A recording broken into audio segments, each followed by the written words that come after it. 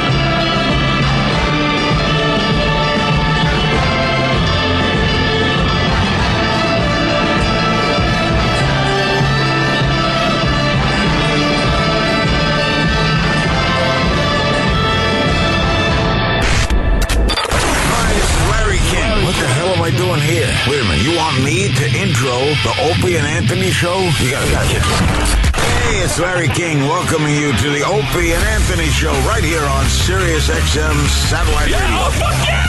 Oh, the place is insane! You guys like to cuss on that, right? Yeah, a lot. Yeah. It's a weird show. Yes, interesting interviews and, of course, your phone calls as well. It's not the most talked about, not the most written about, and certainly not the most listened to show in the history of radio, but I'm still proud to intro it. The show is so disorganized. Holy shit. It's so fucking bizarre. Everybody's not politically correct. Opie and Anthony were saying that. Well, then turn off goddamn Opie and Anthony, you dumbass. We're experts and we already know this is going to be great radio, so shut the fuck up. Where else are you going to be able to say that and get paid for it? Now, ladies and gentlemen, it is with great pride that I presented this, by the way, one of the highlights of my career, the Opie and Anthony Show. By the way, who's Jim Norton? Oh, good morning. Hi.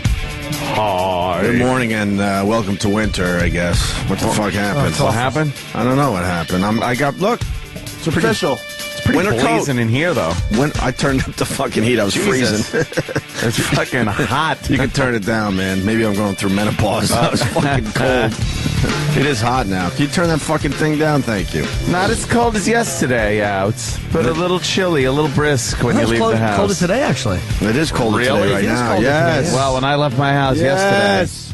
Yesterday it was a lot colder where I live than it was today. Yeah, well, the city must be a little different. Yeah, well, yeah. The winter coat is officially out. Fucking bullshit. Morning, everybody. Hi. A lot of weird shit in the news today. Yes. Yeah. We got the Hank Williams thing. We got the Barbara Walters, Sherry Shepherd thing. We got the Italian thing. Yeah, more fucking... And Obama's campaigning instead of running the country. So, there you go. Hasn't he been? Every fucking president does. It's ridiculous. When do they actually do their jobs? Yeah, you get the job, you hang there for a little while, and then you start campaigning to keep the job. When do you actually do the job? I think the first 3 months you're obligated to be the president. And then after that, yeah, you're pretty much trying to keep your gig. I could run this country, I'm telling you. I would make strict rules. If you're the president, you can't campaign, I'm sorry. If that ruins your chances of being reelected, I'm sorry. You got the job. It's a very important job. I think the best campaign you could do is doing a good job as the president. Exactly. Because then you'll get reelected. Why do you have to go around even campaigning? You're the guy on TV all the time. You're the president. By the way, this isn't partisan stuff because I know both fucking sides do this. No matter who the president is, they do this shit. Partisan. I don't do that partisan stuff. What does partisan mean? Like you pick one side? It's like you don't want the wholesome, so you got to just have partisan. Yeah, that's it. You're only partly into what? Well, that's what you had when. That's what Cher and Sonny had, a partisan. Mm-hmm. Yeah, I got it. I like that. Not a wholesome. I like that. Between her two kids, she almost has a son. Fucking yell at your vagina, you stupid bitch. That thing. That disaster. Is she still dancing? I have no idea. I think Chaz is still dancing. I want Chaz to win. I really do. Yeah? Well, if she wins, it'll be, if you really want to get into this for a second, if she wins, it's because everyone just kind of went with the goof vote. Yeah, they don't want to be, they don't want to show that they have any bias towards sexual orientation. Because she can't move on that dance floor, man. No, it's very silly looking.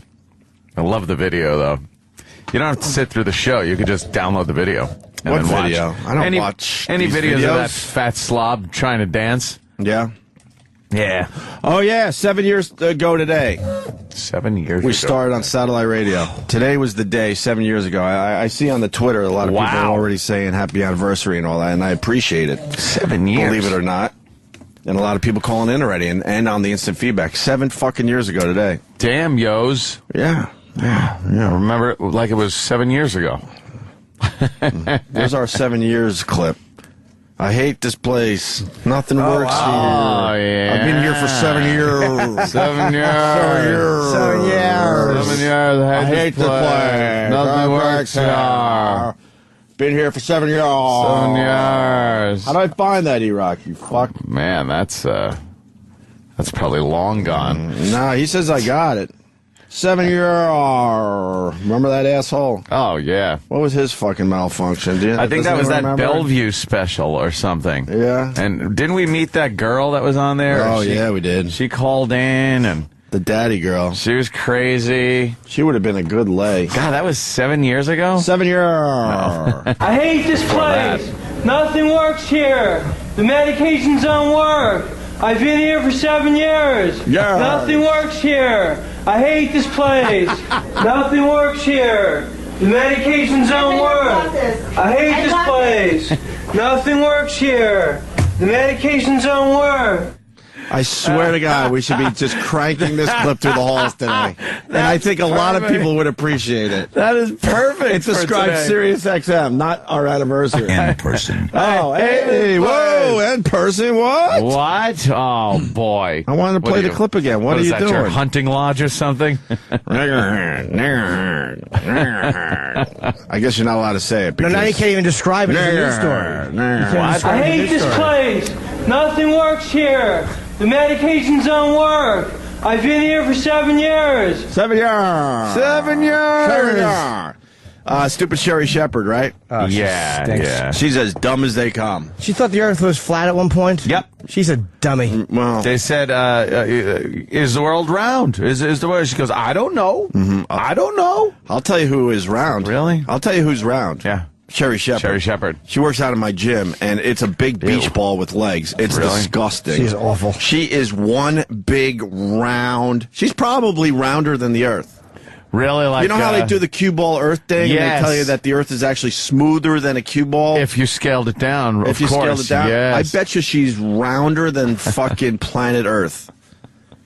That is a disgusting woman. And I guess they got into a little bit of a dispute yesterday on The View. The girls of The View get into a dispute over the use of the N-word in conjunction with the story of the Niggerhead hunting lodge. Oh, boy, you said it. Well, makes everyone very uncomfortable. Stop smiling. I know. Really Believe me. uncomfortable. I've been painting rocks all day yesterday. I was just out there slathering paint on rocks. And just throwing them in your neighbor's yard to find. Yes.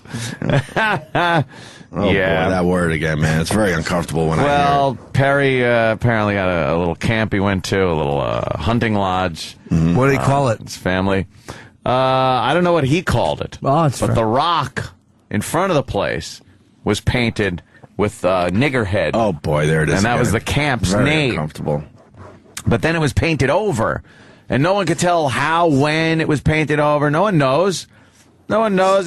Some people said it was already painted over and that some of the word was bleeding through at some point, and then it was painted again. But others saying they're making much too much of this story. Of course they are. Can we go from there? Then the ladies of The View, of course, got into it. And Barbara Walters actually used the word, look out, people! Well, you know what? I think Barbara Walters enjoys using that word. She probably does. She is old school. Yeah. Right before, can you fuck me? I know you're married, but Yeah. She's an old broad, but I bet you she kind of enjoys that word. Maybe toss it around a little bit. I think she might have tossed it around. Yeah. So the girls got into it. The gals? And, it was a Whoopi saying it a bunch of times. Barbara said it once, and then German Shepherd, she see what I did there? What? Yeah. She got in there and said she don't like the way Barbara even said it. The beach ball with legs? Yeah, and Barbara shouldn't say it. And then Whoopi, it's okay. Oh, really? What's the difference between Barbara and Whoopi? well, did Whoopi combat it?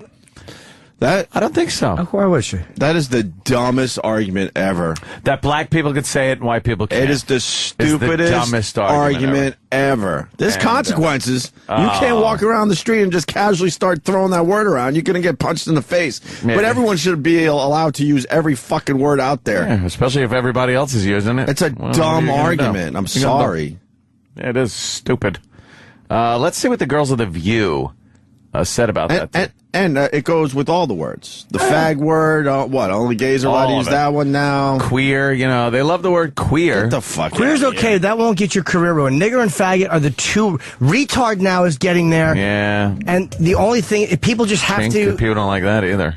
What? Yeah, chink you can't use. Yeah. Chinky chink. But even when don't you're like that. describing a news story, They don't like that. how can you not use it when describing a news story? Like for Barbara Walters to Right. get criticized, or for the newspaper to write N, asterisk, asterisk, asterisk. It's like, what are we, fucking children? When I first heard this story break, I heard it on CNN, and the newscaster actually had to explain why she was using the real word. We went through this whole thing about I'm going to say the actual word. Like, hold on to your hats, God. kids. No, don't hold do that. Hold on to your hats. And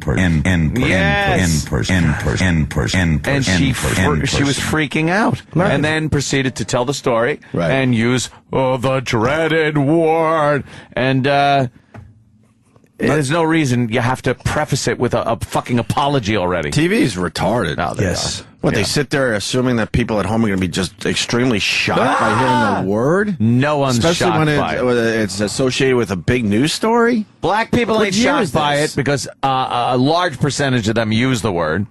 And white people aren't shocked by it because a large percentage of them use the word. That's just how it works. So Whoopi and Barbara talk about Rick Perry. They use the N-word. It's dumped out. So you're going to kind of hear it got dumped out. What? Oh, yeah, man. By TV? No way. Wait, The View dumped Barbara Walters, or what were you saying, niggerhead, ABC. to describe a news story? ABC, which is Disney-owned, right? Yeah. But they're describing a news story and they dump it? Oh, yeah. This is where we are in our society. What a fucking weak fucking country. I didn't even know they had dumped it. Wow. Mm-hmm. Now, Rick Perry is under fire for belonging to a Texas hunting club on a property that was named...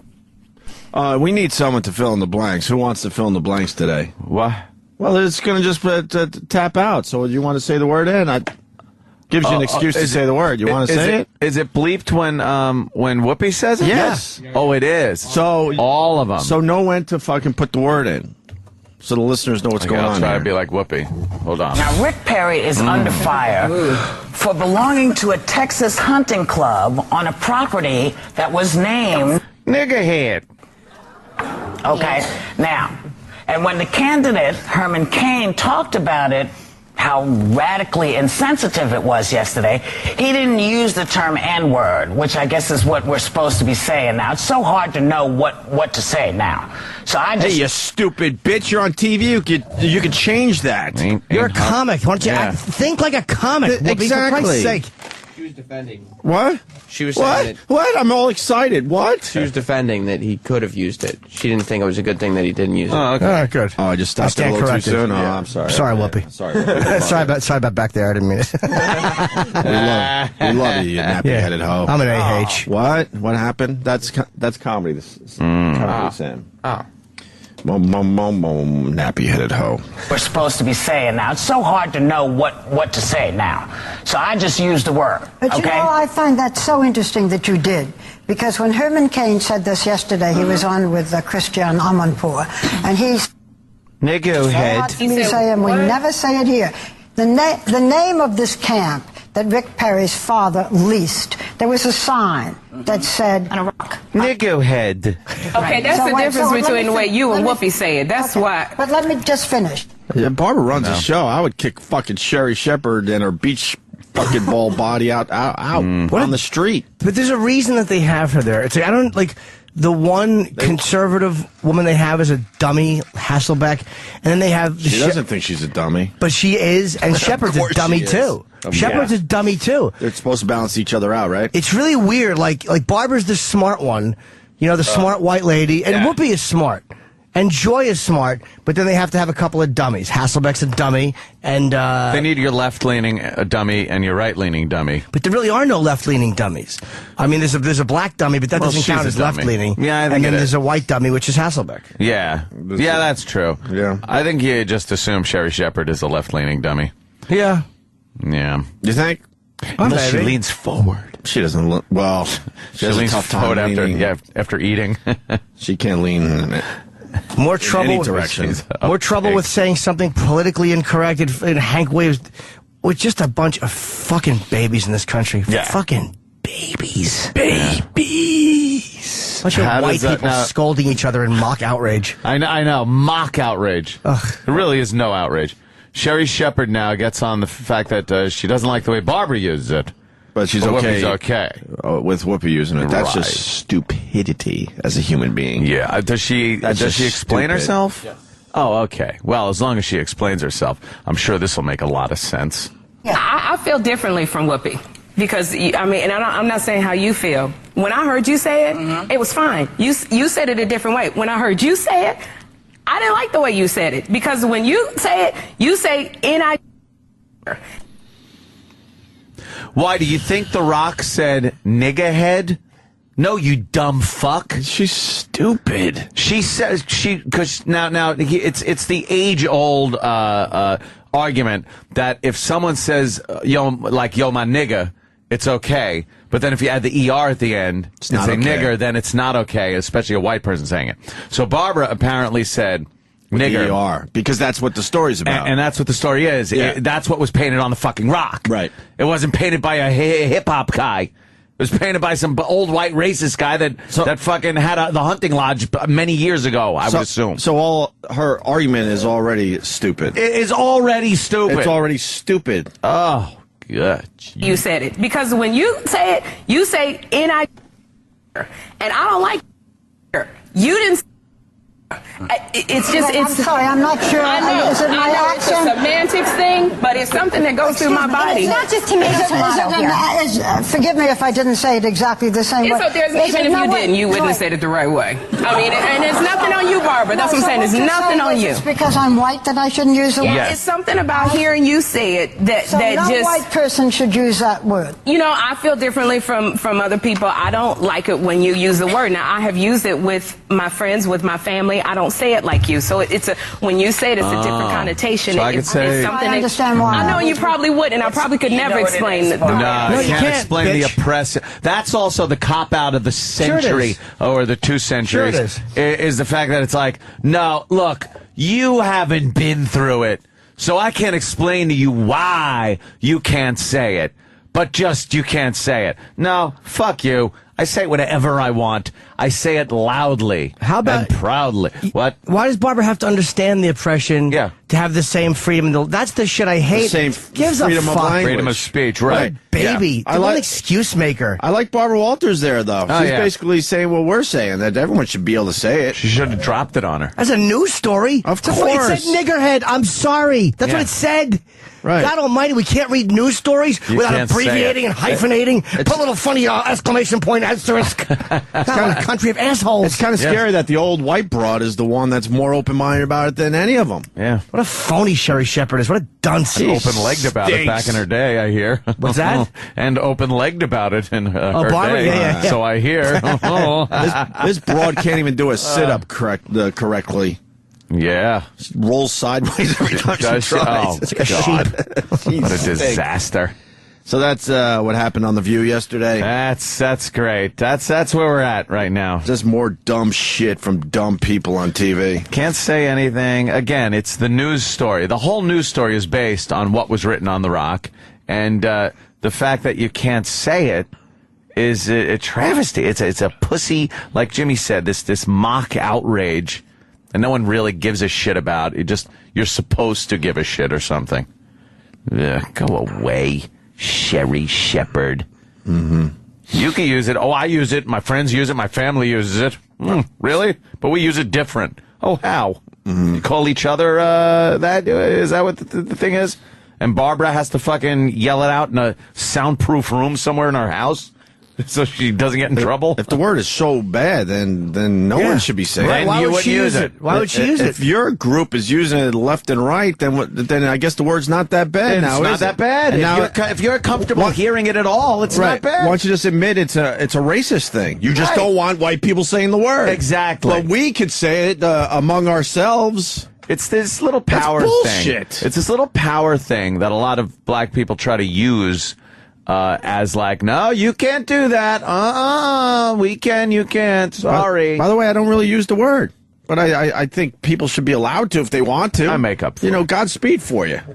Godspeed if you want to use that word. Yeah, why but I usually don't. I usually don't. Only when it needs to be said, like when reporting a news story, I will stuff never like that, say the N-word. Right. Never. Because again, it's childlike to say that, and it's phony. It's fake. All the people that thought we were assholes, like, all right, with the IMUS complaints, do you see where it goes? Of course. This is why. It's like fucking pathetic. That's why I'll never give that shit up. Nappy-headed hoe was completely acceptable for IMUS that day. That was ridiculous. Completely acceptable. Period. And any intelligent person knows that. Yeah, Sherry. Any person that doesn't have an agenda knows that. Okay? Yeah. Nappy-headed hoe was completely acceptable how IMUS used it that morning. And now you got the main guy, and he has his own fucking TV show. You got to be kidding me. By the way, she does think nothing predates Jesus. Yeah, she's a dope. I know. She's the one with the dinosaur person. And she thinks the Earth might be flat. Yeah, she wasn't sure. She didn't answer the question.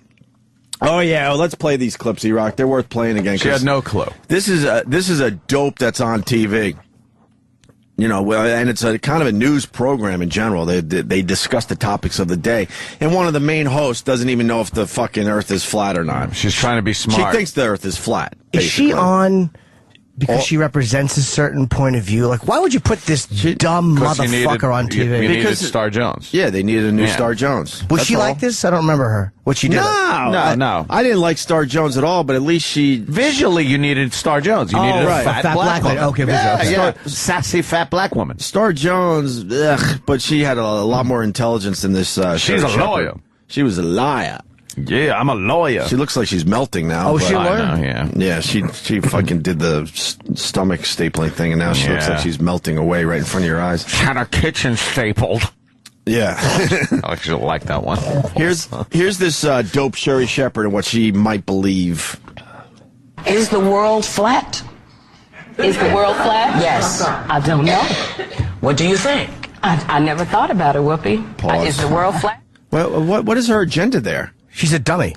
She's an idiot. She's dumb. She hasn't just seen the stupid. photographs? No. She's one of these people. What do you think happens when the edge goes that like don't that? care? What happens? She's one of these people that walk around and doesn't even care to know a dumb things. Woman. Yeah. Yes. I think it's pretty much been proven that the Earth is fucking round. Oh, yeah. I'd pretty much go with it. It might be, with the mountains and stuff, it might be a little rough, but it's round in general. I bet my bottom dollar. Holy shit, and she's on TV. And she's serious. Like, everyone kind of chuckled. It's like, I don't know. Ha, ha, ha. No, really, I don't know. Oh, shit. And then everyone, oh, shit, she really means this. Right. Go ahead. Yeah, hear the rest of this. Cause Is the world flat? Is the world flat? Yes. I don't know. What do you think? I never thought about it, Whoopi.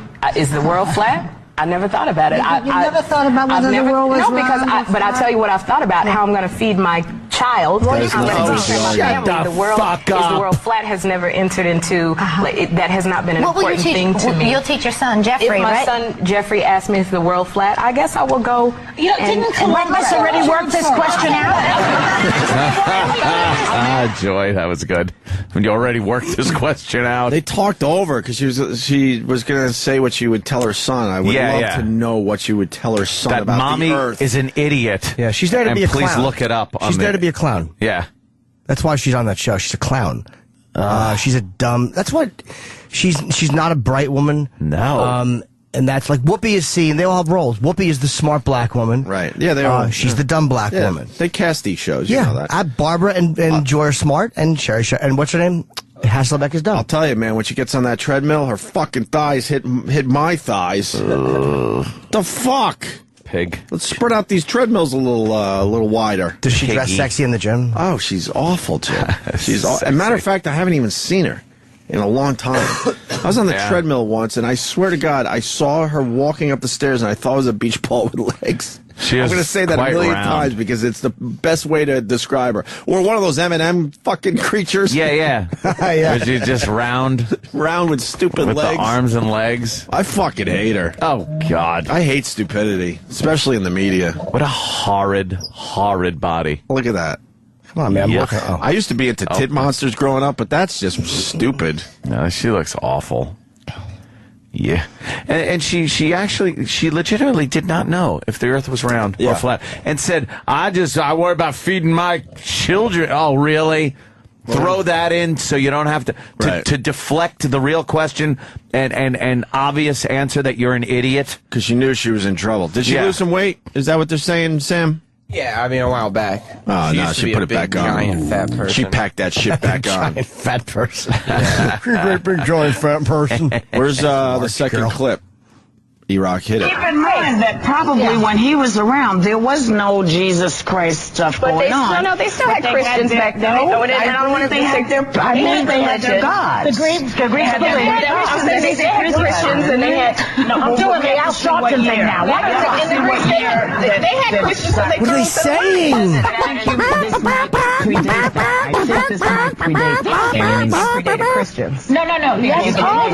The Greeks came first. Yes, the Greeks first. Then the Romans, then the Christians. Jesus came first before them, so okay, all right. On paper. Okay, not on paper. Okay, I don't want to turn this to a religious. It doesn't matter anyway. They didn't believe in Jesus. They believed in polytheism, many gods. You know, Jesus came first, she thinks. Jesus came first, and then everything else follows. Why is there so many people that believe that? I don't know, because they're sheep. Why They're is there so sheep. many fucking people that believe that? They're sheep, and I noticed a lot of these people, What about especially like her, won't accept anything because they can't wrap her mind. She can't wrap her mind around a round earth. But who took care of the baby Jesus then? If the Jesus came first, all alone. Well, he was swaddled. But who was changing the baby Jesus' diapers? All he needed was some swaddling. The holy duty. Hey, who was fine. Who was wiping the holy duty? No one had to. It was Out of amazing. his butt cracks, really? Yes, it was amazing. Another miracle of Jesus. There's Never a lot of went to people the out there bathroom. that really believe that the Earth's only a few thousand years old, right? Oh, yeah. Because they have I can't even fucking talk to those people. carbon dating these dummies, because religion has been proven wrong every time by science. They've just been proven to be fucking idiots. So after a while, they know how stupid they look. Like, they have to acknowledge certain things, and they have to acknowledge dinosaurs. At first, they said dinosaurs were a fraud, and dinosaurs were planted. They weren't real. Remember that years ago? Yeah. And then these dummies had to finally go, oh, I guess they were real. But those are the great beasts mentioned in the Bible. Fucking liars. No, they aren't. Could you imagine fucking Noah trying to get fucking dinosaurs on an ark? Wow, that T-Rex part must have been real fun. So instead of saying that the fairy tale about, the baby just popping out of the pussy who never had sex because sex is so dirty to religious people. It's filthy. Instead of saying that's silly, they make carbon dating. They give carbon dating a beating instead of realizing that the virgin who just had the baby, because again, sex is dirty, so you can't have the cock going in the cunt, is terrible. Did terrible. Sherry Shepherd have a kid out of wedlock? Oh boy, that's not good. Did she? If she believes in I some hope of so. this religious stuff. Well, perhaps she did. I don't know. I'm just asking. I don't Interesting. know. And then we got a racist guy in the line. You want to take this phone call? why not? Sure. All right. All right, we got... Ain't I supposed to go into another room? Aunt, you Pause. Jim in India. I'm right here, Ope. In India. In Indiana. I'm right here. Excuse me. Hey, good morning, guys. Hi. What's up? What's your name? Hey, I work in a stone quarry, and we have Rock quarry. limestone. Yeah, stone quarry. And, I am Rock Quarry. pardon me? All right.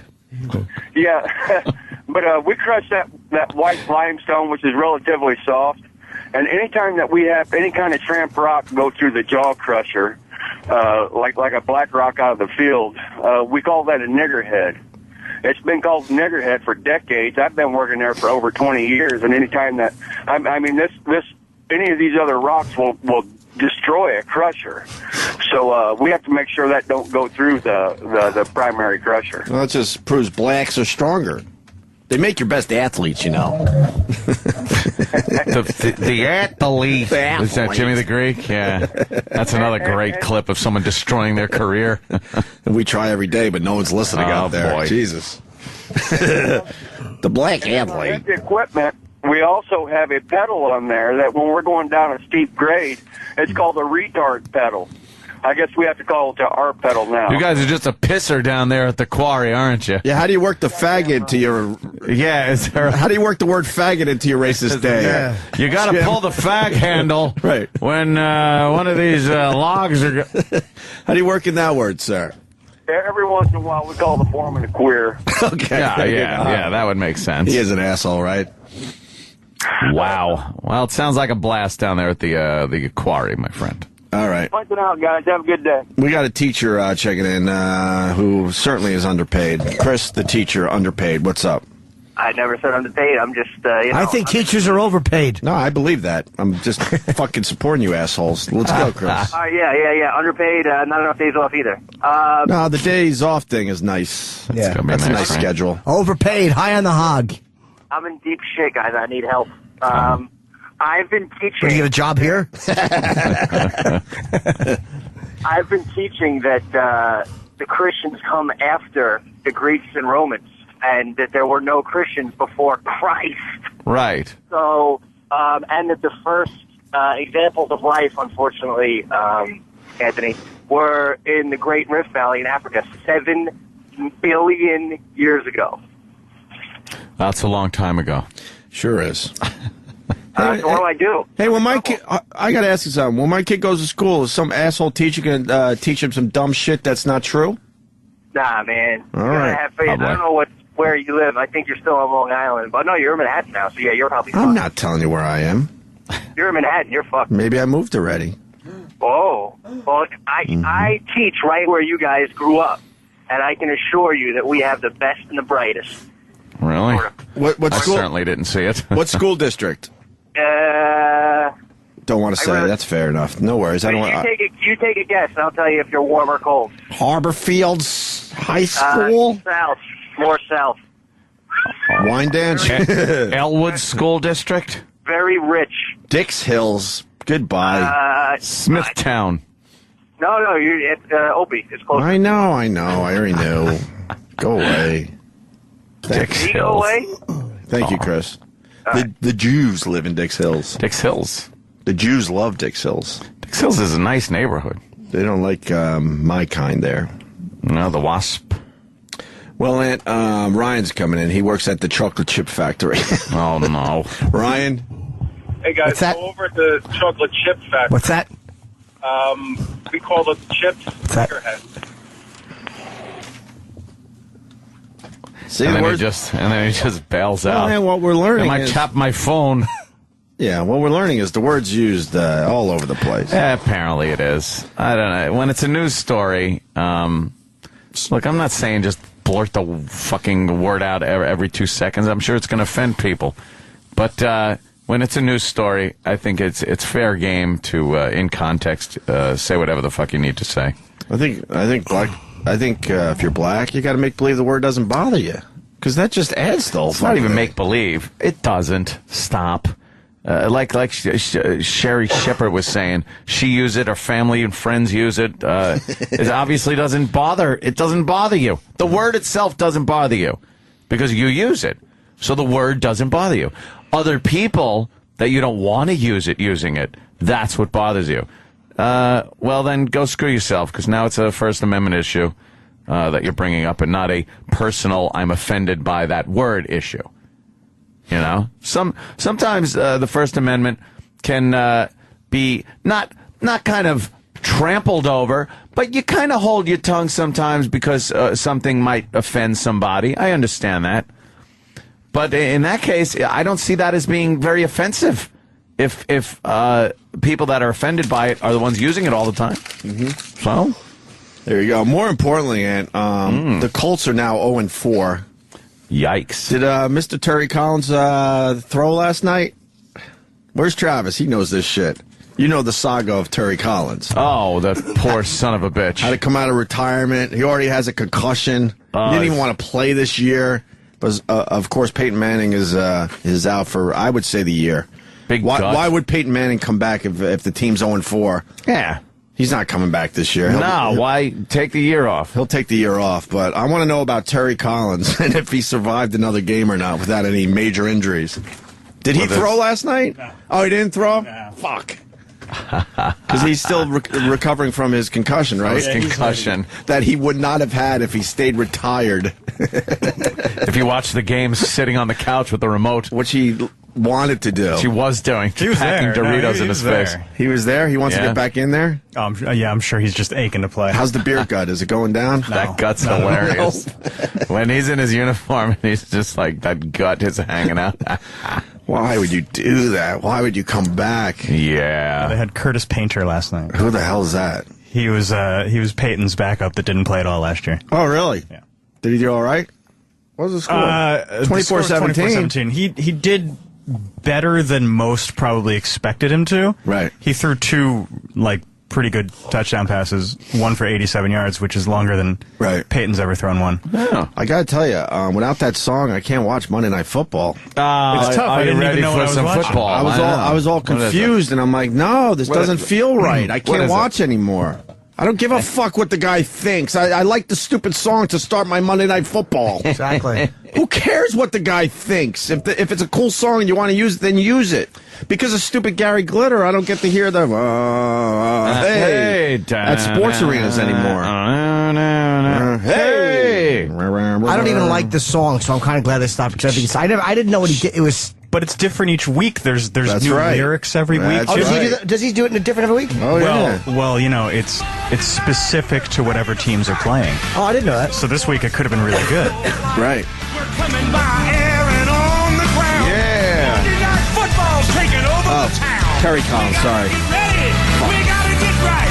It's gonna be a battle in the NFL tonight. Stinks. So get ready. It's turned into such a parody of what it originally was. Yeah. It couldn't have been anything but terrible.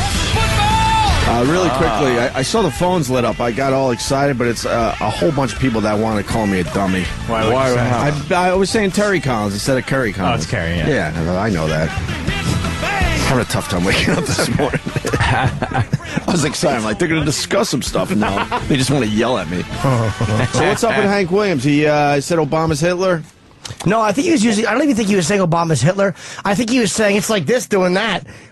It was he says it's like Hitler playing golf with Netanyahu. I think he was saying it's like exact opposites or things you would never see. Yeah. And they jumped on the fact that he was using this Hitler analogy, and people knew.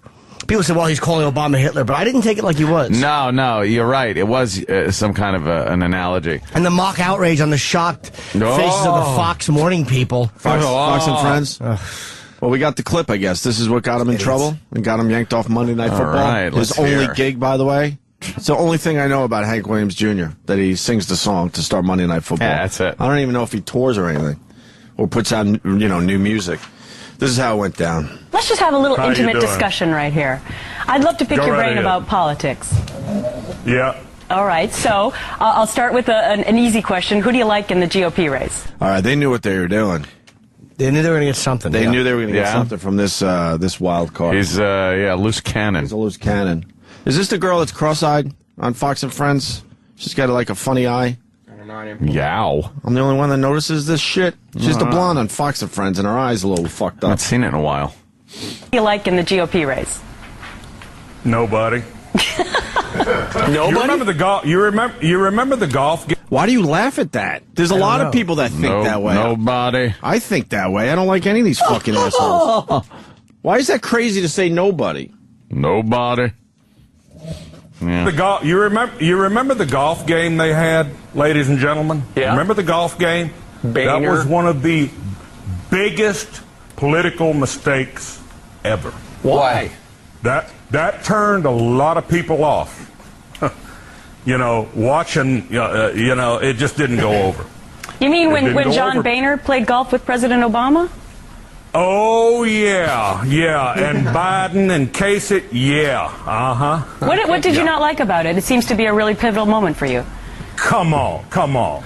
It'd be like Hitler playing golf with Netanyahu. Pause right there. Okay? There's nothing wrong with that. Why is nobody mad? That's not... Who was it? Obama and Boehner? Yeah. Why is nobody mad that fucking he called Boehner Netanyahu? See, everybody knows the comparison he was making, but again, the phony country jumps on the fact that he said the word Hitler. He didn't call Obama Hitler. No, he didn't. It's not even close. He didn't. He's bringing up a couple that would look very silly playing golf together. Correct. And Hitler Polar and Netanyahu, opposites. yes, polar Complete opposites. opposites.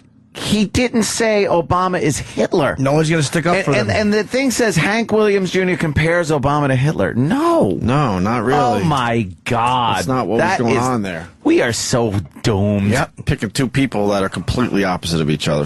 That's obvious. God. Yeah. Media just sucks. Everyone does that. Are we part of the media? When you do that overly exaggerated comparison of two people to show how ridiculous it is for something else to be in one place at one time. It'd be like Mussolini marrying, and then you mentioned some chick's name. Mussolini marrying Amanda Knox. Right. Because whatever. she doesn't like Italy anymore. I don't think. I don't think she's going back to Venice or anywhere. That broad is guilty as all hell. I love Do you think her. so? Right the fuck now. She's so innocent. She's guilty of something. Come on. There were 3 people involved. And I know the one that probably did it. The black? No, I was just saying. I was asking. 3 people involved. Playing golf with Netanyahu, okay? Okay. Not hardly. In the country this shape is in, the shape this country's in, I mean... No, I don't know. Yeah, I don't understand that analogy, actually. Well, how do you not understand the analogy protecting your own job? Oh, man. How do you not understand the analogy fucking protecting your own job? It's obvious to anybody. Of course you understood it. So why don't you explain what he's trying to say there, you stupid dope? How do you not understand that analogy? That Meade It's guy? simple. I think we had him on the show. Huh? Brian Kilmeade. Yeah, we had him on once. He was kind of cool. But it's simple. He obviously is protecting his job right there. Hey, I don't get that analogy. Don't fucking bring that shit Well, up. how about as a broadcaster, you go, well, what you're trying to say is, because obviously Hank Williams Jr. is having a tough time forming his thought. Yeah. Hank Williams Jr. seems like a dolt. Yeah, he does. But you know what? That was a very fair analogy. Of course it Picking was. two people that would never be playing golf. He was not comparing Obama to Hitler. No. Nobody is going to stick up for a country guy criticizing a black guy. Of course not. Well, I'm glad you don't, brother, because a lot of people do. Well, you know, they're the enemy. They're the enemy. Who's the enemy? Obama and Biden. Are you kidding? The Three Stooges. That's only the two. one that No, makes he the mentioned most another sense guy is before. Herman Cain. Herman Cain makes more sense. So you do have a favorite, Herman Cain of the guys who are and gals who are running for president. Right now. Okay. Right now, he makes more sense than any of them. Because last time around, you were a supporter of Governor. Isn't it amazing? Like, and he's actually the guy he likes the best is a black guy in the race. Right. Like, fucking sickening country. That's another non-story that'll go pretty far today. He put a statement out. Oh, he did? Yeah. Is he going to lose his spot on Monday Night Football? You think it's over? think so, yeah. That's fucking stupid Monday Night Football in the NFL. Because all people are saying is he's comparing Obama to Hitler. What people should do is fight back and not support Monday Night Football, but they won't do it. Oh, no. They won't do it. Do we just hear stuff differently than people? That is so obvious to me what he was doing. It's an example of the difference. That's pretty much what he said. He's not apologizing, really. Good, and I hope he doesn't. Read the statement. Some of us have strong opinions and are often misunderstood. My analogy was extreme, but it was to make a point. I was simply trying to explain how stupid it seemed to me, how ludicrous that pairing was. They're polar opposites, and it made no sense. They don't see eye to eye, and never will. I have always respected the office of the president. That's fair, and it's accurate. And then he goes on, but it has nothing to do with. That is ridiculous, man. God, just when both sides are high-fiving on the ninth hole when everybody else is without a job, it makes a whole lot of us angry. Something has to change. The policies have to change. Good for him. Yeah, good for him is right, but for some reason the mainstream media doesn't see it that way. Weird. All right. So I applaud Barbara Walters for hanging in there. The Babs. I applaud this Hank Williams Jr. Williams Jr. for not apologizing. Sherry Shepherd's still an idiot. Oh, is she dumb, man? Adult. And Whoopi very confused. She wants to be a comic, but she also wants to be on TV. Yeah, Whoopi. She's very confused. Whoopi, it's always whatever the direction the wind's blowing. She wants to wear a couple different hats. Yeah. She's got to decide. What are you doing? You can't be a comic and then also try to seem like you're doing the right thing on TV. Joy's good. She can tread that line very, very nicely. Joy, she can get serious, talk about shit. She puts her ideology out there, which I don't believe in. But she can also turn around and make it funny. I like the Joy, and then I like the Whoopi. Unfortunately, and then I like the Barbs, and then the other two dummies are tied for last. Yeah, just idiots. And they are as stupid as they come. Yeah. It's amazing to me how this is a story. And none of these fucking cowards at Disney or any other company who know the comparison he was making. If he had said it's like Hitler playing golf with Boehnert, all right, fair enough, that's a Hitler comparison. Right. But to fucking say it's like this crazy pairing is compared to how crazy I think this crazy pairing is, that's like driving a tractor at NASCAR. Oh, my God, he compared Obama to a tractor. Yeah. Wow. No, he didn't. No, he didn't, dummies. Exactly. Sorry to yell, but that's exactly it. Yeah. The media is just fucking lying. It's a lie. The outrage over this is a lie, and everyone's letting it happen. It's based completely on a twisted fact. And then the Meade guy didn't even try to help him out. You know what I mean? He could have said, "What do you mean by that? Are he you could have trying even to say said this?" something like, "Well, anything. Your analogy is a little extreme, but right. He could have even said something like that." Well, the woman on Fox said, "Oh, I think you're comparing Obama to Hitler." She didn't get the analogy. I think she's the one that said that. So anyone that thinks that Fox is edgy when it comes to race, they're as bad as every other network. Sure. They're as bad as every other network. Everyone's just petrified. Bunch of scaredy cats and fucking... Fuck the NFL. Fuck the NFL. They welcome Michael Vick back with open arms after he does his sentence. Guy murders animals. They welcome guys who drunk drive, who are fucking, who have domestic violence problems. That's all fine in the NFL, but make a comparison that is fucking the media lies about, and you're out. Right. Yeah. Keep supporting football, people. Keep supporting football. Well, my Jets, fucking assholes. Well, my Jets are 2-2, Jimmy. Fair enough. I got support until I know they're out of it for the year. I think it's more ESPN than the NFL, though. Oh, okay. Maybe, but still, ESPN cut his song. I think they're partners, though. You know what I mean? They kind of work together, and I bet you there was some kind of phone calls between ESPN and maybe the NFL. But I mean, Disney is just so quick to pull the trigger on anything bad. Disney should have nothing to do with football. I agree. You know what I'm trying to say? Like, there's a huge corporate Disney umbrella, but guess what? Football, fans are a little different than the stupid Mickey Mouse fans. But maybe it is ESPN, not that. I shouldn't say NFL if it's not them. And the name itself, Disney. Jeez, it was Walt. Walt, not quite known for his tolerance. No, not so much. I mean, come on, really. Walt might have appreciated that Hitler thing a little bit. Walt, he might have liked that. He might have liked that analogy. Man.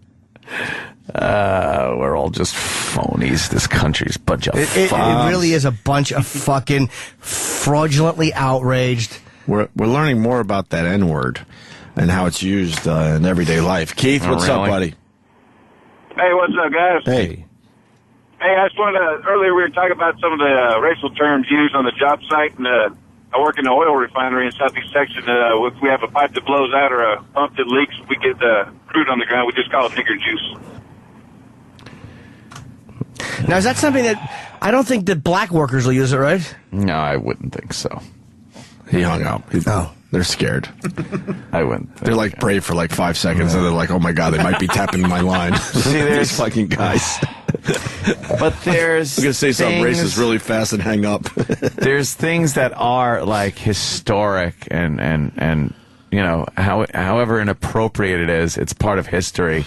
And then there's other things like him saying that. That's just plain fucking silly. Another 10 years, and it's not going to be part of history anymore because we're aggressively erasing history. Yeah. That's happening out there too. But I mean, that is a different example. That's just a guy calling up with a racist fucking terminology for something at work. No, that's what they say. But it's stupid. Then he was scared and didn't want the follow-up question. I gather. He hung up really fast and threw his cell phone away so they don't trace it. When they changed slave and master, and what was it that did it in? It was in the slave and master, a computer overriding something, or it was a systems reference. Yes. That's ridiculous. Like, the slave and the master. When you have a computer system or a bunch of hard drives linked up, you have the master and the slave unit. And they changed that because it's, Yeah, but that's the master-slave thing has happened since the beginning of time. Yeah. It's a real thing. Yeah. It's actually real. It's part of history. Can I address Patrick Logan on Twitter? Who asked me... P-Lo? P. Logan Jr. What's up with you talking shit about conservatives for the last couple of days? I'm not a hardcore conservative, but you're flip-flopping. No, I'm not. Because conservatives are absolutely as fraudulent as liberals. That's why. Have your own stupid. Jimmy, you can't have your own thoughts. You have to either be conservative or a liberal. So you're not able to take some ideology from one part and some from another, or say that conservatives have idiotic ideology, liberals have idiotic ideology. See, then you're not towing the line. Here's where I'll bash the conservatives, because the liberals you expect this type of garbage out of. Yeah. Where are the conservatives defending Hank Williams Jr. making a legit, extreme comparison? Yeah. Where's anybody defending this guy? But it's a comparison. It's not a comparison to the man. It's a comparison to the situation. It's an analogy to the situation of two people that would never be playing golf together. It was an extraordinary example of something that it was considered ludicrous. That was his way of saying them playing golf was ludicrous because you would never see these polar opposites. Yeah. He could have said any two people. He could have said you would never see a hare and a tortoise. You would never see a pit bull and an infant, or whatever the dumb comparison is. And why? Pit bull and Michael Vick, exactly. Why, by the way, listening to that, why did they instantly think that the Hitler part was the Obama part and not the Boehner guy? simply because of the location of it, but by that logic, they should have thought Netanyahu was Boehner. They understood the comparison. In the moment, I think they were just panicking, thinking about their own jobs. But again, it's fraudulent outrage. But what if the analogy? Because the analogy, you're right. You're not saying one person is Hitler. So you could say that it doesn't matter. Boehner could have been the one that was Hitler. If you want to say you're comparing them to a fascist leader, it's so fucking phony. Yeah. Well, because he's known as a conservative, I'm going to guess that would be their argument. That to them it was obvious. But if it's so obvious because of his political leanings, then why wouldn't the fact that he was showing a ludicrous comparison be obvious? Because he said Netanyahu in place of Boehner. Because they got dumb broadcasters. It's just not real. They're really stupid. The outrage is not real. Of course. Hey, where's that clip, E-Rock? I want to play it again as we go to break. The 7-year... 7-year... Bank 4. It's play. 7-year. 7-year. Things have changed in 7 years. 7-year. For the better for us, right? Yeah. Oh, yeah. They're great. I love it. All right. We got Mick Foley coming in today. Mick Foley. I guess he's got some big announcement that he then told me we're going to be highly disappointed. Mankind. After the big announcement. Dude Love. And what's some of them other names we got? Cactus Jack. Cactus Jack. Mankind. I said to Mankind. Sorry, Anthony. Yeah. Mike Foley or something? No. Burrs. You want to talk to a guy that made a comment online and got investigated by the Secret Service? Yeah. Was it about hurting the president? Let's find out. A politician? Dan in Kansas City. Yeah, hey, I got online and got involved in a discussion group back when they were tossing around the thing about the birth certificate. You're downplaying it. A little discussion group, really? Yeah. Come on, Some man. militia. Yeah. We try to keep it honest here, unlike these stupid fucking TV shows. You're softening it by saying a discussion group. Well, that's what it started out being, was a discussion group. All right. And I think it got overblown a little bit, and I wasn't aware of it. But I put in 2 cents on it. I said something to the effect that if we didn't do something to turn the country around, somebody was going to step in and, do something. I didn't say I was going to. I said somebody. And immediately, Secret Service comes in, and they trace my phone number and call me at home and say, we need you to come in for an interview. And I go into they wanted to come out to my place, and I wouldn't let them because they said, we'll meet like at the local police department or something. I'm like, no, I'll just come to you. And then I go over there, and they keep me in an interrogation room for 3 hours, and they're interrogating me and then somebody else outside, my wife, and trying to get our stories to not match up. And whenever you tell somebody something in the government, like I could be totally honest and say exactly what I said, they'll turn around and spin it to get you to fuck up and try to seem guilty, just like the news will. Well, I think they're just trying to, see how legit the threat is. Watch First 48. You'll understand what not to say to people. Yeah. I mean, they take that president shit, and I don't even want to say, very seriously. Oh, yeah. And then they're going to sit you down and see how serious you might be, or if you know something. Mm-hmm. So. Well, the whole thing is, that's what I learned is that if they tell you can't say gray elephant, then they mean you can't say gray elephant. No, but you know what? Any type of perceived threat to the president or a public figure, they have to kind of look at it. It's like that's their jobs, dude. And they investigate everyone, whether the president's black or white, or whether you're a militia guy or a liberal. Any type of perceived threat to the president, they investigate. They have to. Yeah. But wouldn't you think that it's a little bit more concentrated now than it's been before? No, I don't. I don't think so either. Obama, you know what? Obama's, I think, the most protected guy by Secret Service ever, because there's the threat of him being killed because he's a president and because he's a black president. Yeah. But any president that you said that about would have had the same reaction. They don't protect Obama because they are politically correct reasons. There's probably a higher threat to him because he's black. That's probably just legit. Mm-hmm. Thank you, All sir. right, well, what do you think if they don't find anybody for the Republican nominee and he gets reelected?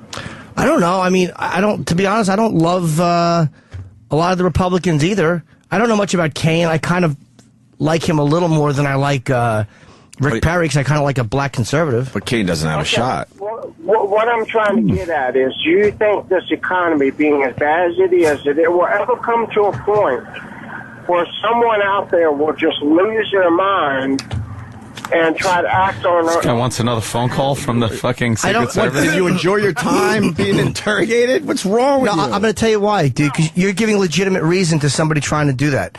People, like when Hinckley tried to shoot... Hold on.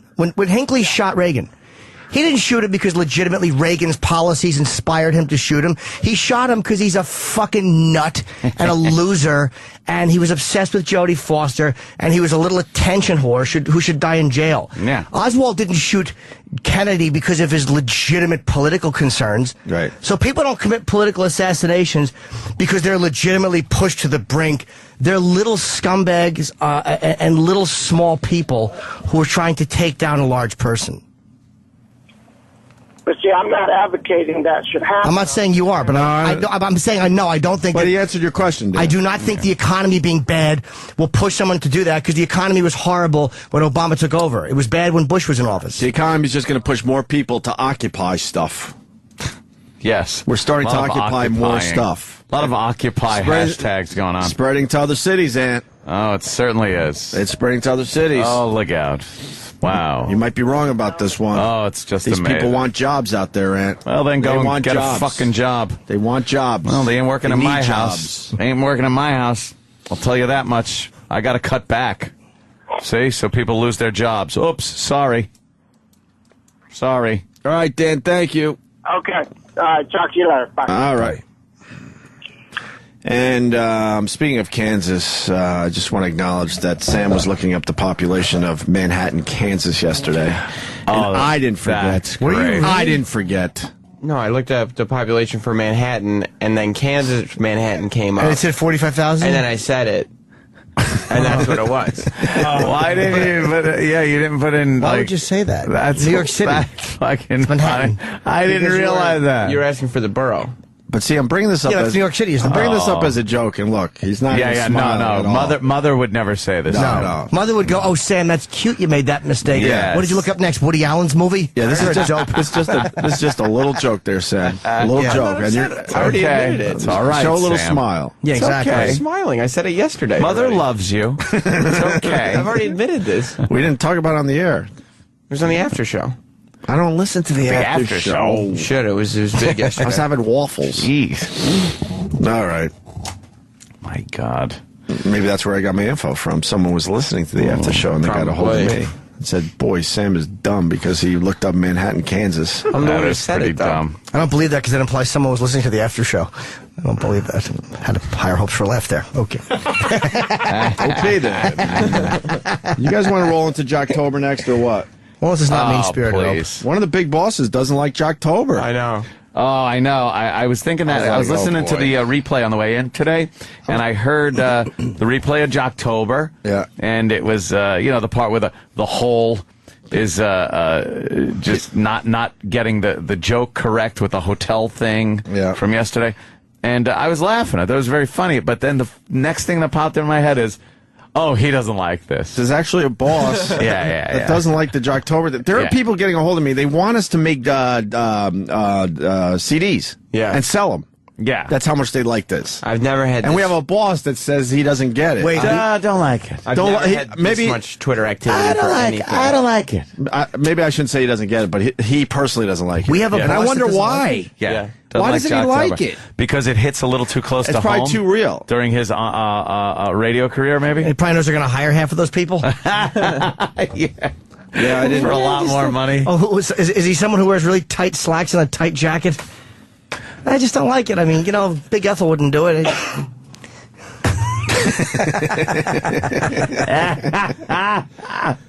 I bet you Logan likes it.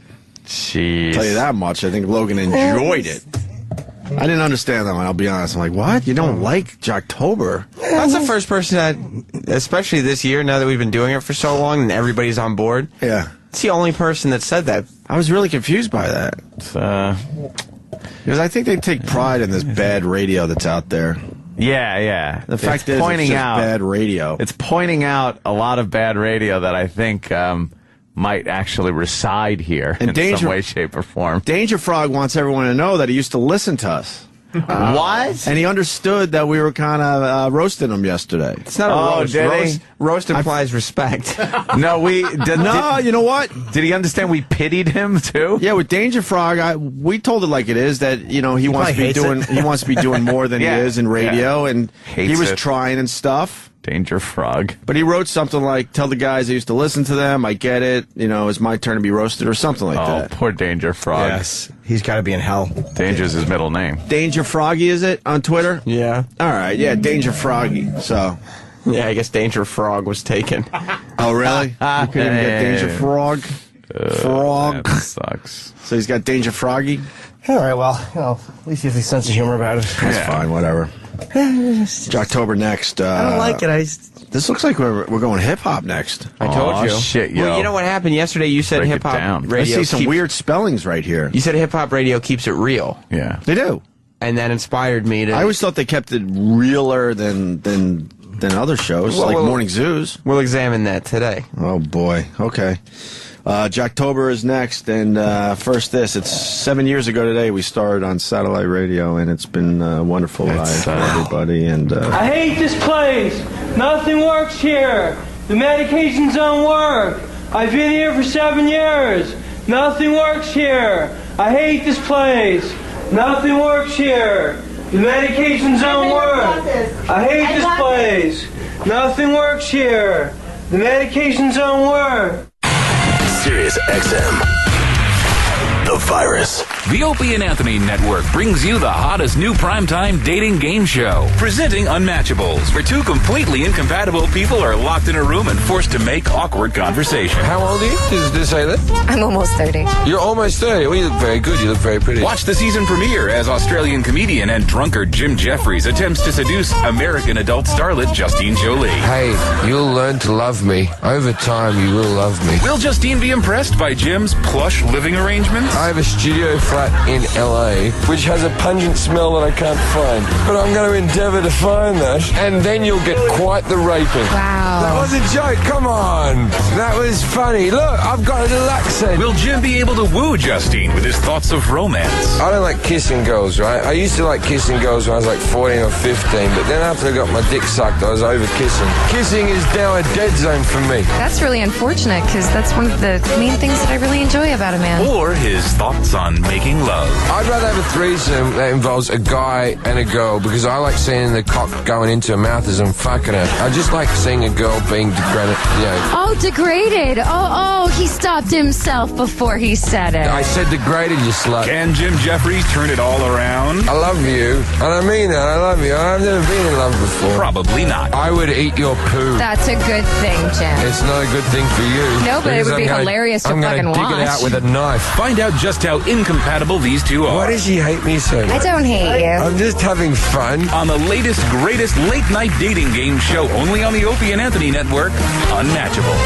Yeah, always sexual tension with me and the guests, man. Lord, won't you buy me a Mercedes-Benz? My friends all drive Porsche. I must make a man. Work hard all my life with no help from my friends. Shut your yap. Oh, Lord, won't you buy me a Mercedes-Benz? Shoot him now! Shoot him now! Not on your goddamn radio. Lord! Shut up! Lord! This is retarded. Lord! Stop it! Lord! Shut your mouth! What the hell is going on? Is that supposed to be sexy? Hey, hey, hey! Hey, hey, hey! Oh, Lord! Oh, Lord! Shut up, stupid! God damn, is that funny? Not on your goddamn radio! Oh, what a bitch! Oh, mother ass, son of a bitch! No! Sirius XM. The Virus. The Opie and Anthony Show.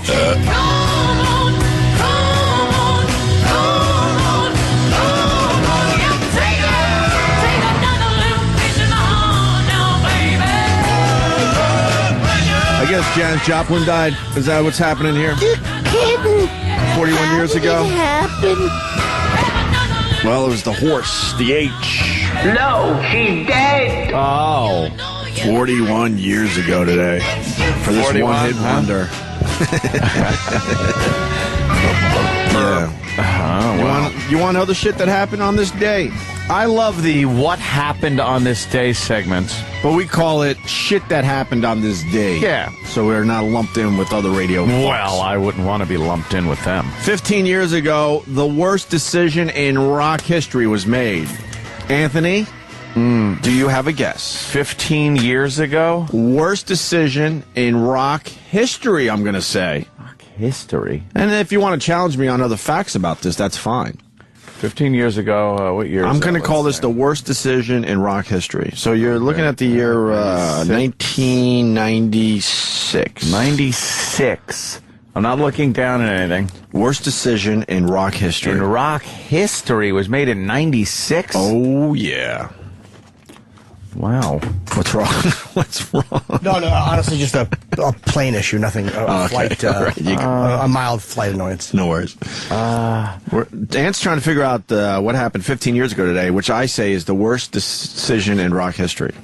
15 years ago today. What did it involve? Van Halen. Oh, shit. Give yourself a damn. 15 years ago today? Yes. What happened, though? Oh, they said Wolfgang was going to tour. No, I think he was still kind of young. Oh. Yeah. They replaced Sammy Hagar with Gary Sharon? Gary Sharon. Yeah, Gary Sharon. Worst decision in rock history happened 15 years ago today. That was a buster. Boy, did that one not work. Was he terrible, Gary Sharon? Or is it just he's a really good singer and all, but it just didn't. It just was a bad fit. Can we find him, Sam, on YouTube? I want to hear what he sounds. Or maybe he would also blow his voice out trying to sing Sammy Hagar's versions of some Van Halen songs. He was the extreme guy. Yeah. What was the song they put out with Gary Sharon? What was the big song they were pushing? We're back, better than ever. No. Oh. Reads like a book. Without you. Oh. Like a video and everything. Well, it's windy there, apparently. Yeah. They were so excited when they got Gary Sharon, too. They thought they were going to continue. Why is it so windy there? I don't know. There's somebody frozen in ice. Videos were stupid. Yeah. Yeah. Oh, there's Eddie.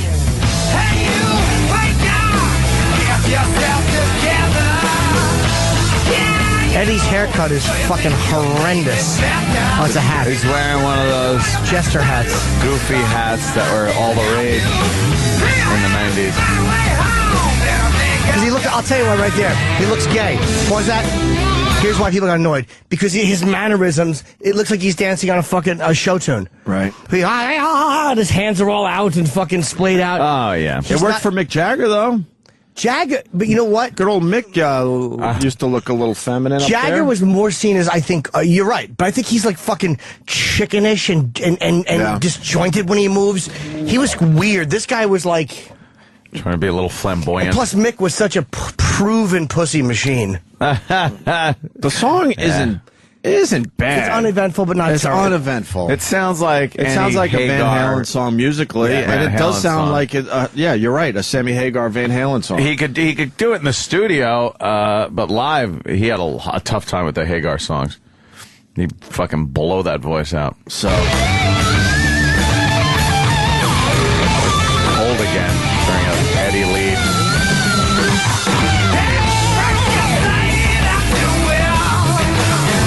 It's just a who gives a shit. Needs a hook. Where's the hook? The video stinks. He's wearing fingerless gloves. See with his fucking show tune motions.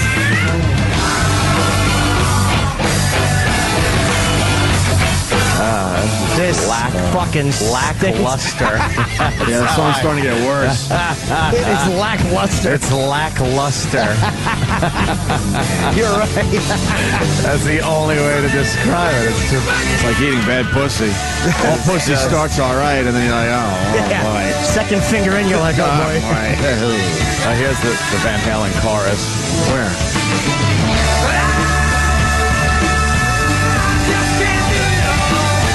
Wow, it sucks. It's terrible.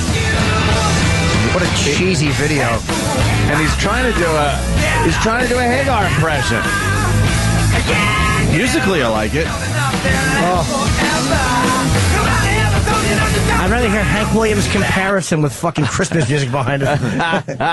Is Van Halen touring? Who's the guy now? David Lee still? I like the end of that video where Eddie's tongue falls out of his mouth. Boy. Yeah, like it's stuck to the ice, and they're like, "What is this black pointy thing on the ice?" And he starts to kick it. Looks like a cat's dick. Nice tongue. Goes to lick a stamp and his fucking tongue falls in the envelope. Jesus. I guess I'll mail this too. AT&T got a check and half a tongue. It's the Van Halen guy again. Could someone deal with this dope? I don't feel like doing it. Sure, Nick in Kentucky, go ahead. Nick, go ahead. How you doing today, guys? Welcome aboard, Nick. Opie, I just got to disagree with you on this one. Considering that Van Halen isn't even that big of a presence in rock, how could that be the worst decision in rock history? Well, it's the worst decision in rock history because you just explained it perfectly. 15 years ago, Van Halen was still very much in the fucking game, and they had to make a decision on who was going to lead the band because Sammy was moving on, and they picked Gary Cherone, and it was a bust. Yep. Yeah. That's why. Now, when you look back, you're like, no. You got to understand, back in '98, Van Halen was still fucking happening. It ended the hit machine that was Van Halen. I understand that they were a hit machine, but they, in the scheme of things, overall, from the beginning to the end, Van Halen is not really that big of a deal in rock history. I disagree. I don't like Van Halen. How old are you? I think you're wrong, bro. I'm 47, dude. I love Van Halen music. I just don't think they are that big of a deal. They're not. They were fucking huge for well over a decade. What are you talking about? I think Hope's right, man. You know how many Van Halen shows we went to and broadcasted at? It was like 15, 20,000 people. What are you talking about? I got one more, though. Oh, shut up. Hold on, sir. I got one more. I think that was a worse rock decision. Yeah. Definitely. Yeah. Bradley Delp barbecuing in his bedroom. Yeah, that wasn't smart. That's probably a worse move. See, that's history. That's exactly what I was hoping this bit would, move in this direction when I said that. Of course, there's worse decisions. By the way, Eddie Van hungry Halen for a hamburger. Oh my God, he wanted to sleep and cook. He's doing everything at once. Multitasking in your bedroom like that is just not smart. What is that guy talking about? Eddie Seriously. Van Halen, look, the guy was a great guitarist, and his leads, I mean, come on, man, I think you're wrong, dude, and I'm not even a fan of the band at all. Sammy Hagar left. Was he kicked out? I forget. It's been so long. I don't know. They had problems. But they were still happening. The band was still big time happening. And they had a huge press conference. We're moving forward. We got Gary Cherone. And that was just a bad decision. I don't know what other singers were out there at the time. I don't know. Or maybe it was just the songwriting. Maybe Gary Cherone would have been a good lead guy, but that song sucked lyrically. Well, another worse. Well, okay, this is pretty bad too. Worst decision in rock history. This is from, of course, Fishman. Great White telling the pyro guy, go big. Oh, boy. You know what? You're right. There are worse decisions in rock. Thank God we're going with this bit. Big. This is what I was hoping for. I have a worse decision, but I thought this is what you meant. Yeah. It was when Buddy Holly said, look, I don't have enough frequent flyer miles to take United. You guys want to go splitsies? Go splitsies. And can I join you? Hello, baby. Yeah, I'll bring my phone and do Chantilly lace as we're hitting the mountain. Chantilly lace, propeller in my face. Boo, a boo, a boo, boo, boo. I fucking love it. Yeah, that's a bad rock decision right there. A few more coming in, huh? Yeah. Elvis saying, "I'm going to take a quick shit." Yeah, that That's probably a good one. wasn't That's smart at the Timberfest. time. That's probably bad. Yep.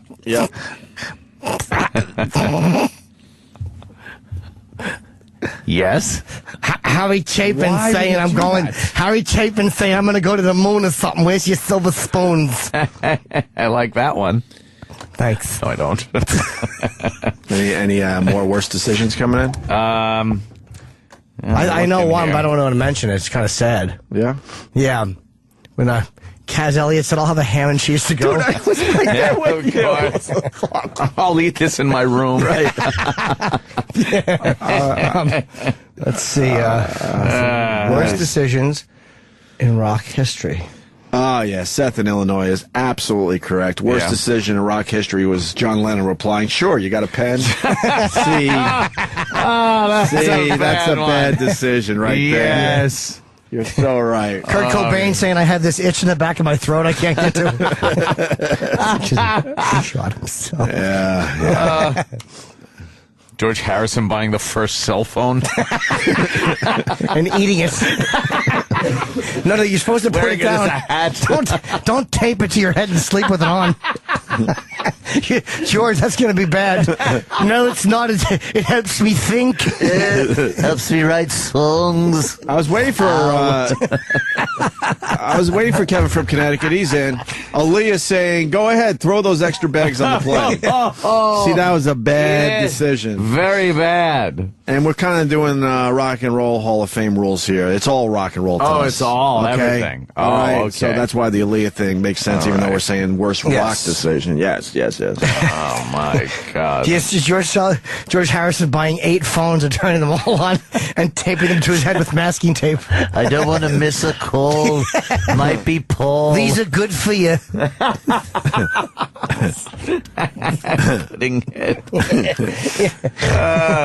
Yeah. Oh, look at that. See?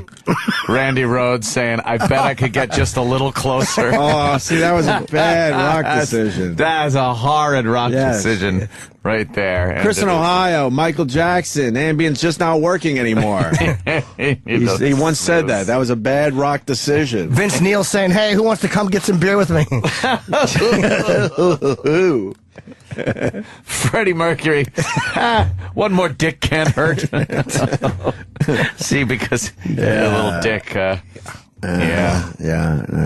Rob Halford saying, "I'm not a priest." That's. Why don't we do Jocktober? Marvin Gaye saying, "There's no way that gun's loaded." That was a bad decision. Yes. Yeah, did his father shoot him? Yes. Yep. That's so fucked. Marvin Gaye Sr. Yeah. Same name. Weird. Yeah. Gay. Rihanna saying no to Chris Brown. That was a really bad rock decision right there. She lived. Oh, Eric Clapton saying, "Why don't you go get some fresh air?" That's just not even nice. That's great. Wait a minute. Oh, Left Eye. Lisa Left Eye. Let's go around this truck. Yeah, that didn't work out. No, that didn't work out well. Oh, no. Yeah. Yeah. I don't want to do it. We got John back in North Carolina. John, now we're just having fun, but you have to go back to getting serious, right? Oh, boy. Go ahead, John. Go ahead, John. Hey, am I on the line? Yeah, go yes, ahead. John, you're on the line, as we say. No shit. No shit. Hey, I just got. Hey, I just want to say I'm a huge fan. I know this is like a couch comment. I just got back from Afghanistan. Jimmy, you guys, you're fucking awesome, man. Thank you, buddy. I just want to let you know that I go through some really crazy shit, and listening to you guys really helps me cope. Are you the guy that called about Van Halen earlier? Yeah, and I don't know what you guys are on right now, but I just want to say the dude that called in about trying to support the new fag that sang in place of Sammy Hagar. I'd rather listen to two horses having sex than fucking listen to this guy fucking singing Van Halen tunes. What's that, dude? Your phone crapped out. It's just another John, I guess. I'm confused. Oh, yeah, different I thought it guy. was the same guy. That was. No, okay. I didn't hear what you said. Fair enough. Your phone crapped out. I guess it was a bad. Well, I got AT&T. Fuck AT&T. What'd you say? You said something about a horse. Well, I was trying to say, this is a bad joke, Jimmy. You can tell me if I didn't hear it. Oh, boy. No, but what I was trying to say is that the guy that said that the Van Halen singer that fucking took the place of Sammy Hagar, I'd rather listen to two horses having... We heard you! Jesus, I'm going to drive my car into a fucking... No, don't do that, sir. Welcome back, man. Welcome back. That's right. Welcome back. Yeah, you guys are fucking awesome. Of course we are. Thank you, John. Yes. Better than awesome. Thank you, John. Find better adjectives. All right. Or godlike with a hyphen. Tommy Lee holding a pool party coming in. That's funny. God damn it. Really bad rock decision. Oh, everyone. Not good. Yeah, poor Tommy Lee. That's a bad He said something about, hey, who wants to jump on that little pail raft? that little. Why is that raft getting blue? I don't feel good about that one. Oh, no, it's funny. Who gives a shit? All right, you get the idea, I guess. Yeah, that's... Yeah. Leonard Skinner saying, sure, we'll buy that surplus plane. Oh, wow. Jane, Indiana, very good. Jocktober time. Jocktober. Love Jocktober. Is E-Rock still here? I heard he's going home. Why are you going home, E-Rock? No, I'm here. I'm staying. But why were you going to go? I don't feel good. What's wrong? Throwing up and stuff. Are you puking? Oh, my God. I was earlier, but I'm not now. Now, do you think you have a flu or food poisoning? I don't know. I woke up, with a fever and everything. The baby's feverish. Gary Glitter not using a PC password. Evil Ash. Meat Kearns is saying his baleen is infected. What? Is your baleen infected? Oh, poor boy woke up feeling feverish and vomiting. You have a Titleist in your blowhole? Were you feeling... Seinfeld, come on. Were you feeling sick last night? Yeah, I kind of passed out. Did you go to bed early? You passed out? Did you go to bed early to get... I slept in shifts last night. What does that mean? I would sleep for 2.5 hours, 3 hours, wake up, and then go back to sleep again. I know 4 hours a day that you sleep. How hungry are you? When you say you passed out, you mean you were so tired you fell asleep, or you literally passed out? Tired that I fell asleep. Oh, okay. I thought maybe you were walking around. But then you woke up? Yes. Wrestling was on. What? Oh, wrestling was on, Well, so you Monday. had to... You were up watching the wrestling? I watched most of it. Yeah. Were you upset because the roster left? Stinks. Who left? The roster, the entire show. Everybody quit last night. Is that why he was sick? So wrestling's over now. Good. Well, Finally. Triple H is still there, but everybody left Triple H. Oh, E-Rock, is that what made you sick? All your heroes? The referees, the commentators, everybody quit. Why'd they quit? Because they didn't like the way Triple H has been leading the show as COO. But no one's going to buy into that, right? But they know they're just going to come back in a week or two, right? If things change, they might. But what do you mean if? Well, you're right. Things do have to change because they lost the whole roster. No, but no one's buying into this fake shit, right? Even JR walked out. So now what's going to happen the next show? Just Triple H is going to come out and do everything himself? And it's going to be empty. The audience will be empty because who's going to show up to a show where no one's there? I don't know because the whole roster left. Wow, the roster. And the referees. Not the roster, like a closet, a roster, or a frog. And the referees and the commentators and the cameramen. The cameramen all left. I don't know how it's going to get on TV. Well, obviously, Triple H is going to do everything. Maybe he'll set up some tripods. He's funny at comedy, so he'll pull it off. He'll probably be behind the camera, then in front of the camera, then we'll announce the fight. Why doesn't Vince step in? Because he owns the company. Why is he allowing this nonsense? It's his company. The board of directors removed him from his position and placed Triple H as active COO. And Triple H is fucked up so bad. Now let me just put this in quick perspective here. All the years that Vince has done his Vince shenanigans, and no one left, Triple H gets put in there, and the people all leave. Like what could Triple H have possibly done that Vince hadn't done tenfold. Problem is that he fired The Miz and R-Truth because they kept attacking referees. What's wrong with The Miz? He has an injury. He has to sit out. No. So they wrote this into the storyline. Vacation? Is he getting married? Wife pregnant? What happened? Yeah. He kept attacking referees. Cycling through the roids? Yeah. Of course not. He kept attacking referees. Sit out for a few months. And so after that sounds like a legitimate complaint. But after they got fired, wrestling, fucking with the refs, you never see that. You can't do it. No. Time for Jocktober. You don't want to know what happened? No, it's okay. Who gives a shit? No, it's okay. E-Rock was puking. And I beg you, don't tell the people what happened on the 10 o'clock hour. Oh, I will. I beg you. Don't do it. Don't unanswered questions that waits till 10 o'clock. Don't do that. I beg you. No wrestling. There's a lot of people who are I beg you. Hanging on there. Let's do Jocktober. Hit that thing, E-Rock. It's Jocktober. This is awesome. A celebration of craptastic radio from around this great nation of ours. Great. Thank you. So turn up this turntacular radio. Oh my God, I can't believe it. It's Jocktober.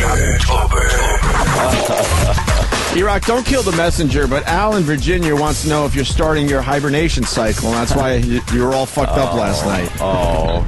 Yes, I'm storing food in my neck for the winter. Aw, poor boy. You want to talk to Al? No, we're doing Jocktober now.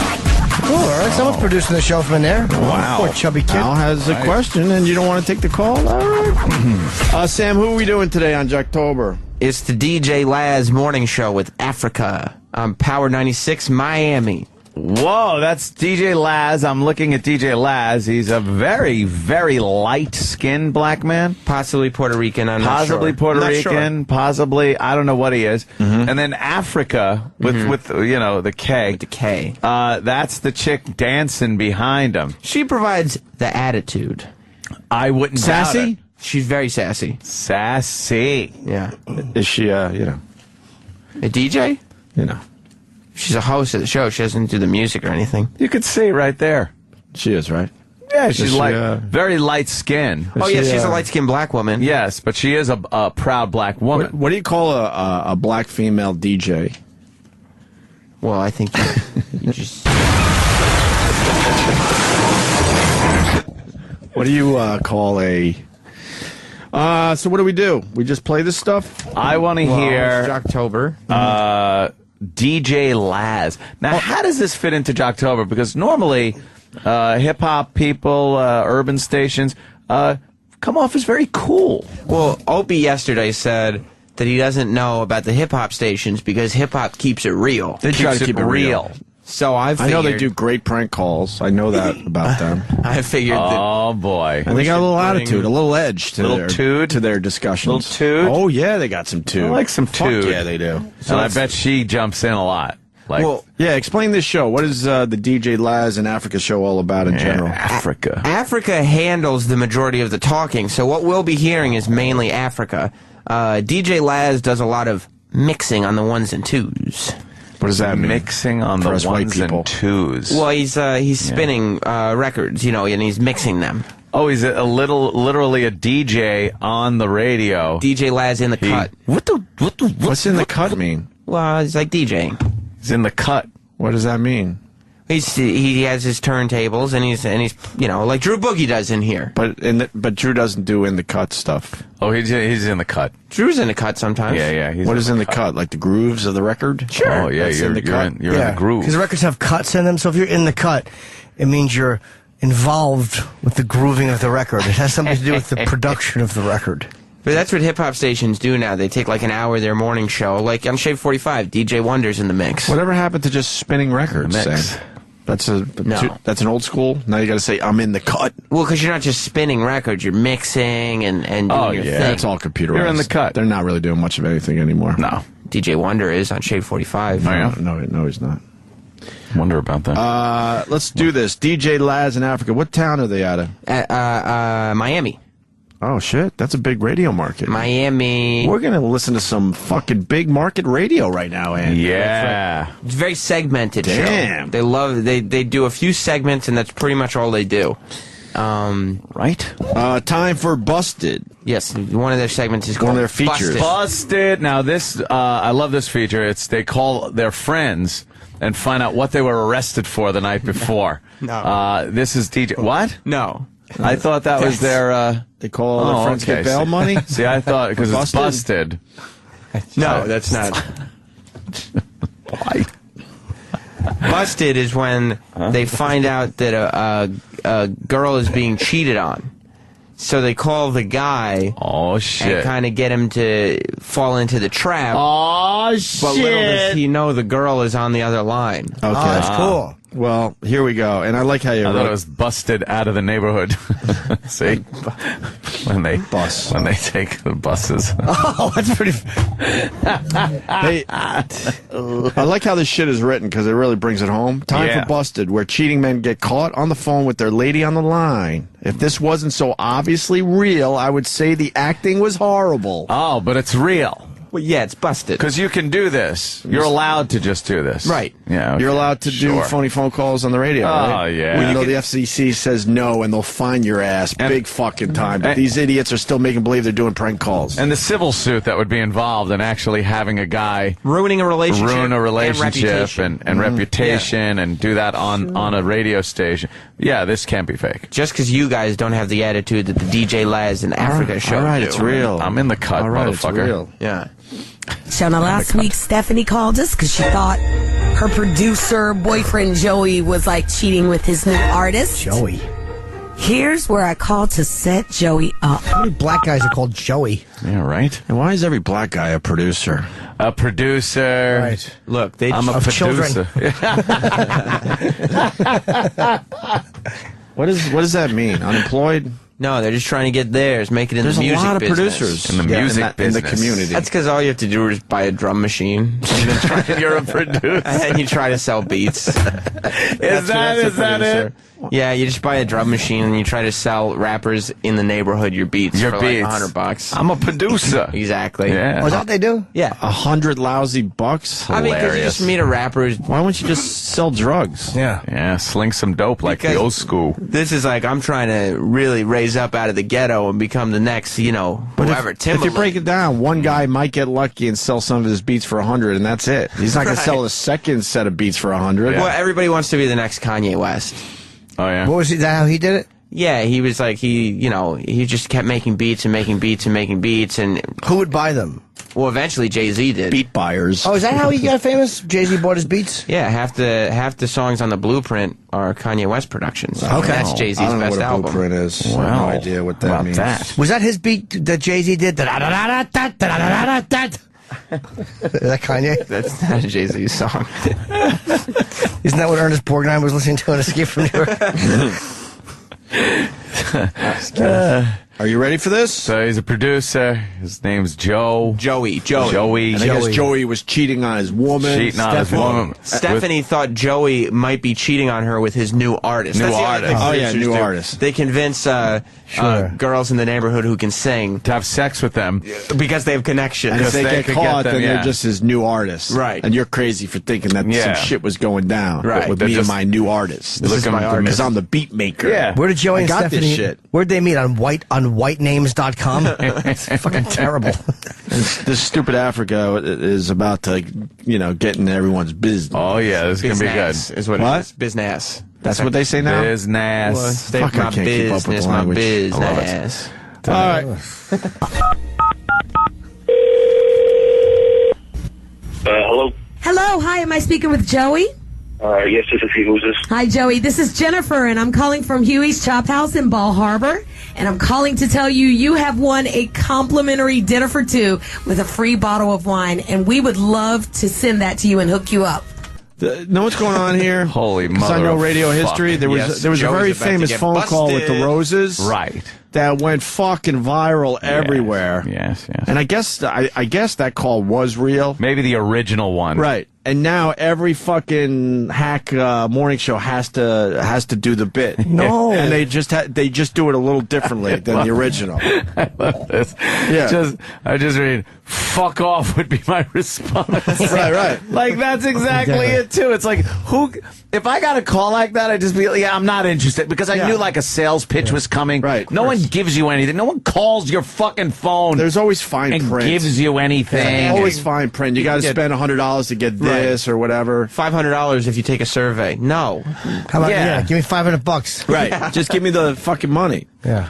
So what's going to happen here? I swear I haven't heard this ahead of time. Okay. Obviously, they gave this guy a stupid prize, but he has to say who he wants to take to the restaurant. And then he's going to say the wrong name, and then you're going to get the system. What's it doing? Do you listen to the DJ Laz show? Yes. It's the oldest, hackiest bit in radio. Yeah. And I guess the first one was real, and now everyone's just trying to redo that shit, that radio magic. Bottle of wine, and we would love to send that to you and hook you up. Yeah, I'm gonna have to pass. I don't think so. That's fine. You wouldn't like to come out and have a complimentary dinner for two? It's no obligation, and plus it's a free bottle of wine. I'm sure a young lady would love to come out to Huey's Chop House. No? Okay. It's free. Okay, it's listed for me and for Raquel. You just for Raquel? What? Who is Raquel? Okay, hold on. I'm going to want to rewind and a How did they get him out there like that? That's crazy. He went from totally not interested into, wow, I really want this within a half a second. He goes, no, I'm not interested. But it's for me and Raquel, who I've been cheating with. My social security number is 18589. Because when you're making reservations, you always have to give two names. Right. Sure, always. Yeah, they don't even do the bit correctly. The stupid broad's supposed to say who you're going to bring. Who are you going to bring? We need to know because we've got to put it on the gift certificate. Or we have to embroider a doily. Exactly. I bet what happened was they recorded this and then had to edit it down for time. Or the sales guy didn't know how to do it that was on the other line. Yeah. That's a sales guy. So they edited it down and cut out the part where maybe she says, well, who are you bringing? Sure. Because there's no way. Why would he go from, no, I'm not interested. Bottle of wine? Fuck it. Free. Okay, it's listed for me and for Raquel. You just for Raquel? What? Who is Raquel? Who is Raquel? Oh, boy. Stephanie. Who the fuck is Raquel? Stephanie. Is this P. Nasty? Is this the same girl or is this a different girl? Are you now a male whore? Don't mention people's names, okay? Just listen. Mention whose name? You just mentioned a name. Who the fuck is Raquel? Raquel, she's just a friend, all right? She's just a friend. I'm so embarrassed. Wow. I got to hear how this turns out. This is Miami radio. That he said, don't mention any names. Yeah, of course. Before they said you're on the air. But then she covered it pretty well and said, well, you already mentioned a name, so who's Raquel? Yeah. Right. But people in their cars, buy into this? Like, it's real? Oh, dude, they're beating up the dashboard and the steering wheel going get the fuck out of here! Oh, my God! Just punching the air and the windshield and shit. It's crazy. That's what I think. They continue with the busted phone call. Damn! That's how it's written. I had to say it. It's the emotion that the phone call conveys. The acting is fantastic, by the way. If this is fake, which it isn't, the acting is so good. The guy's horrible. What? I don't believe this, so I'll just throw words out there. Major Nelson, I saw. She was saying that. But Major Nelson. I listened to a lot of radio shows, and if this is acting, it fooled me. Yeah. And I don't get fooled. No. All we need to know, because Stephanie wants to know who Rochelle is this artist you're working with?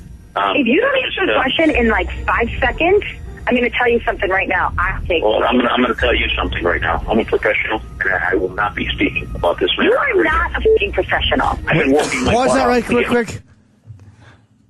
Can you rewind a little bit? He didn't say what I think he just said. He didn't say I won't be speaking about this on radio, did he? Mm-hmm. Did he just slip and say that before they told him he was on the radio? Yeah.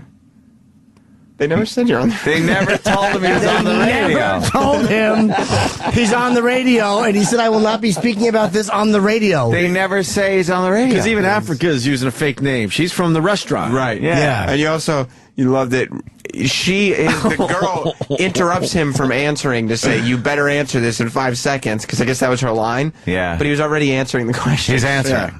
I'm going to tell you something right now. Well, I'm going to tell you something right now. I'm a professional, and I will not be speaking about this. You are not a fucking professional. Yeah. He says on the radio. On the radio. They never said you were on the radio. Oh, what an idiot. What fucking... This is so bad. No, I thought the guy's really smart that he knew they were on the radio. Yeah. He picked up on it. Yeah, he probably did. Something right now. Well, I'm going to tell you something right now. I'm a professional, and I will not be speaking about this. You are not a fucking professional. I've been working my butt off to get myself to where I am, and I'm glad I'm entertaining for you. Well, and now I just got done with a relationship because a girl doesn't believe what I do. And you know what?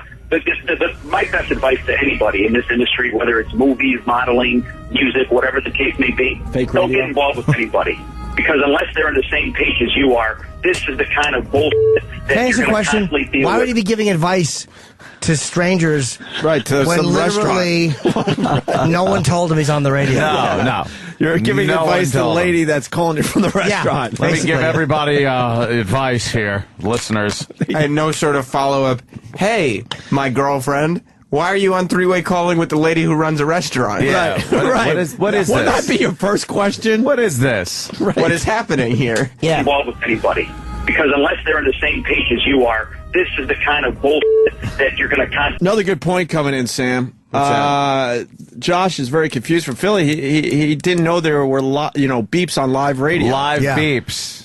Oh. Yeah. There may be beeps on live radio. 8-second delay, and in that time, they'd be. I don't know how the industry works, but they can do it.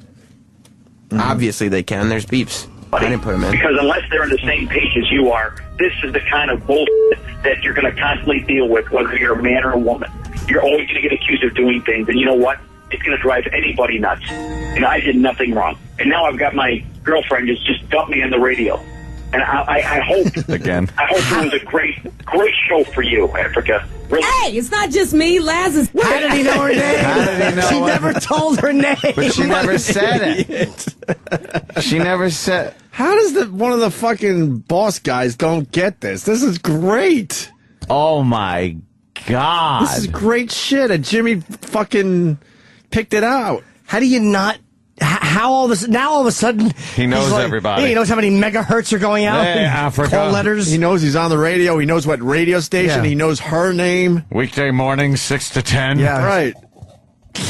And I hope it was a great show for you, Africa. Really. Hey, it's not just me. Laz is here too. I'm on your side, my friend. Please. I've heard no evidence that you've done anything please. wrong. Forget Africa. I want you to send me B Nasty's music. Yeah. DJLaz@gmail.com. Yeah, he wants to make some money off Send you. it to me. Good luck. There are some things that are meant to last a lifetime. Tattoos. A baby mama? Did they say the name B Nasty? In the beginning, they did. Okay. Real quick. Okay.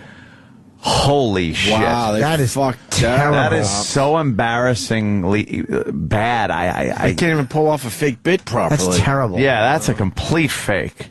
Holy If I, Holy really, shit. yeah, I'm gonna break the news to you there. That's terrible.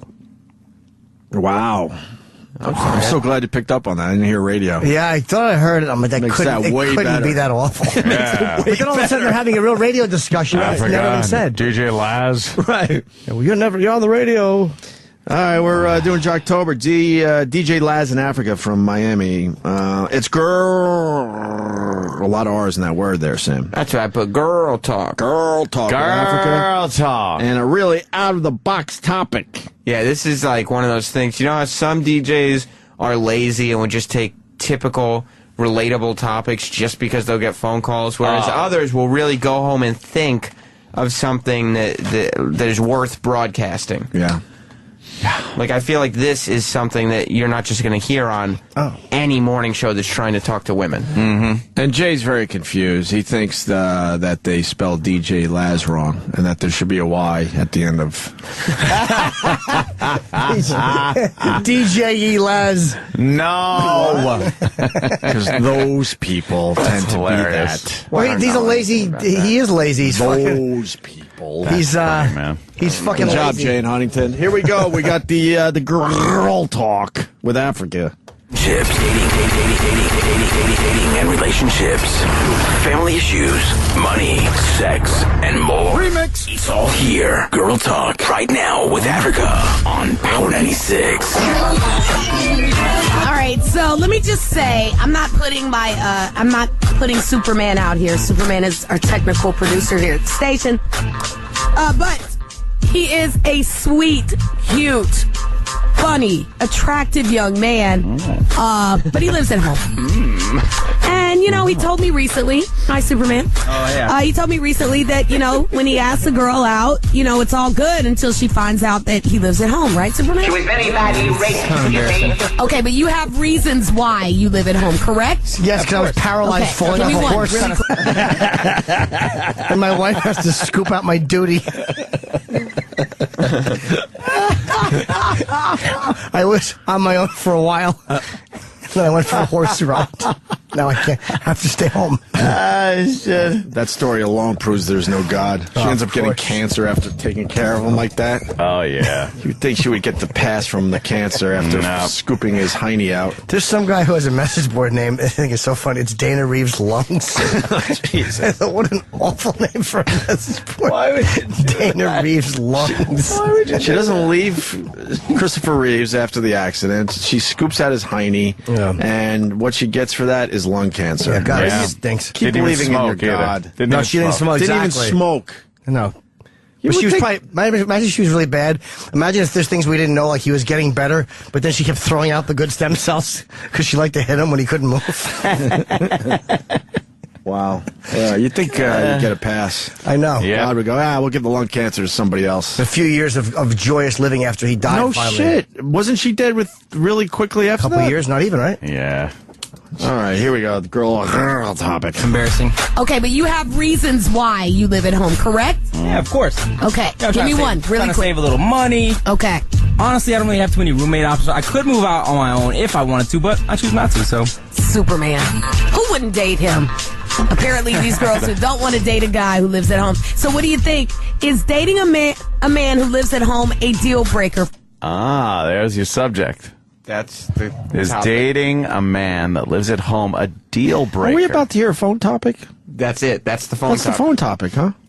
It's not. It's call up what's your opinion on if you would date a man who lives with his parents? I would assume that for a lot of the girls that listen to this station, a guy that lives at home is better than dating a guy you talk to on a phone and see through plexiglass. Because that's a problem. Because those people tend to get in a lot of trouble. I'm just saying. Those Right? people. I'm Say it just like saying. Do you think that the listeners of this show, or is it weird when they put their hand to touch someone else's hand, they actually feel a hand? They're like, What is that? It's soft. Warm. What the hell is going on here? Plexi. Are we going to hear a lot of sassy broads saying, no fucking way would I date a man that's living with his mama? Everybody's got an opinion. In his mama's yeah. house?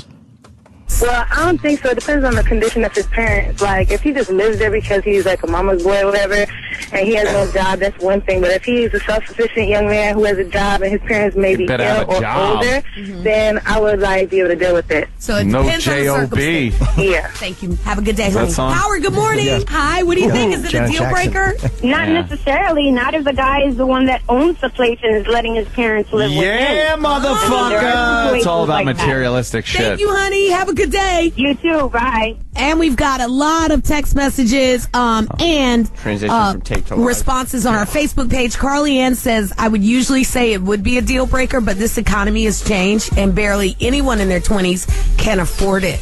So, is dating a man who lives at home a deal breaker? 550-9696. Ladies, be honest.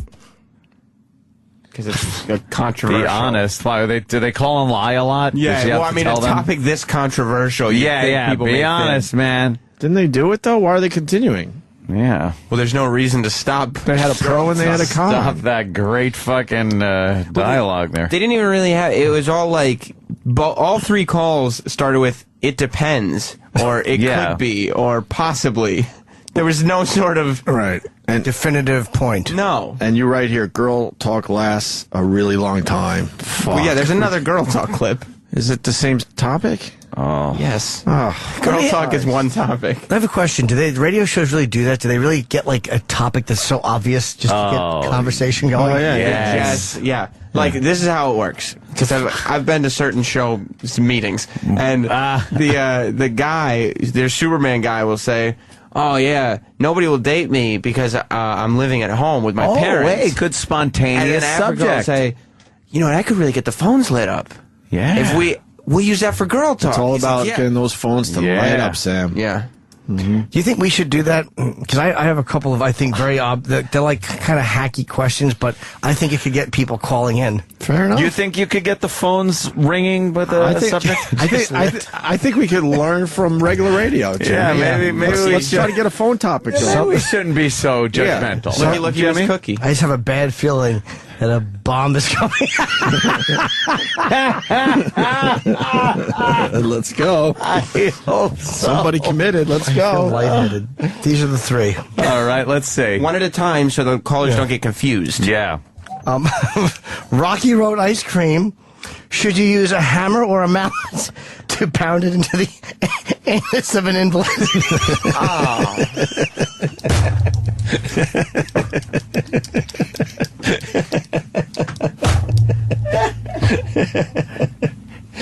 Be honest.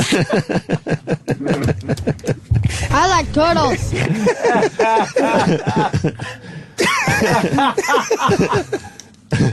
I am the werewolf. What were the choices?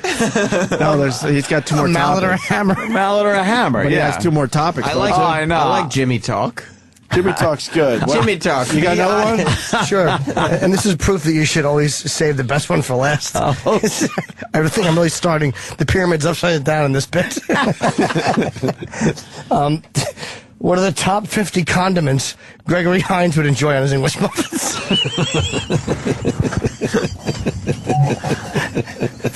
50. And who cares? I'm glad he's dead. Well, it's a good phone topic. We would have to take 50 phone calls. Oh God, we would have to take 50. And but 3 minutes in, you'd be like paper clips, shoes. Well, a lot of people say mallet, by the way, if you need to know. And the third one, I should quit it too. Fair enough. Let's go back to what color tie matches a colostomy bag? That was my third. That was my third. DJ Laz and Africa continue girl talk. Girl talk right now with Africa on Power 96. Is dating a man who lives at home a deal breaker? Joe Cruz says the funny thing is a guy would never care if this situation was reversed. Women put too many rules into effect, and that's why girl talk exists. Just go with the flow and stop living by BS rules. Yeah. Drinks on Zog. Language. Thank you. You got it. So what do you think? Is dating a man who lives at home a deal breaker? 550-9696. Good morning. Hi, honey. Is dating a man who lives at home a deal breaker? Well, there's exceptions to every rule, and moving out is not easy. But if I can do it, they can do it. Plus, I'm not going to be boom boom at my house every single time. Right. Like, then they're going to start sleeping over every day and coming. No. I need my own space. I totally get that. Like, yeah. Smushing. Listen, that's a big issue. The privacy issue is huge. Absolutely. Like, I don't want to. I mean, okay, yeah, moms are important, but I don't want to be hanging out with your mom every single day. Oh, God. Thank you, honey. Have a good day. My mom's cool. I know your mom's cool. I've met her. Wait, who's this? Just kidding. It's Jessica, by the way. Who's Jessica? Hi, Jessica. Hi. I'm great. It's my birthday. Oh, happy birthday, my love. Yeah, girl. Thank you. Have a good birthday today. How old are you? You never ask women's age. Okay, I'm 20-something. I've been turning 25 for the past 3 years. Happy birthday. I'm sure you 28, look then you dumb cunt. Thank you. Bye. Got your birthday for you right here. Shut up, dog. Shut up, dog. They are. What happened? She's I was checking my sassy. Twitter. What happened? Was it good? It was Jessica's birthday. Oh, okay. Yeah. Happy birthday, Jessica.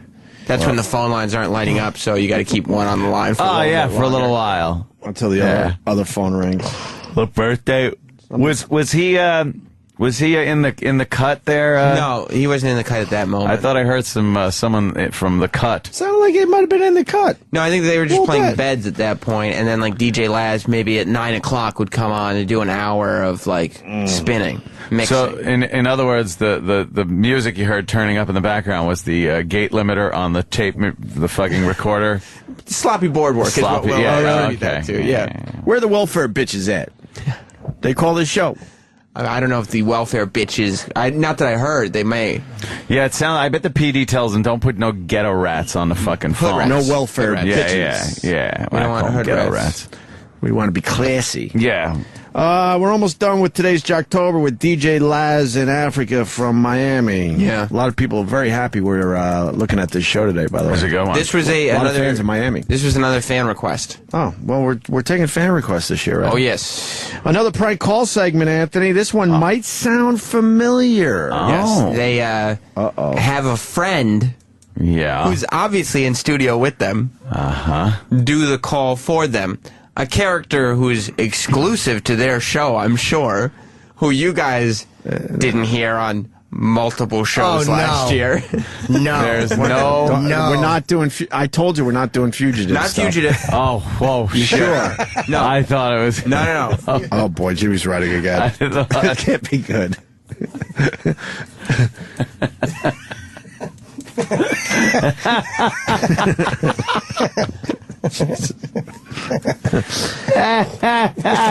All right, here we go. This, I mean, you may not even remember right now, but hopefully once you hear the voice, you will. Because not only, because last year, this performer was also featured on another show. Oh, Then we did a day of all different shows featuring this performer in studio. As it turns out, this performer is right there with DJ Laz and Africa. Amazing. Bill Tetley? Oh, I forgot the name of the broad. It's a broad, and she syndicates her stupid character. Is that a woman who does that? I think so. Well, let's listen. Prank calls from Carmen. Carmen, that's right. I fucking hate Prank calls from Carmen. Carmen's in almost every market in America. Yeah. Is she really? And they all make believe she's exclusive to that particular radio To that show. station, yeah, and that show, yeah. Because what She's a happens? genius. Oh, yeah. What happens? You get a good character voice, and then you go to every fucking market and go, "Look, I'll only do it for your station." Now, do you say that in the Larry market? the Cable Guy in the did this market. shit. Yeah, no overlapping fields of fire on the signal. Larry, the cable guy, did this. Yeah. Right. And Right, he would call stations every day. And people thought he was just on that one radio station. So if you really like Carmen, then just Google it and put your hometown in. For instance, people in New York would want to listen to Hot 97. Now, Hot 97 has Carmen's crank call thing. Why don't we get Carmen? How do you personalize? Do they personalize it? Yeah, I think you have to pay for the service. Oh, and she will personalize it for your show. Yeah. Well, that's great. Now, listen how horrible this is, but there's stations all over the country buying into it. Wow. Prank calls from Carmen. Hello? Hola, this is Carmen. Shut up. What? Hello? Oh my God, Laz is gonna be so mad that he missed Miss Carmen. She's calling to ask about swimming lessons for her husband. It's funny. Hello? Hola, my name is Carmen. Hello? I'm calling about swim lessons. I was told that you give them. That's correct. My husband doesn't know how to swim. Okay. His name is Alejandro. Okay. I want to get him surprise swim lessons, but the swim lessons aren't the surprise. The surprise is I want you to take him into the deep end of the swimming pool, and then I'm going to come out of the shower room and I'm going to say, surprise, I know you've been cheating on me and you're going to be cheated of oxygen, and then you're going to swim away from him and leave him to drown. I'm sorry, what? You're going to swim away from him and leave him to drown. You're asking me to let somebody drown? No. We're not gonna let him drown like completely, but I want him to like be scared and like splash around and be like, I can't breathe. It just go.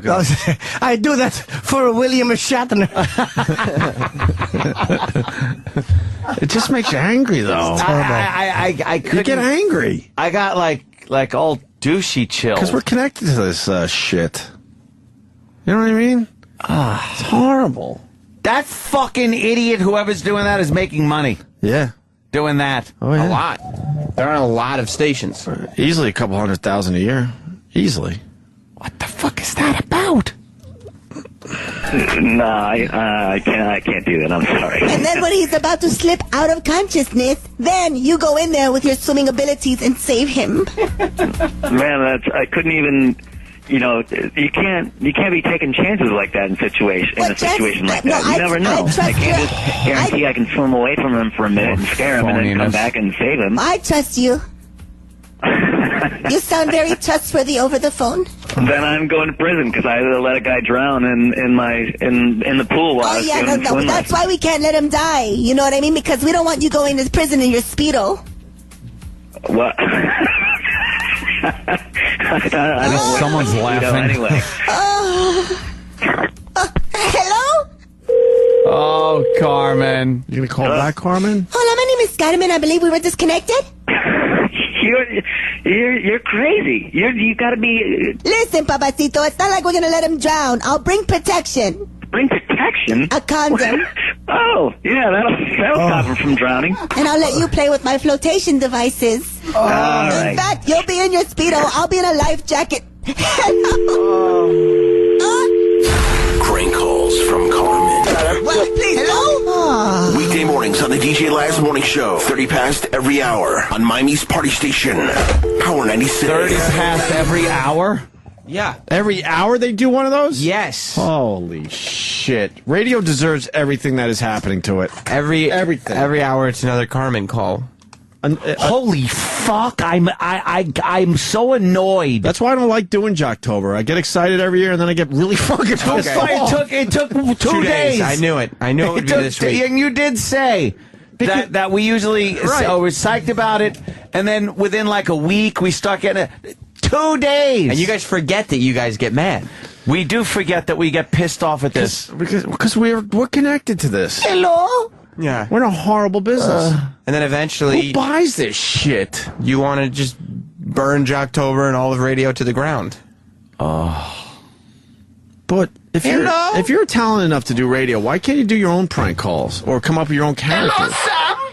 Yes. How are you? Look, I would like you to actually, could you get a gun and when you're doing the shit show, blow your fucking brains out? Whoa, Carmen. I let you touch my flotation devices. Jesus, Carmen.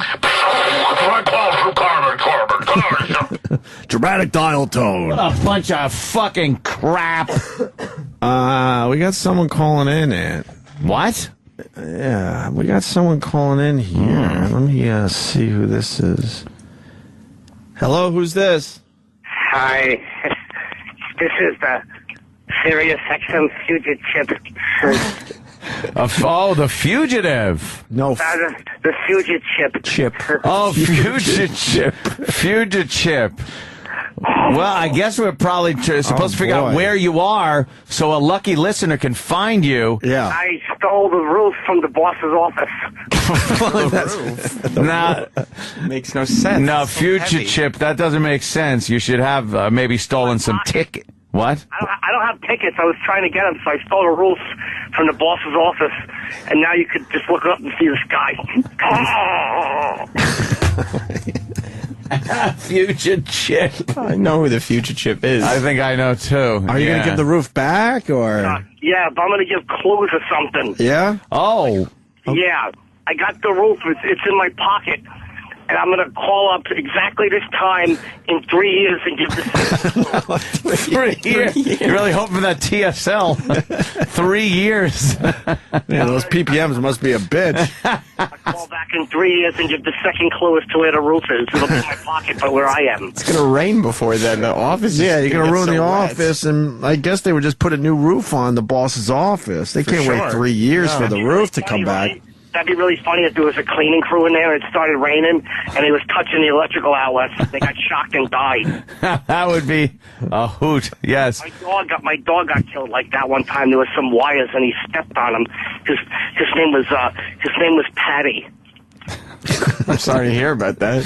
Yeah, that's a shame. Wow. So we got to wait 3 years for the first clue. But I want the first clue. Yeah. What would the first clue be if it was 3 years in the future? I can't say. I'm standing here, and there's a tree. Click. We would have to wait 3 years for that? Click. That's right.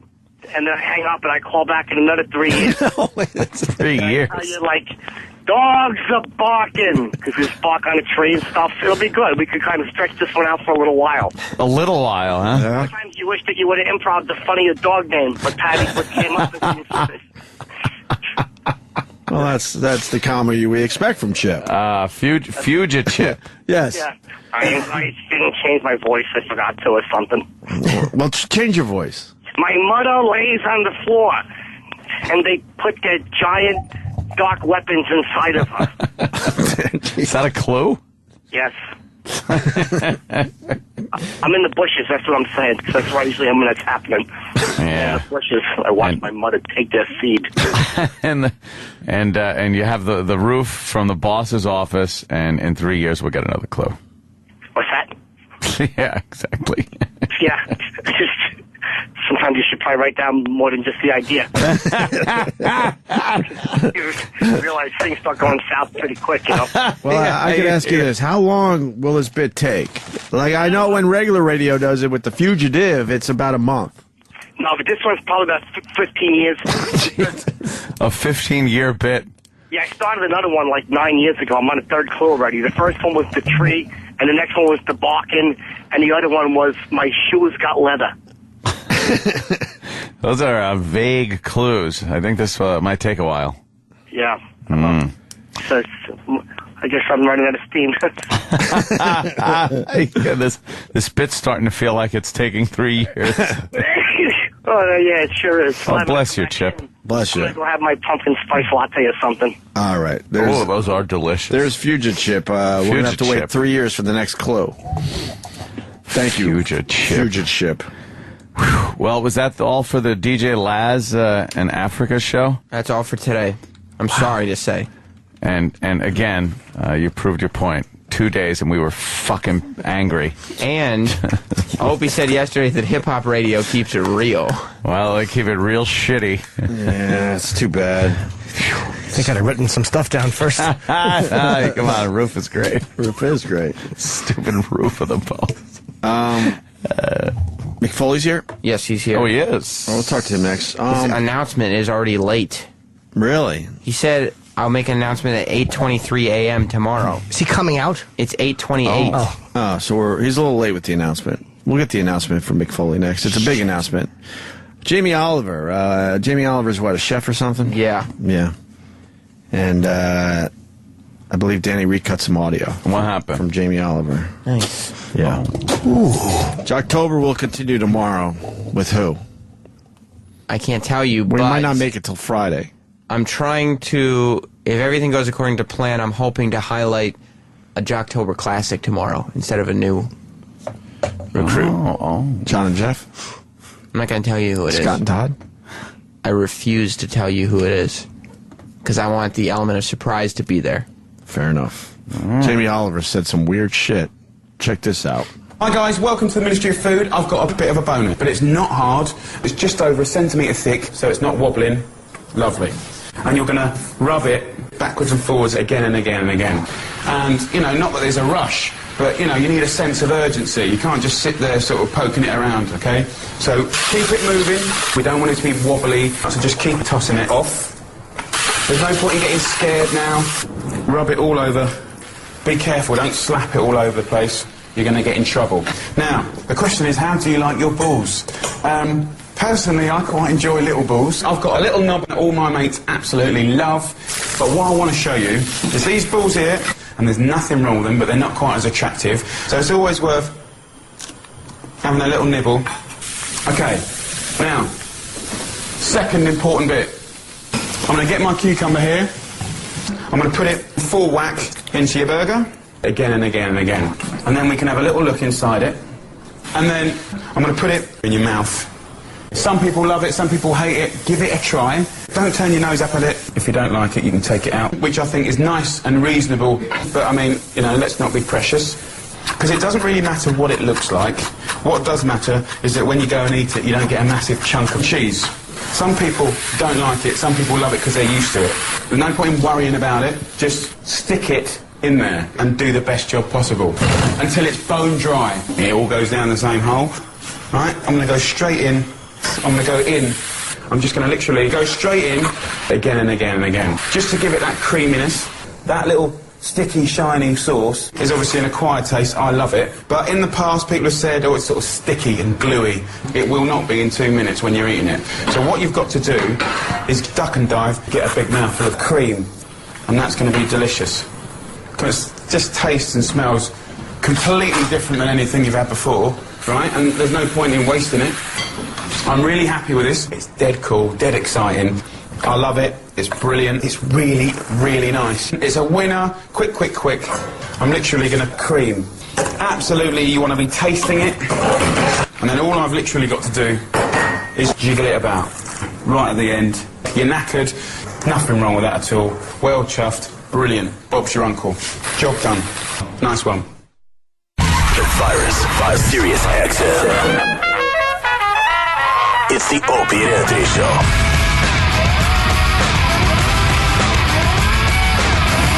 Oh, man, I'm happy. We got Mick Foley in studio. Yes. We love Mick Foley. You've been doing our show for, I don't even know, over 10 years at this point. Many years. We once met on a train coming into the city. I know. I say it every fucking time. When I saw your hometown, I thought to myself, actually, I said it to my son. Yeah. He's like, who? Come on, you know, he's not cool yet. He's not cool, so he doesn't know yet. But the best part is I'm on a train. Mick Foley's on a train. I'm thinking to myself, I deserve to be on a train, but he doesn't deserve to be on a train. Yeah. Yeah. It was just me and you in the car too. Man, yeah, it was like you were coming in to do the afternoon show. Right? So I got empty trains, man. It was nice, and I get on, and there's Mick Foley. I'm like, what? And he was massively huge with the wrestling. Well, I believe it was the cheaper option. You were champion at the time, yeah. I'm being reminded. So the champion, I think who's got the belt for the WWF, it was called at the time, is on the Long Island Railroad. Jeez, I wonder who reminded you. E-Rock. Of course he did. Yeah, I think did I have the belt on my shoulder? That would have been good on the train, belt on your shoulder. You were writing. Yeah. You were writing your first novel at the time. Hey, really quick, Duff McKagan's on CNN. Aren't we supposed to get him in? I would love I'm talking to him on the Boneyard. I hope we have him. You said yes to him. Is he coming in? I don't know. Wouldn't today be the day? No, it would be. I'm talking to him tomorrow. Oh, so maybe he's on tomorrow. Sorry, Mick Foley. I hope so. His book is amazing. Yeah, he's a cool guy. He's from Guns N' Roses. You like the Guns N' Roses? Yeah, is he the guy I just saw in Celebrity Rehab? No, that's, oh, fuck. Help me out.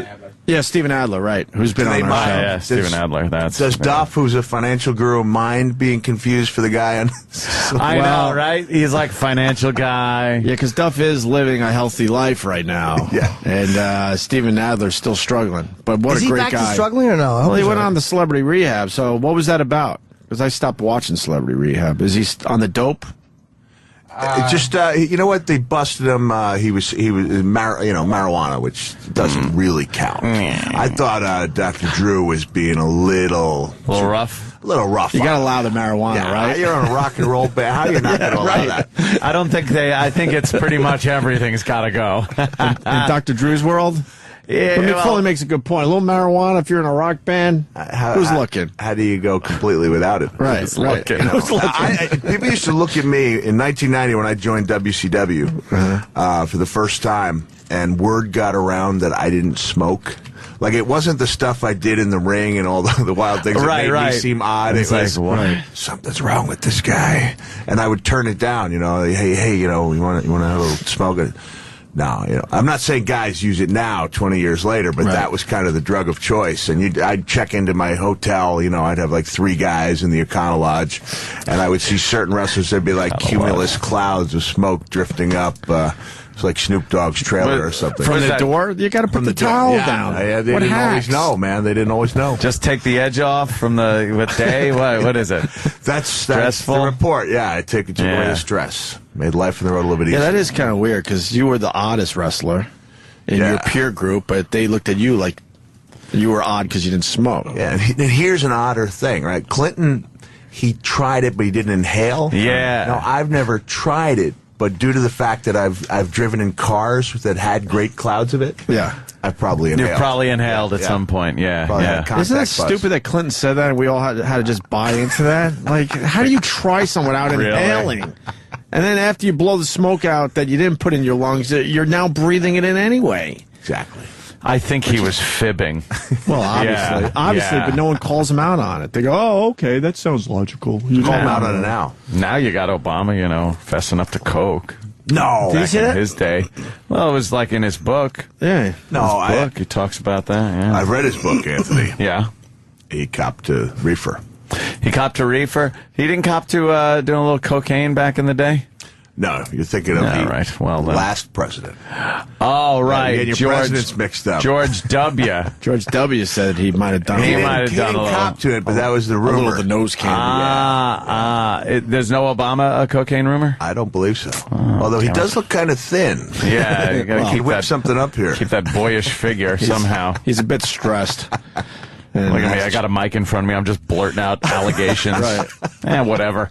This is the first time I've come on and thought to myself, this isn't going very well. It's going well. It's going well. Calm down, man. This is fine. Norton's on the phone here. No, I'm enjoying you very much. He only goes on his phone when he's bored. So don't worry. I need the feedback. He's got some somebody in the field of humor to acknowledge that. Foley, you're a little paranoid. Maybe you're on the dope, sir, because this is going quite well. Okay. And you got the big announcement in your back pocket that you can pull out any time when you feel like this isn't going well. I apologize to Mick because that is like I know how it is when you're in the radio. It does look worse than it is because we do it all day. We really do that. Do you remember when Vince McMahon had that interview? How do you spell snooze? You ass. I'm sitting right next to a snooze fest. Didn't go particularly well on HBO Real Sports. Oh yeah. Oh, when he leaned in and said, "Let me tell you." Yeah. It wasn't the one with Bob Costas. It was the one with Armin Katayan. I don't know. And I asked Arn, you would know who he is. He's kind of like that annoying, you know, I'm better than you type of vibe guy. And Vince, when I asked him about it, he got hot, like it brought back a bad memory. Let me tell you what that was like. Go ahead, ask me a question. And I go and ask Vince a question. He has papers. He starts ruffling them and looking at the papers. So the guy wasn't paying attention to Vince's answers, and then, you know, acts surprised when Vince gets angry. Vince is a guy who's used to getting 100% undivided attention. We got it. Sam's got it, man. Did you find that part? We're obsessed. Do you still hate Vince McMahon? I've never hated Vince. I've never hated Vince McMahon. Bleeding! No. Oh, you did it. Look at your hands. That's ink. Looks like a Smurf came on you. I just jerked off a Smurf. You fiddled with that pen until it blew up in your hand, didn't you? Well, yes. I don't think Purell's I do that when interviews aren't going well. Oh, fuck. Come on. Wondering why that pen yelled Al Akbar. I preoccupy myself when I'm feeling a little nervous about an interview.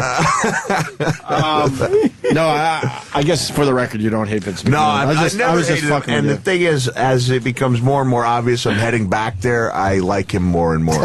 Are you going back there? Probably, yeah. Is that what the big announcement is? No, it's big. It's arguably bigger than that. Wow. You want me to spill it? Well, we want to listen to this HBO. Well, we do have. Do we have this segment queued up there, Samuel? Yeah, let's Young listen. Sam. This is what Vince is referring to. HBO Mick Foley is referring to Vince. No, on of HBO. course, when they cut away to Armin, they're not going to show him fiddling with the papers. But I could see how that would annoy a guy. Right?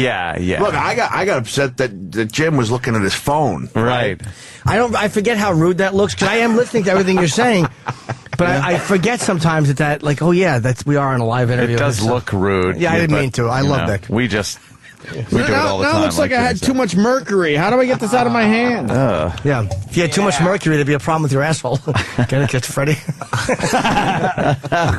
Ooh, ouch. All right, let's listen to this. Okay, here we go. Again, most of us, the smart ones, obviously grew up and grew out of those habits. But certainly in all the entertainment business, it was the Wild West. A lot of individuals, unfortunately, passed away as a result of that. We asked McMahon about a few of the biggest names in the business who worked for his and other organizations. Do you have a reason why these people would be dying under the age of 45? Why don't you ask yourself that question? I mean, why are you indicating that's my responsibility? These people are dead because... I'm asking you if it's in any way, shape, or form falls on your shoulders. I would accept no responsibility whatsoever for their untimely deaths, none whatsoever. As far as, and you've got that little look on your face like, geez, Vince, how can you possibly say that? Well, but none whatsoever. I mean, they wrestled for you. By the way, they were part of your organization. I won't be coming back after you guys air this. Oh, that's true. I think we're blowing up your spot bring here. up the dark days. Well, you know what, though? I mean, Vince has a point, though. He's not making anybody do anything. Yeah, and what was the part? Was that the part, though? Or? Well, you can't really see where, because they're not going to show him shuffling his papers. We don't want to fuck up Mick's story. Oh, man, what a buzzkiller. But I want to see Vince get mad at the guy for the paper shuffle. You won't see him. He gets... Because during an interview, you have to... I mean, this guy was probably looking at questions. You have to look at it. Because your answers are for, like, the audience watching, not just the interviewer. So the interviewer has to have questions. But you forget that. I mean, have you been in a situation where somebody obviously... I'm in it right now, where the guy I'm talking to doesn't care. It's not true. But if the four guys you're talking to that don't. I'm kidding. I really am kidding. Oh my God! I love Mick Foley. We do love you. Of course. Holy shit! You're pretty open about some weird shit. Mick is a very good dude. Yeah. I want to see because I just want to see Vince's face. Are we gonna fuck up Mick Foley? Mick Foley has nothing to do with this. This is the dark days from 2004. Because if Vince takes no responsibility, then I'm not taking any. Then you're not. No, and you shouldn't. None whatsoever. Just like Vince. Part of your organization. They worked a couple of hundred nights a year for you. They live this lifestyle. Vince! You can't believe. Can you say that look? I mean, how can you possibly say that, Vince? How can you look that way and you're giving me the old sympathetic No, I'm not. stuff? I'm honestly curious. Because I told you, these individuals worked for our organization at one time. They also worked for other organizations. I'm not responsible for the way the business was then. I wasn't responsible for the way the business, how they grew up in the business, and whatever personal bad habits they developed. Why am I responsible for that? I gave them the opportunity. Well, you ran it. I ran one organization. You controlled the biggest organization. I don't think we were the biggest at that time, quite frankly. Okay, we're the sole surviving organization now. But as far as looking back on all of this, these individuals developed a lot of bad habits. That's not my responsibility. Sir, he's totally right. He is right. But here's why I don't like that reporter. Why didn't he address the fact that Vince hit his paper? Like, just go, what are you doing? Like, because he was scared shitless. Yeah. When Vince is leaning over, looking at you with that face, like he's pissed, and you just smack your papers. All you're thinking is the next thing is he's going to punch me in the face. Yeah. I have a feeling Mick has seen that look a few times over the years. Is Vince ever intimidated by wrestlers? I don't think so. I don't think so. Well, Vince can handle himself. He's a big boy. Have you ever seen him back down to a wrestler or? No, he enjoys Brooklyn Brawler. He enjoys the confrontation. and honestly, when I went in and when I started having serious disagreements with Vince, I came out of that situation or multiple situations feeling like I could do anything, like I could talk to anybody about foreign policy.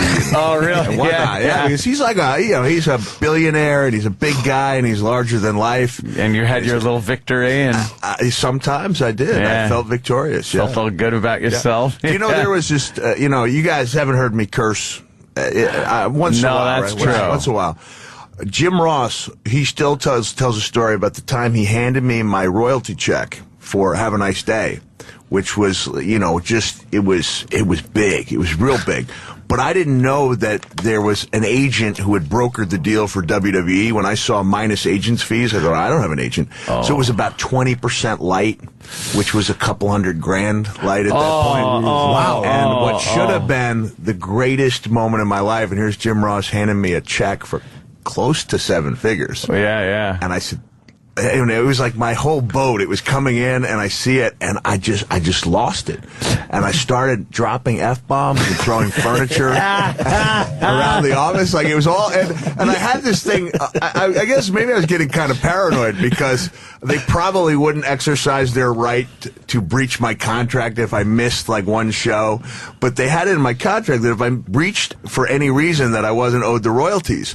So I was actually, like, sweating, and my perspiration I was smelling, you know, like I smelled like sour milk. I was so tense with this check about to come in. And then when I got it, it wasn't what I was expecting. It was like this emotional outpouring in Jim Ross's office. And he was just sitting there going, please, Mick, don't do this. Were you right, or did you, like, how did they take an agency fee from you? Well, there was an agent who brokered the deal on WWE's behalf. They had no idea at the time, you know, my book went first, and I was like the guinea pig, because then it was Rock, and then it was Austin. And clearly, I was like the number 3 out of those 3 guys. Let's let Mick go first, so if it doesn't work out well, you know, he'll take the brunt of it. And then the thing just exploded. So nobody had thought, well, we don't have a good deal, you know, publishing deal. And I had no idea that they had an agent. I didn't know the language. I was working out my own deals at that time. Now, you know, luckily I've had somebody for the past 10 years, and that makes life so much easier. You just say, hey, the percentage is worth it. Yeah, the percentage is definitely worth it. Yeah.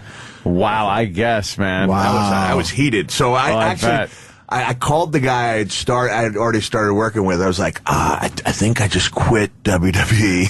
And I told him I wasn't coming to TV. The last time I quit was when Bret Hart got screwed in Montreal, and I didn't come back. And that same night, Jim Ross left. Like, he talked to me for about 2 hours, trying to talk me into coming back. At the time that Brad had gotten, you know, about this Montreal thing with the belt, right? Yeah, he was supposed to be the champion in his hometown, and Vince screwed him over last minute with Shawn Michaels. Yeah. They rang the bell, and Brett, is that the famous Bret Michaels punching Vince behind closed doors? Yeah. Yes. Bret Michaels or Sean? Yeah, Shawn Michaels. Bret Hart. Sorry, Bret Michaels got a shot. Yeah, sorry. Poison was playing at the Bret Hart, right? Bret Hart. He was supposed to win the belt in his home, you know, in his home country. Maintain the belt. Maintain it, okay. And then when Shawn Michaels maneuvered Bret into his own submission hold, the sharpshooter, right? I'm sure Earl will appreciate me bringing it up. Hey, you know what? He should, because he still sells shirts with referee stripes that says, damn right I did it. You know, so he's marketing this 14 years after the fact. But we were standing in the back of the Molson Center or whatever it is, just shocked.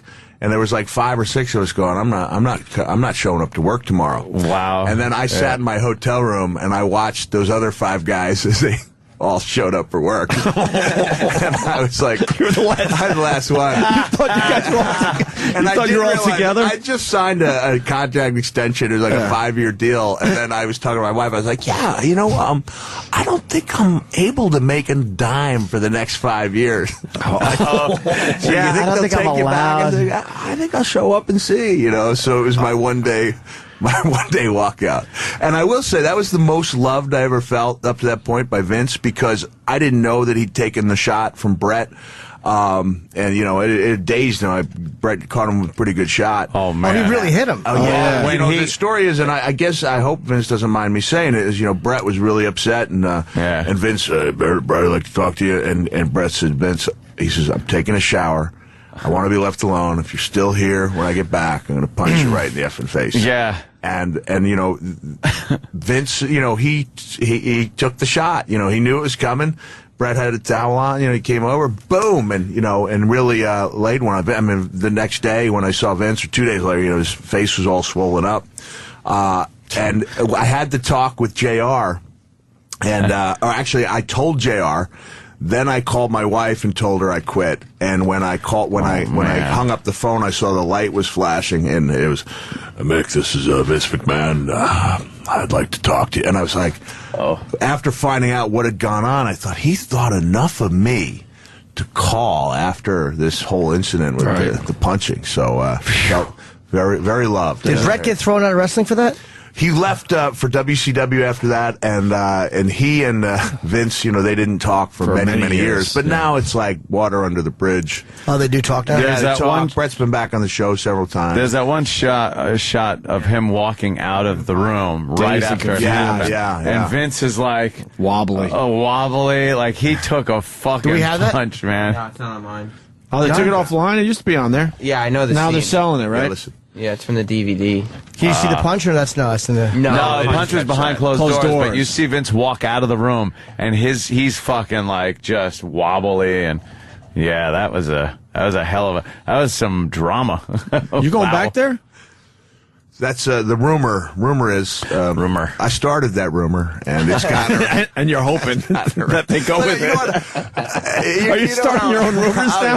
I love it. I go on every Monday night. You have the largest Twitter audience, and I've realized that I can't joke around, because the last time I sent out, it was a tweet that really cost me my job with TNA. Granted, I had offered my release, because I'd really lost faith in the product, and I was like, in the old days when one of those guys like Bill Watts, I don't know if you know, with the name Cowboy Bill Watts, they would walk in and say, if someone's not happy, Bill doesn't sound like Vince, I just go with my authority. My authority figure voice. But he would say, if you don't like the way I'm running things, get the hell out. And so I told, TNA, I said, I'd be that guy that was getting up and getting the hell out. But when we decided we were going to work together and do the best we could, I thought, okay, this is cool, at least until my contract expires in September.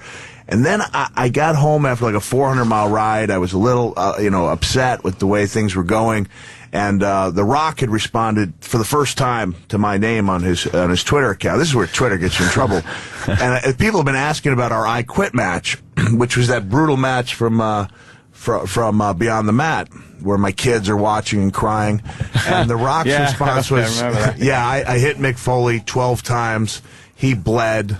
I won. And I was like, that's not really a very sentimental first tweet. Right. So my response was, maybe so, but 2 days later, I pinned The Rock beneath. Look, I'm actually doing the Twitter motion. Yes, your thumbs. Careful you don't get carpal tunnel. Walk on the side. Looks like you still use a BlackBerry. I have got, I got the little phone here. Not a BlackBerry, but something along those lines. I said, but I won it 2 days later when I pinned him beneath a pallet of beer kegs in an empty arena match, a.k.a. a TNA house show. Oh, shit. And it was like, when word got around that I was openly comparing the attendance to a problem, purposely empty arena show to the attendance, the company I worked for. It was like, that was the straw that broke the canvas back, Did he get the phone call immediately? It was like a day later that my manager, I talked to their people. I said, like, they don't want you there. They don't really need you to come by anymore. Were you sad?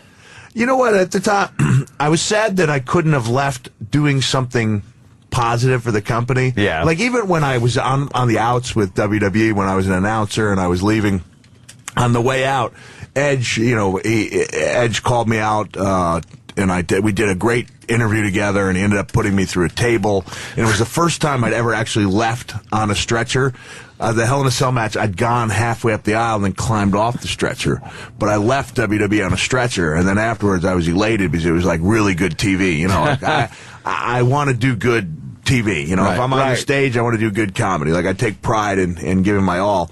And I offered, I even said, texted the powers that be. I was like, hey, on my way out of WWE, I did some really good TV. Why don't we do the same thing? And they just didn't see it that way. They were like, just go away. Well, look at Sam found the clip of Vince. Cool. You want to hear Brett talking about it and then Vince walking out? Yeah, a little bit. But this is the moment that Vince dislikes the most. I'm gonna. I know. Wow. Is it? I'm gonna. I have an announcement. I have a shocking announcement to make. Yeah. And it's not that I'm not going back to WWE because Sam queued up a. Why does he dislike this moment the most? Because look, Vince is a guy who blew out his quadricep. Okay, blew out his quadricep, and in attempting to in attempting to cover up the fact that he had blown out his quadricep, he blew out his other one. Whereas any other human being would have stayed down. Vince tried to get up because he didn't want anyone to see him not under his own power. It's a pride thing. He's a tough guy. And it's a very tough guy. So for Vince to be seen in a moment of weakness.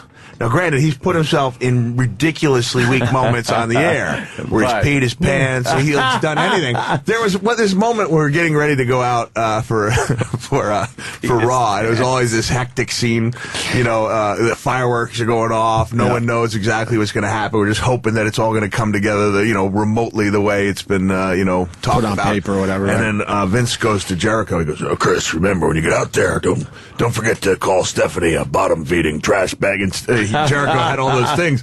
And I said, "Vince." And he looked at me and I said, that's your daughter. And he said, "Mick, there's nothing I wouldn't do to get a pop in this business." So he'd do anything on air. Right. But off air, that's different. not something. I want to see because I don't know the moment. It's a great. And look, here's don't play the sound. The thing that's impressive about Vince is he didn't get knocked out. No, he didn't. The bottom line is a wrestler punched him in the face and he still walked out on his own power. That's pretty impressive. Drilled him. Yeah, okay. There you go. Yeah, fast forward through. As hard as I could.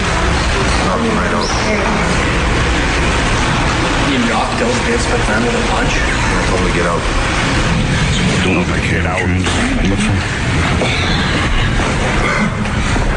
For the record, he's under his own power there. Oh, yeah. Okay? Under his own bad. power. He took the shot. He didn't knock him out. He may have knocked him down. No. Down, but not out. So 13 years, 14 years after the fact, now I'm picking up for Vince. No. Vince loves the giant suit, by the way. That's a giant suit. Well, he's a giant guy. No, I know, but it underneath still looks so bigger than it needs to be. It's huge. There's something going on there with it. Look how giant his suit is. That's a big fucking suit. Oh. Well, but you're going to be back in WWE, huh? Well, it's the rumor. And until this. What are you going to be doing for them, you think? It'd be crazy I don't know yet. Please don't wrestle anymore. Please don't wrestle anymore. Really? I've done enough? Yes, you fucking proved yourself. Take a couple of bumps. Hey, can I make my shocking announcement? I want to hear the shocking announcement. I think I know what it is. Well, go ahead. Go for it. Is it that I'm going to be at the Pittsburgh Improv October 20th or 22nd? Because Mick was saying, when are you going to be at the Pittsburgh Improv? I said October 20th or 22nd. Jimmy. I don't want to say that's your announcement. I'm just wondering if that was it. It was no, but can I open for you? I would love you to. Can I really? Can I plead? All I need is one guy to vouch for me. If you guys watch the clips on realmickfoley.com, and if you think, if you don't think it's good, just don't bring it up. But look, here's the alternate karate. This is Mr. Miyagi. This is if Mr. Miyagi, instead of having like odd cars that needed waxing and fences needed painting, if he happened to have been running a seedy massage parlor. This is how Daniel. Can you play just a little bit of it? Yeah, sure. You better fast forward like 30 seconds. I can't see. 40 seconds. Sam, I can't see.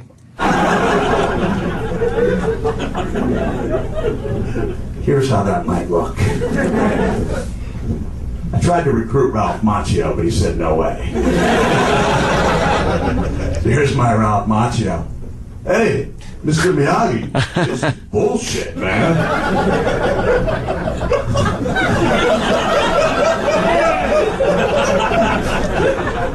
I've been jerking guys off for 6 weeks. Jeez, Mick. You work blue. I haven't learned nothing. Daniel-san, everything not as it seems. Hey, F you, man. I'm out of here. Daniel-san. Look eyes. Look eyes, Daniel-san. Daniel-san, show me. Work the shaft. Holy shit, Mick's like fucking. See, you guys are laughing. But he doesn't curse. But he'll just work the shaft. Right. See, look at Daniel's son. It's just working a small shaft.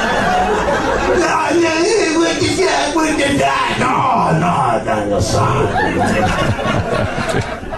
This is not the old snow. Show me big shaft. Right hand stroke. Work shaft.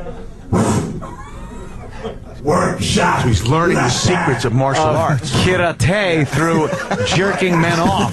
I get it, Mick. It's a good bit, Mick. Governors. Right, governors this weekend, man. right? Yeah. How great is it too, that you don't curse, but the sexual slavery is fodder for an 8-minute bit. Yeah, there's some racism in there. It's nice, man. You might want to just say fuck. Yeah. Leave the other stuff alone. You look good on stage, though. You look comfortable. You're very and, comfortable. Performing. It's like the guy knows how to work a mic. Yeah. It's obvious. He proved that a long time ago. And you're going to be at Governor's what? Governor's on the 8th. We're doing a big benefit show for Shane Helms, who's in a really bad motorcycle accident. I don't know if you guys reach into Charlotte. That's on the 5th. And we do, yeah. I'm like a kid with a toy because I have a new website, realmickfoley.com, so I just can now refer people, even if for people in the UK, I can just for everything. Just go to realmickfoley.com. And look, we can go there. Here's the shocking. Here, ready for this revelation? This is the announcement. You guys are not going to believe it. Here it is. I am auctioning off my Medal of Reasonableness for Vermont flood victims. Can you believe that? Your Medal of Reasonableness? But what's the real announcement that you came in for? You don't understand how big that is. Is that big, Sam? That would be like Kurt Angle auctioning off his gold medal to help Vermont flood victims. Wait, and I knew you guys. What was this medal about? No, that's crazy. I don't even know what the medal's about. E-Rock? Oh, you know what it is, E-Rock? Look at that. John Stewart handing me the Medal of Reasonableness in front of 250,000. Oh, that was at that thing. Wow, 250,000 people? 250,000. That was my... You're wearing the medal. Exactly. I noticed that you're wearing it under your shirt. I thought if you guys want to take photos with this. Medal of Reasonableness? I'll give you 30 for it. Damn. Take a picture. This thing's going to skyrocket now with Norton having that bad boy. Now, this was given to you for what? For acts of reasonableness everywhere but the workplace. Oh, well, now it makes total sense. That is true. There we go. I want a picture. Could you snap a photo? I sure will. Look at Jimmy. Do I? Where do I press? The little thing in the bottom. There we go. Ready? Medal of Reasonableness. E-Rock, is this a big deal? Bam! Yeah. Thank you. I think we got it. It's a pretty big deal. It's pretty from John Stewart's rally. I mean, there's only 4 of those given out, so it's more valuable than an Olympic. I thought we were getting a big announcement today. This is pretty big. That's pretty big.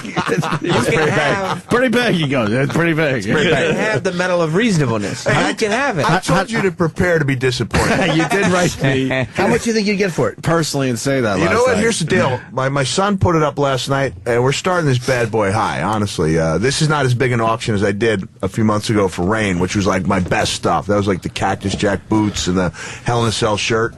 But we're putting up some pretty cool stuff. Like we're up to almost $2,000, and we're starting this at $499. Yeah. My son actually put a buy it now of $3,999, which might sound ridiculous, but who knows what the market is on this? Honestly, John Stewart, some of these people watching are affluent. There's only 4 of these bad boys out there. Well, that's true. So it's $3,999. This may be a bargain. Now, what is your Twitter? Just Mick Foley? At Real Mick Foley. Are you Real Mick Foley? Yeah. You need money for your mortgage? It's gone to Vermont flood victims. But I heard something else in there where he's selling all his shit. I'm feeling bad for Mick Foley. That's what I do, man. I'm like Andy at the end of Toy Story 3. I need to find a home for my stuff. But if I can find a home for my stuff and help somebody, help that's nice. people at the same time, it's a win-win. What's like one of the aside from the Medal of Reasonableness, of course? What would you say the biggest thing that you have sold that you owned was the big item? I auctioned off my pride. Your pride, dignity, whatever. The big one. We did this. We raised over $20,000 for RAIN, which is the anti-sexual organization that I volunteer for. And I was putting up my best stuff. It was the Cactus Jack boots. They went for like $2,500. Hell in a Cell shirt went for like $1,700. We had a vacation package that Impact was nice enough to do. WWE's doing one here for Survivor Series, and because that show sold out like in an hour, that we expect that to pick up. So I think we're going to do pretty well. I'm guessing we're going to do like $3,000 overall, and then whatever the medal brings in. So we're looking at like. Are you going to bid on this, Sam? On the medal? Get the ball rolling, brother. Load it out there. I would like to bid on it. Why don't you write it off? But I need to find some cash first. You know what? I'm going to give Sam the 500 needed to make this transaction. And then you could. And then you'll have no excuse whatsoever. And then it's done. Oh my God. I carry the type of money with me because I certainly don't spend it. Sam, what about the He's handing over money. T-shirt Call money? CNN. 500 big ones. I'm going to take it. Go ahead, take it, and make the bid. I'm doing it right now. But what if the bid doesn't come in? Then he has to gives give me the the money back. But here's the deal: if Sam's the winning bid at 500, you guys have to. He has to wear the medal all week. He'd love to do that. He will anyway. Yeah, wouldn't have to force him. And you have to plug Grace Potter's larger benefit for Vermont flood victims. See, Mick's a weird guy because Mick just did. Wonderful. It works.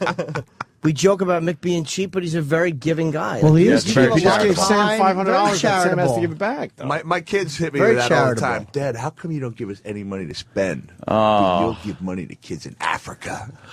It's like, Noel, someday you'll come to me and you'll tell me you understand. Because I don't really have an answer for that. Is it just something you feel compelled to do? I do, man. I have a giving problem. You know, that's why I never drink at a fundraiser. Because I know that drinking and giving don't. Don't drink and give. Yeah, that's what I do at the casinos. I drink and give. Yeah, they actually have an IV with liquor hooked up to his fucking. How's your child in Africa? Oh, Alamani? Alamani. He's doing good, man. Yeah, I get little letters from him. Yeah. Really? And it's really him? It's really him. Yeah? You sure it's him? How's the village? I visited the village. No, I know. We talked about it on the show. The village. I just want an update on Alamani. Yeah, the Mick Foley School is going really well. I got a letter that said from Alamani's mom that said that people stop him and thank him for bringing... What? I don't know the exact quote. It's in my book.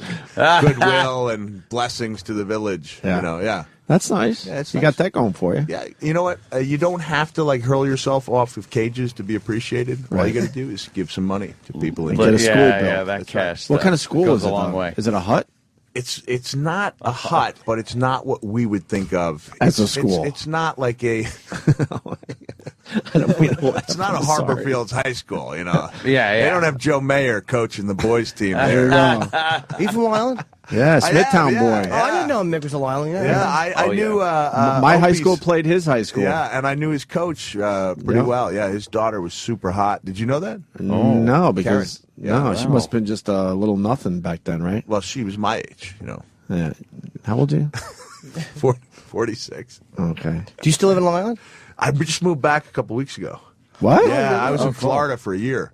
I tried it and moved there with the understanding that most of my, my Impact wrestling dates would be at the Universal Studios. Right. Oh. And then when the Hulkster came in, and they didn't need a non-wrestling talking guy anymore, all of my dates started taking part, in these remote areas of the country. The day that I sent out that tweet to The Rock. I was up. I got pulled over by the Border Patrol in Messina, New York, for looking suspicious. And I didn't have an answer as to where I was going because I didn't know the name of the building. And people were actually passing the car going, Mick Foley! Mick Foley! Oh, shit. And I was like, they know where I'm going. I don't know where I'm going. Well, you look suspicious. And then I drove like the 400 back to the city. And so I was just kind of under, feeling a little pressured when I got that tweet. Yeah. Did you get to where you had to go? I did. Oh, you did? Yeah, Okay. Wait, did you sell your house on Long Island? We did, and then we just moved back a couple weeks ago. To the same house? No, to a different You one. lost your cool house with the Christmas in the basement? Yeah. Yeah. Who the fuck has the McFoley house? His guy's name is Craig. Is he a good guy? Yeah, he's a Tell him to pretty good give him His list is wonderful. Tell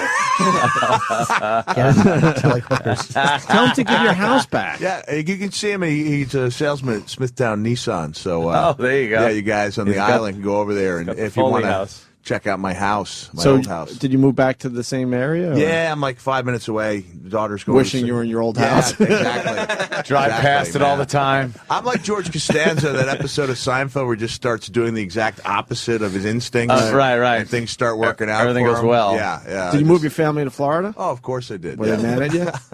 Well, I didn't know my daughter. You see, my daughter very seldom drops. I've never heard my daughter curse. My son, different story. But, it was like last October, about a year ago, and my mom said, so how does Noelle like Florida? I said, yeah, I think she likes it. And my mom said, that's not what I heard. Oh, no. And it was the Facebook thing with the sister-in-law going, I heard she hated it. Oh. And then my mom leaned forward and said, she said she fucking hated it. How old is she? She's 17. Yeah, man, that's a tough age to move, man. Tough age to move. She's got everything set nice. Yeah. How happy is she to be back in Long Island? She's happier. She's extremely happy, but her grades were so good in Florida that she could have gone to school for free, regardless of what the parents are making. Oh, wow. They have that deal there, and I'm like, counting up how much it cost me. And my wife and I had the talk. We said, we're not going to crumble no matter what. We're going to tell her this is our home. And the moment those tears started coming down, streaming down her face, I heard myself saying, you can go back, honey. We'll work something out. Daddy fucked up. How long are you in Florida? 1 year. 1 year. Oh, okay. 1 year. What part? Near Orlando? Is that where? Yeah, it was, you know what? Winter Park? Palm Coast. Okay. Palm Coast. I don't know where that is. It's up above Daytona. Oh, okay. Nice. It's nice, but it wasn't like the island, you know. You're back. Yeah, back home. Good time of year to come back, too. You should have waited till fucking April. What's the matter with you? Come back in October. Take advantage of the sunshine. Yeah. Come back in. Yeah. That would explain Governors, though. All right, so you're at least you're local. That Governor's a nice local gig for October you. 8th. Yeah. Hey, when you were breaking in, right, were you just showing up places hoping for sets? Yeah, he still does it. Mick, he still does that. Well, you know, Mick. This is a self-important guy who never gets asked a question, doesn't know how to handle the pressure. Well, you know, Mick. It's you're in a position where you're very famous. You'll probably be able to go on most places. Yeah. I would just go and hang out, and I did gigs in Jersey for years with guys like Bob Levy, Jim Florentine, and they would drink, so I would drive. That's how it was, because Bob's a drunk. And I say that with love. But you could probably stop into places. I was going to say, you'll be a better comedian living here than you ever would in Florida. Yeah. Because there's so many good comics up here that you'll see, and there's so many places to work out material. You'll get a thought and go like, fuck, that's something. And you don't have to wait till a week from next Thursday to work it out. You'll just go on stage 3-4 nights in a row, do 10-minute sets, and work out your piece. Yeah, especially, just showing up with the audience who are not there to see me, who are not wrestling fans, and you see what works and what doesn't, and then you say, all right, maybe that story about Jake the Snake peeing on me in Canada, that's a wrestling audience. Yeah. That's a wrestling fan. Dude, you're funny, man. I mean, we've all known that for a long time. You're fucking funny, man. Well, how do you make that Jake the Snake story? Fuck, but that's funny though. Or how do you make that translatable? Yeah, that's true. To everyone, because people watching you on TV won't all be wrestling fans. So how do you take something? Well, here's make it relatable? What's really cool that I'm finding in comedy is the same thing that helped me out in wrestling is that people who are in the business see that I really want to do better. And you look at somebody and they clearly want to improve or open to criticism and help. And so on the one night I went out and I told that story, and I knew I told it another time and it got over really well. And then it didn't flunk, it didn't bomb, but the same lines that were getting the huge laughs in front of wrestling fans weren't getting laughs in front of this audience. And Adam Ferrara was doing 45 minutes just unannounced, because he hadn't done it hadn't done stand up in 3 months, and he was getting ready to headline that weekend. And he said, hey, don't get down. You'll learn more out of a set like that than you would if you'd gone out and killed. And he said, if you're a storyteller, it's tough to go out as a big guy and just go into an 8-minute story. Like, you might want to pepper them with a couple of jabs, soften them up a little bit, and then you can get into your story. So you find out, for me, doing those 5 to 10 minute sets is much more difficult than going out there and putting in the time. I've found experience, Mick. Jimmy's holding a fight for people that can't see this guy who never gets to hold court. Court. I want to know about Jake the Snake pissing on you. Can I tell you? There's a feel-good story waiting to happen here. There's a kid. Sam is sick. No. Well, did you bring anything for Sam? People want to know, because I guess you promised Sam you would bring something. I just gave him $500. Yeah, exactly. But he has to give it back. No, that's only if he's. And here's my vow. All right, if we don't go over 500, if that's a winning bid, you guys keep it. But you have to talk about it. You have to keep it. Sam has to wear it for a week. Okay. And you got to talk about we'll the beat Sam with the it. auction. We definitely will. Grab it. Can they get to the auction through your website? Yeah, you can. Okay, good. Right away. I want to buy it and just give it to E-Rock to wear. Yeah, these guys would love that metal. But if the bid comes in higher, then you have to give the cash. Then back, I'll give you the money back. Okay. Oh. Yeah. You know Sam's very poor. I don't part with. He that might be type of- poorer than that African kid that you take care of. Yeah. To be quite That's honest. true. with And not you. as good at radio. And, Well, we and never he's made getting some married decisions. soon. Married with no money, Mick. You know, are you getting married? Yes, I am. To Jess. I know. Yeah. I Good, beg her. I mean, Matter. Beard. What? I had a cough. Beard? No. Jess is so far out of his league, man. It's amazing. Good, right? Yeah, She's really hot. She is out of my league. Beautiful. She's really smart. And there's something in her self-esteem that is just not right. Yeah, something I'm telling you, just once that gets fixed, she will fucking walk out on him. Oh, and realize, in a like, second. oh my God, this is the worst mistake I ever made. One day you're going to see a look on her face, like she's going to be holding her head with both hands, looking in the mirror, and that's how you're going to know she's realized. That's the realization. I'm a magnetic person. This is feel good stuff. Can I interrupt you guys to bring forth a potentially really feel good story? Sure. Oh, please. There's a young man he's in the studio. He's gonna be on the Blend at 10:30. He's a tremendous singer. When I last saw him, he was 14 years old. He's in a wheelchair. And then I was looking through the USA Today. It was like 3:30. I was trying to go to sleep, so I was just reading the paper, and I saw his name with a new CD. I was like, is this the kid that was helping me pick out like weapons to hit Terry Funk with in Toronto?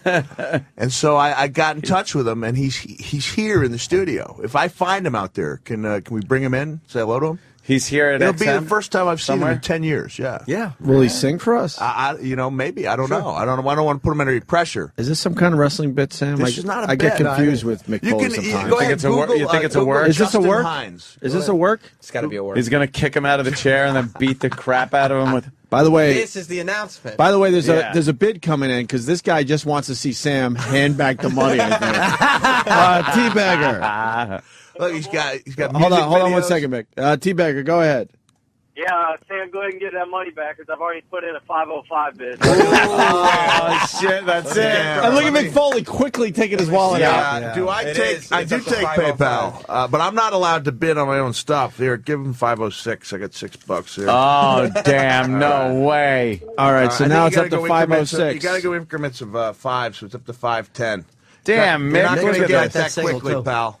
Oh, wait. This says enter US 515 or more. Oh, man, you drive a hard bargain. I know. Oh, my God. All right, let's make it 520, okay? Why do you have such a thick wallet? What's in that wallet? Exactly. All the money he doesn't spend. Yeah. Can you tell us what's in that wallet right now? Let me see. I got a lot of junk in there. Diners Club card. Inappropriate photo of my wife. You want to take a look here? I couldn't look at your... That's your wife? Yeah. Holy Great, right? shit. Yeah? See? Mick's doing all right? People can date out of their league. Yeah. Yeah, if you make I met her when I Foley, didn't have money either. Sam Roberts. Then there's a little, Oh. what I did, I took a clue card Nice. and I turned Nice. it into a thing of my son when he was Very a baby. So I got that. You guys want to see this? Yes, I want to see this stuff. Bikini He's sexy. photo, pass that around. Yeah, let's see Very Mick's sexy. life in a bikini. Nice. Yeah. Don't Wow, hurt you. holy Oh, you shit. carry it in your front pocket. Yeah, that's She's really hot. Wow. By the way, Sam Roberts, high bidder. All right, nice, Sam. We're up to 515. Yes. Hey, Mick, do you tape your Damn, sets she's got on nice stage? boobies. Yeah, Jesus. aren't they nice? Nice Yeah. boobies. We all noticed, but we didn't have to say that. Oh, I'm you know. sorry. Yeah, I'm sorry. she would You love know, it. some I'm things, sorry. some things you They just are the leave. highlighted feature in the photo. She would appreciate it. Some things just left unsaid.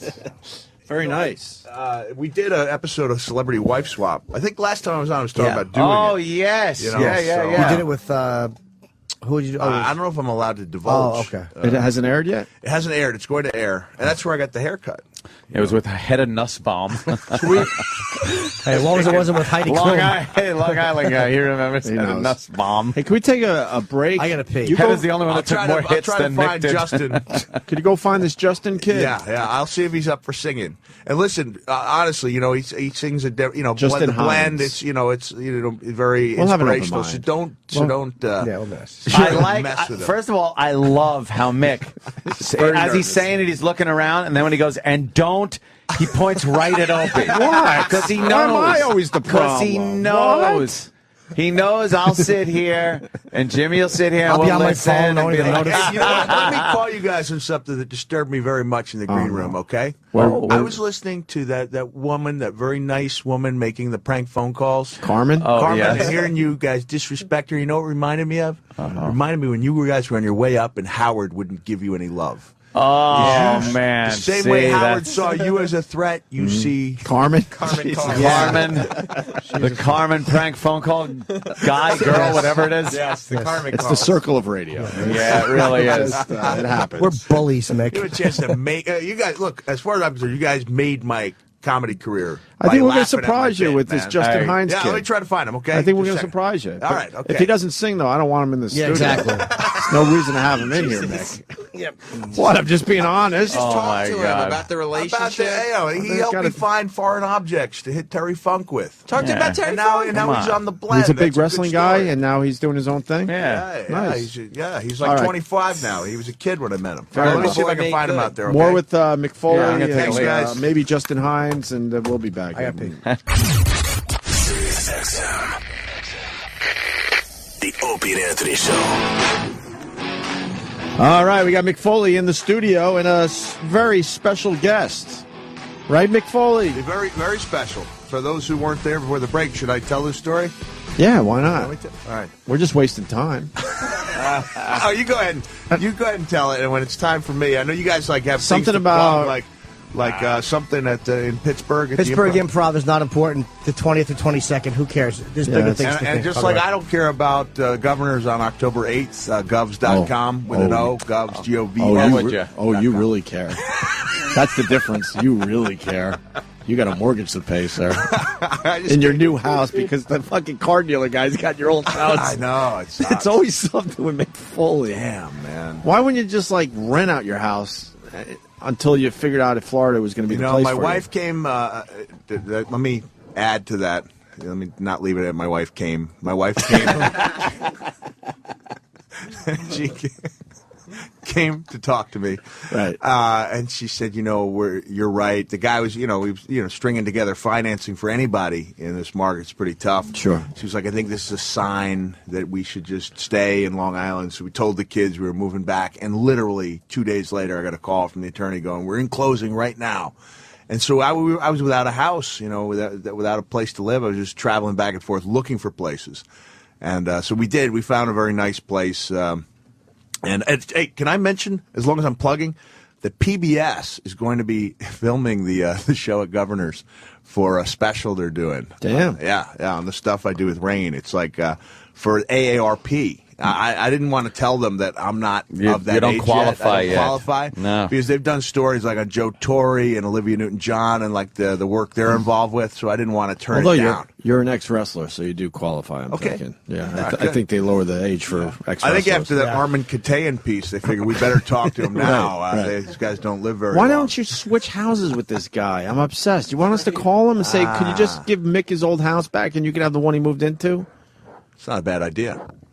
You want to call? You want to get hold him at Smithtown Nissan and say, "Come on." He's not selling cars, I'm sure. He is. Yeah, he's a doing all right? salesman. Yeah, he's. Well, what about Justin Hines? So, all right, okay. So he's an old friend of yours. You got to explain how you guys met. And Justin is how old are you now, Justin? I'm 29. 29. Yeah. So I met you when you were what, 14 or 15? I think 16. 16. Okay. Yeah, Because it would have been 13 years ago in '98 because I was wrestling against Terry Funk. And Justin had just won a national contest in Canada. He's not an American. Don't be rough. Don't be tough on him. Get out. He'd won a national talent contest to sing the anthem, the Canadian anthem. Yeah. Not our patriotic one. Actually, you know what? I had to sing the American one as well. Oh, you had to sing the American one as well. You hear how he says had to? He had to, Nick. Exactly. Is a friend of yours? He had to. Which is harder? Is the American one harder to sing? Wow. Yes. It's one of the hardest songs to sing, period, I think. Isn't there like a lot of key changes or whatever? Yeah. The range is like tight shorts, actually, to get to get high. You got to start really low. Should we point out Justin's been in a wheelchair since Pretty much since ever. Now, Yeah. Mick, why'd you put him in a wheelchair? What'd you do back when he was 16? I wake up, scared of barbed wire. He was in the chair, and actually he sang the anthem at Raw, and was it Raw, right? Yeah, or was it like a Raw show and kind of thing. the wrestling was a bigger deal to you than the basketball, right? I have to admit, yes. Okay. Did you keep him away from Vince? Because no one Vince. We could use you. I'm coming up with a storyline for you, Justin. Jesus. Well, somebody wanted to use my chair in a match, so... that's what I'm saying. You know what? No. Not all these are jokes. It's reality with Yeah. Vince. Full speed ahead, right into his ass. So, wheelchair for your whole life? Yeah. Since crazy, what huh? age? Yeah, I was born with a condition called Larson syndrome. So What is that? My joints do, like, really funky things. So, and I Really love kind of funky pretzel-y. things. Yeah, they do. I use them as percussion instruments, actually. That's funk. But can I point out that not only is Justin, he's got a new CD out, and he's going to be on the Blend at 10:30. But look at how beautiful his wife is, right? Yeah, she's all right there, Yeah. Justin. Wow. She's all right. Are you Canadian too, or did he steal you from America? No. Canadian, huh? Yeah. Oh, Canada. How did you guys meet? Don't know the rest of the words. She actually, she saw one of my videos in Canada, and we started conversing, doing the online thing for a little while, and, she drove halfway across the country. Oh, wow. And, Nice. I don't know what I did to... Well, you pull that off. inspire that type of action, because I was telling the guys a story that it was 3:30 and I really needed to get to bed. I was going to just read the newspaper, drift off to sleep, and then I saw the thing in the story on you in USA Today, and I was like, Justin Hines? I was like, the kid that helped me pick out stuff, and because I knew he'd been singing, because I remember you guys gave me the CD, Just a Kid at Play. Yeah, good that's wow. going way back, right? Did you throw it out the window, Mick? But, Did you listen to it? Did you listen to it? Let's be honest. Actually, I should point out that song I actually wrote thinking of the life of a wrestler. Really? So isn't that weird? Yeah. I did not throw it out the window. Yeah, Not like I'm asking. Hey, you can laugh at Opie. He threw Godsmack's CD out the window before they made it. But I didn't He's like, listen to hey, it. could you listen to this, man? We're a band. We're local here in Boston. Maybe you could listen. He's like, yeah, I'll listen. Threw it out the window. It's in the river, one of the rivers. And then up there. meanwhile, the jock that comes on after us actually listened to it, said it was cool, and got the credit for breaking the Godsmack. It might have been in a Rolling Stone article, but who needs that? Yeah. For being the guy. Yeah, I'll give it a listen. You guys remember, the band Boston, of course. Oh yeah. We were So just I talking about was them. going to some Barbecue. I went to a cookout with one of those guys. It's I was always going just to a baseball game, Red Just Sox trying to help you Yankees out. game, Right. And a friend of mine, the guy would think, hey, if you don't mind, I can't do a Boston accent. Are you an accent guy? Yes. Gordon? So you can say, hey, if you don't mind, I got to stop off my friend's Jimmy's house. really good. He used to be the drummer for Boston. Close your eyes, man. You're gonna think you're in fucking Fenway. Hey, I don't mind. I got to stop off at my friend's house. He's in Boston. It's right on, isn't it? That's spot on, man. I don't know why you're laughing. Sib? He goes, how you know Sibby? I said, Sib with the big hairdo. You know, he had like Sib that had the giant, big afro. afro. Yeah. So Sib was like one of the coolest guys you could ever meet. His big tagline. We partied with Sib. Did you really? Yeah, when we used to work at AF. So you know what a cool guy is, He had right? nothing to do, so he hung out at AF events. Did he use the phrase "out of sight"? Yeah, out of sight. He was groovy. Out of sight. And it was like that feel-good thing that after I talked to him and on my way home, I put the CD in. And he did a remake of the Boston song "Smokin'," and he sounded more like Cheech and Chong. Going, man, this is the biggest joint I've ever seen. He did this really slow, drum-laden version of "Smokin'." Of Smokin' that we all remember, of course, Boston doing. And it was like at maximum 20 seconds. I had that thing out of the player, and I called up my friend. I was like, God, I know Sibby was a great guy, but that CD is terrible. He goes, oh, it is rotten. It is fucking rotten. He goes, don't get me wrong, I love Sibby, but it is rotten. That's one piece of crap. That's not the way I felt about hearing Justin's music. Excellent segue. I got a little worried. I was like, oh dear. No, not at all. I thought you got an amazing voice, right? spirit, right? He's always got a huge smile. You got to sell the guy? I am. I'm trying to sell him to your audience. Sounds like a cool guy. He's going to win over the blend audience, but he needs at that. 10:30 he's going to be on the blend. Yeah. So you guys Definitely might want more to edge, huh? I guess. Yeah. What? I need a little more edge. Is that for the show? Yeah. No. There's a lot. You're going to touch people, and they're going to drift over there. Oh, if it was years ago, you'd need edge. Not anymore. We've given up. We've just given up. Hey, you know what? You're going to think I'm crazy, but Justin, I'm auctioning off the Medal of Reasonableness. The Medal of Reasonableness. Isn't that crazy? John Stewart He gave doesn't this know to what me it in is front of either. a quarter of a million people. And in Latin, this means "May the Force be with you." That is pretty. Yeah, amazing. so That's kind of cool. Nice. What is the bid up to, Sam? I'm still number one. Is Justin going to sing for us, or what? We should do something. I can, if you want me to. Yeah. Do you usually have accompaniment when you sing? I do, but is the guy here yet? Actually, aren't you gonna Savannah? Are you gonna Does Savannah do play? some background singing? No. But I was thinking you guys do some backgrounds. But I could tell me what you want to sing. I don't know any Foley songs. I do a nice take on Barry Manilow's Mandy. Really? Yeah. I sing the song from Mandy's point of view. What's it say? What has it go? Get away from me, you queen. That song always bothered me because, oh, Mandy, you came and you gave without taking. Yeah. But I sent you away. Kissed me and stopped me from shaking. I was like, why? Like, that's a poor choice. It's a poor life choice. You find somebody like that and you send her away. Right. And then he needs her today. Right. He needs her today. Like, he wants her back. And so I do at Governor's. And it kills. Very little. Governor's this weekend. They could hear the Mandy. October 8th. Yeah, I'm going to do my Mandy. And I have musical accompaniment coming with me. So I got that going for me, which is nice. Very nice. Which is nice.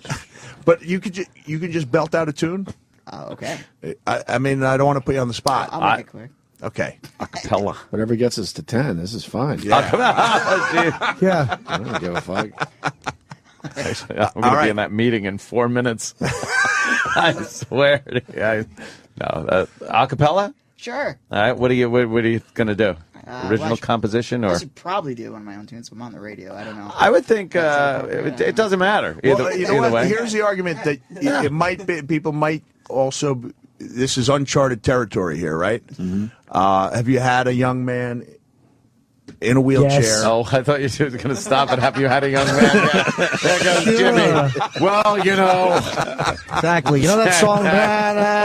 Hey. It was written by a me. buddy of mine, Ricky Springfield. It's my favorite. Gary Glitter. I know, but when I met Rick Springfield in like '99, he's in that the Boogie Nights scene where the guy's throwing the. You guys have seen that, right? Oh yeah. Rick Springfield's that scene? No, but they're playing Sister Christian. Oh, right, and the yeah. guy's all coked up. Yeah. Ricky Springfield, he's a buddy of mine. Oh, so yeah, when I saw Rick Springfield, that was my thing. Ricky Springfield is a buddy of mine. He looked at me like, you're an effing loser. He's probably heard that a lot. Did he recognize you? Yeah, he was there with his kid. He was a big wrestling fan. Wasn't that Doc Ock that was walking around that? Yeah.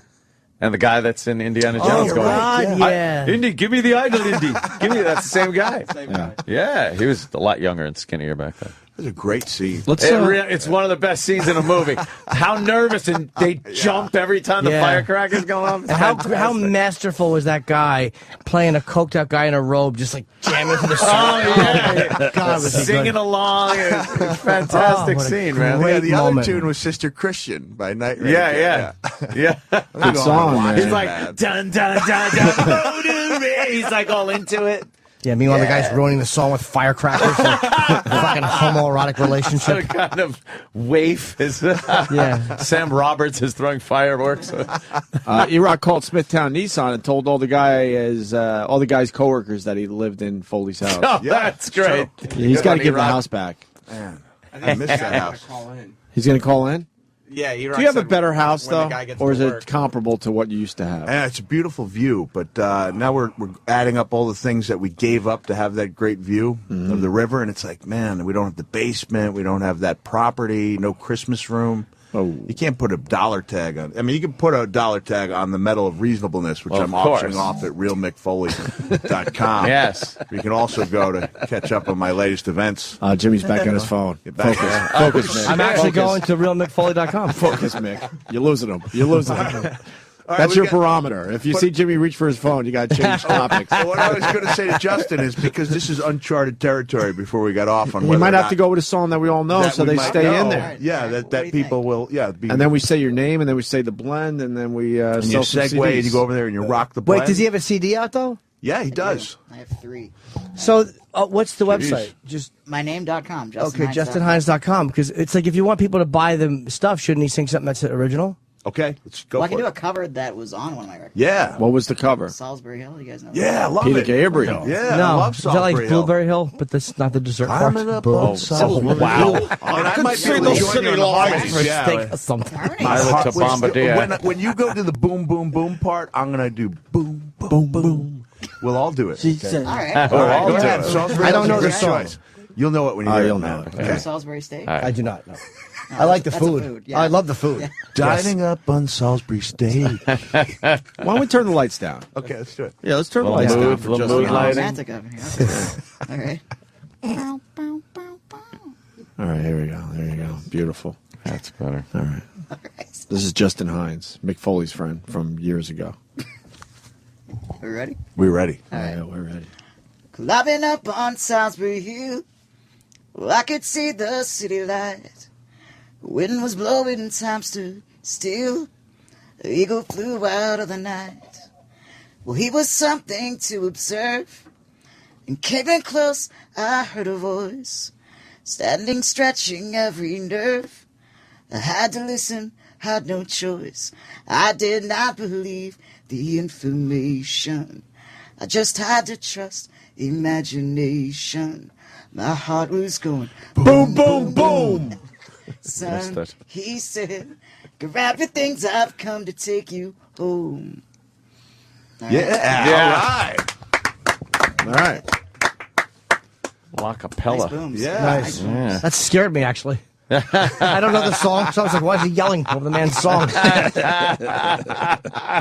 Who's the hardest guy to sing? Like, if you have to sing somebody, who's the who's really difficult to mimic? To mimic? Or I should say, what guy? I shouldn't say mimic. Which guy's songs are difficult to do the way they did it? Yeah, I mean, I think it's funny because as an artist, I think your goal is to try to kind of make it your own. Make your own. I think that's actually more challenging than mimicking. You know what? I have an argument with people who try to make God Bless America their own because that's a much easier song. Especially when they change it to like another country. Sometimes the best renditions are the ones that are the most subdued. I totally agree. Right? Sometimes Yeah. You ever less hear is when more. they try to do like the vocal curly cues? I around- hate that vocal aerobics. Yeah. Gymnastics, we used to Enough say, of that. whatever. Gymnastics, yeah. Thank you. I like that one. Stand that crap. Yeah. That's really good. It's like sometimes, All right, like do in trills. We love it. Great. What's a trill? That's where they Did you get it right or something? Yeah, trill when you go on a roller coaster or something.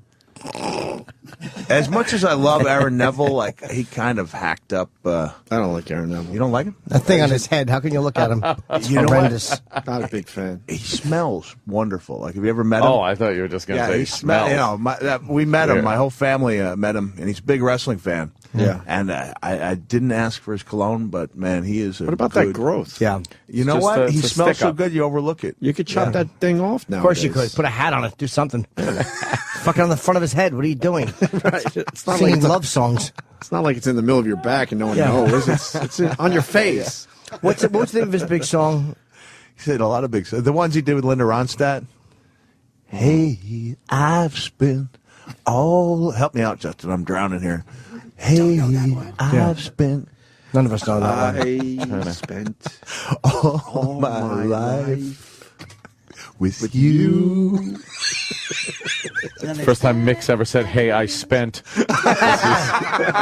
Cheap. Fuck, Jesus. Hey, as long as we're plugging friends of mine's music, can we hit the Grace Potter video? Paris. what?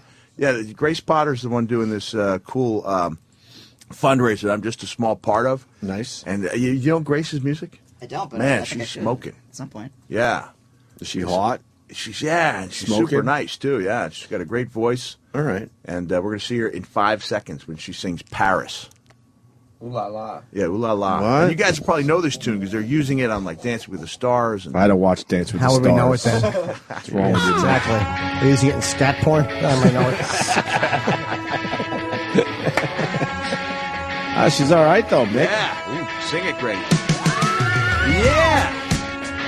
Come on, sing with me. What happened to this segment?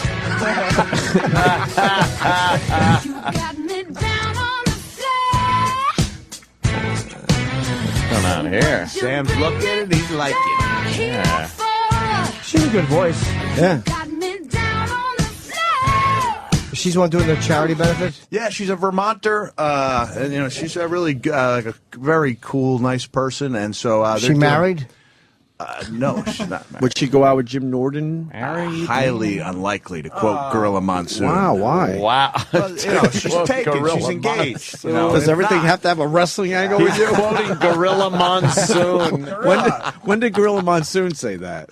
Like every other. He said a lot. I don't know this shit. He's Gorilla Monsoon. I You used to land like. on the back of your head, you landed on your external octuberal protuberance. Yeah. Oh, that's a good one. Remember that. So why not Jimmy Norton?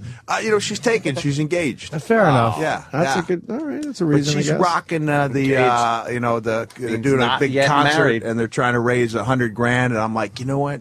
If they got to 95 and I had the power to get that other 5 through the Medal of Reasonableness and the Juggalo jersey I wore at the gathering, I say you got to go for it. That shirt is up there, man. Selling all his shit. Exactly. What happened to Mick growing up that he's so obsessed with? Yeah. I gotta get rid of it, man. Were you beaten with all possessions? Was he trying to get rid of them? I do. I would if I could give away everything I owned except for Christmas-related items. I'd do it. You love Christmas stuff, I'd do don't you? it, man. Yeah, I would. What is that about? You think? I don't know. Did The he have only a time bad- of year he wasn't struck with a closed fist was around Christmas. Christmas time was truce time. Yeah, exactly. No more drinking and hitting Mick. Right. Wait till January 1st. Look, here's the flannel shirt We'll that get I back wore at for it. my big promo. We got the picture. If you go to that shirt, the flannel. you can. If you go to that, Is it a real flannel? It's like one of the real ones you wore? It's a little bit different, but you can see Ric Flair laying a big punch on me. Yeah. And that was the interview where I told Rick that we both had something, woo! And he's really tagging me there. And we had a great emotional promo segment, and it concluded with Rick punching me. And that shirt is up for sale, for auction, to help out my friend Why don't you Grace give us Potter. something today? We want to be on all the wrestling blogs. Yeah, we believe like- me, it's already been Google News. Did you read it? I saw One of the Google blog News. sites said Mick Foley to make huge announcement on O&A. I'm not kidding. It's on there. And there's no follow-up because they realize the announcement's a big better rule. He keeps tweeting that he has announcements. Mick always tweets that he has. I'm going to announce. It's a great work. It's a great And then work. every man. wrestling website picks it up, and then it's always like a comedy date, or it's always something Well, not this is wrestling where I got in related. trouble with my own base. You have horrible announcements. I mean, I know it's for a good cause, but we were expecting a little something with some juice. I I think told it's a you good to announcement. be prepared to be so, and I capitalized. Well, yes. So disappointed. So disappointed. Deflated would have been a better But word. we thought that was, you were trying to turn it around on us, and then we Yeah. were Well, like disappointed. That's fantastic. That's amazing. All right, here we go. So Mick goes, I'll send it out in first 20 minutes of Raw for maximum effectiveness. He's going to have a big announcement on our show. So then I write, we were texting back and forth. I go, nice, I'll retweet. He goes, cool, you guys will be so let down by the announcement. Again, I was Mick prophetic didn't there, lie. right? You want to throw a little something else out there that maybe the wrestling blogs will pick up, Mick? Let me see. Something? Let me think about it. You guys converse. You for a couple think minutes? I'm gonna go soften the beaches for us down the hall? The wrestling sites will pick up on Mick saying a lot during this interview that he is coming back. He's coming back. The one where I got in trouble was Hugh Jackman went out and he said, hey, right here in Cleveland, Ohio, which is like my cheap pop catchphrase. Right. And so people say, hey, Mick, what do you think of Hugh Jackman doing that? Now, tell me the key word, right? In comedy, I said, well, maybe I'll show Jackman how it's done when I show up as the secret guest referee at Hell in a Cell. And then when I didn't show up, people got mad at me. And I was like, You know, the word secret was supposed to be like the. That's the whole. Okay, why would you tell the secret? Well, it was on all, and that was again. Every wrestling blog takes it literally and goes, "Mick Foley teases return in Hell in a Cell." Sam, I don't know what this means, but last night when we were texting each other, Mick Foley said that he's going to be the anonymous Raw general manager. He said that to you? Yeah, he texted that to me last night. So I don't really know what that means because I don't watch wrestling, but it might mean something to somebody out there. That's going to mean that. But he did text that to me. Anonymous Raw general manager. I don't know what that is. That's huge. Keep it. Why would that be huge? Because the anonymous Raw general manager has been anonymous for a very long time. And everybody's been wondering, who is this guy? He told me it was him, whatever that, if that means anything to me. Means a lot. That'll get the blogs, wrestling blogosphere going. I'm going to pee. Yeah, this is what you do to people, Jim. Mick. They just leave the room while you're still on. You guys don't realize, but Norton just made my career here. Yeah? Yeah, he did. Yeah. Yeah? That's right. He laughed at my thing, and I'm going to open up for him at a couple of his shows. All right, Justin Hines, thank you. You're going to be on the Blend in a half hour. You got it. And you got a website, justinhines.com, is it? That's the one. Very good. And you got a couple CDs out there for people to check out? You got it. Good job with Salisbury Hill. Thanks, man. Appreciate it. Very good. We were part of that, too. Yeah, I did the boom, boom, boom, really loud and stuff. I enjoyed it. People just leaving the studio? Yeah. Nick just fucking faltered on us. Jim and Anthony are gone. Hey, this is how rumors get started. He just ran out of gas. Let's be honest. The rumor is going to be that I tanked on the show, when in truth I rocked. You're good for 55 minutes, not an hour. That's how I look at it. You're a solid 55. I'm a 55-minute man. You're a 55-minute man. I got a business meeting coming up right now. I got to go outside, a meeting outside the doors. Yeah, important business. What do you mean? Well, I'll just leave it. It doesn't have to do with my show on October 8th, the Governors in Levittown. That's this weekend. Just say this weekend. Yeah, it's Friday? This weekend. Friday. Saturday. Wednesday, Thursday. Yeah, Saturday. Saturday, 7:30. Okay. RealMickFoley.com. Okay. Or Govs.com. Okay. Doesn't have to do with that. It's something completely different. And what's the bid up to for the? It's still 5:15. I'm still on top. Sam's to lose. Not good. I thought we'd do better than that. You know what? The people are waiting. Yeah, it's a waiting game, and they wait till the end. Honestly, it's like it's. Have you ever seen one of these auctions take place? Yeah, for sure. Very exciting. Those last few minutes when people are wheeling and dealing. It's almost like those old bodybuilding contests where guys are throwing poses. Yeah. So all the action goes down in the last minute or two. Last of these 5 minutes. Yeah. That's what you're telling yourself. It's gonna. I predict. You're telling yourself. We already up for 5:15. We had a 5:05 bid, a legitimate 5:05 bid. That's pretty good. Yeah, that's good. Pretty good. It's gonna help out a lot of people. And I'm gonna have to avoid Mick if somebody outbids me when he tries to get his money back. Well, there's something going on here. Mick was supposed to bring Sam something. Well, technically, you promised him, Mick. What did I say I was gonna bring? You said next time you would come in, you would bring Sam something from your last personal time you were collection. in, Jim asked you to bring something obnoxiously big that I could put in my apartment and upset. I've only Jeffrey. got one penis. I need it, man. Thanks, Justin. Justin like that. Jesus, don't laugh too hard. I'm worried about pick you. one of those pictures of my wife. Yeah? Yeah. Okay. Blow that up? Yeah, blow it up. You can put it up in here. Jess will be psyched with that. Yeah. Are those, you know? Hey, that's okay, I'm sorry. All right. Wow. Why are you handing out pictures of your wife in a bikini? Because I needed something to give Sam that was... But I don't think your wife would appreciate you just handing out her bikini picture. She won't mind. I don't think you know my wife that well. Well, then why can't I ask, about some things? Sam, give me the damn picture. I gave him $515. That's all he's getting. Give the money back, Sam. He needs it. No. If I give it back to him, then I'm stuck and I win the auction. Oh, really? And then you have to pay. Yeah. Yeah, and where am I going to find that kind of cash from? Because Sam and I, we keep in touch, so he's good for the money if he doesn't win. Yeah. Okay. Yeah. Make another great appearance on our show. We appreciate it. Hey, it's always a blast. And this is the first time I actually went through you directly. Yeah, I like that. In the past, I've waited for somebody to call. We might be celebrity friends now. Yeah. Wow. And it's just, when you have a celebrity friend, you don't have to really do much with that person. You're just kind of celebrity friends. Yeah. And then you talk about Unless you want to take it to the next level and become friends. That big might, step, man. might involve dinner in Smithtown somewhere. seeing the old house and the new house. Yeah. You are welcome to come over. Yeah? Honestly, yeah. We can Wait, seeing the old house, and so you're going to drive by Mick's old house? If we become friends, I'm going to force him to drive by the old house. The old house is so much nicer. Oh, dude. We're all so believe sad. that happened. Yeah. It was beautiful. We had acreage. You liked your neighbors and all, probably, or no? Soledad O'Brien was my next door neighbor. Really? Yeah, her parents were. No with the kidding. house she grew up in. No kidding. So when I was on the Today Show in 2000, she asked me if I just moved into Smithtown. I was like, yeah. And she said, I'm your next door neighbor. Wow. So I'd see her like walking with the kids. Right. Yeah. So it was pretty cool. Have a celebrity neighbor. Is Park Bench still there? Yeah, Park Bench is still there. Yeah. I had to do gigs there. Did you really? Yeah. What kind of gigs? You mean like radio gigs from the bench? Yeah, when I worked for BAB, we were forced to like get out in the community. And I would have to go to the Park Bench and spin like tunes for happy hour. Is that around the same time that we heard the tape of you and Ant broadcasting from a bus stop?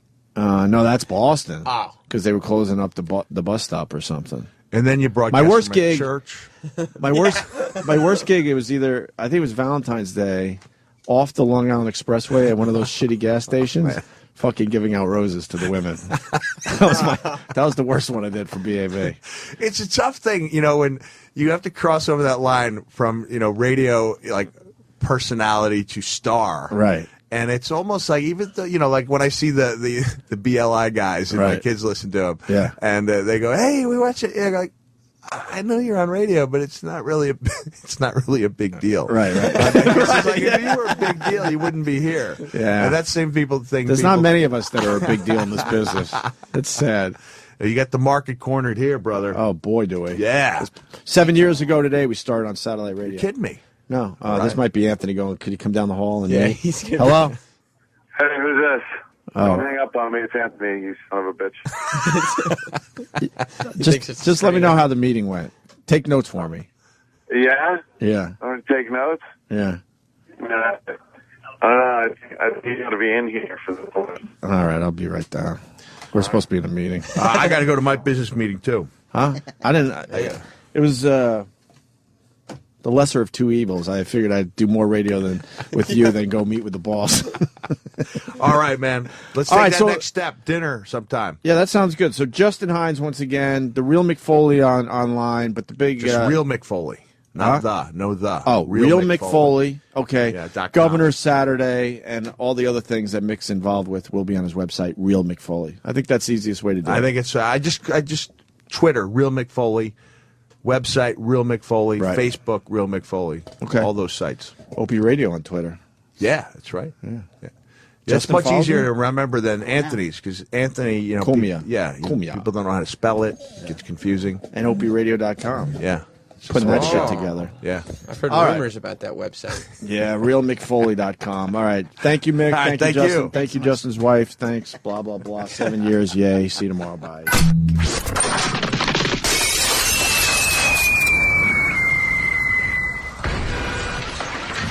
Opie and Anthony have left the building. After O&A Live is next on The Virus. The Virus. Sirius XM. And now, the Opie and Anthony Show continues. This is After O&A Live. Here's your host, Sam Roberts. I see Club Soda Kenny is still down the hallway. That means they're still meeting. Yep, no sign of them. They both went down to the boss's office. I think it's just a state of the show type meeting. It's nothing huge or anything. But Club Soda Kenny is not it's not near the studio right now. He's more down the hall, all the way towards the offices. I guess just waiting for Opie and Anthony to get done with their meeting with the boss. This is After Opie and Anthony Live, brought to you by Trojan Bearskin Condoms. Trojan, America's #1 most trusted condom brand. Yeah, I said it. And it's very funny watching the show today because, of course, Mick Foley was in here. Probably my favorite guest of all time, ever.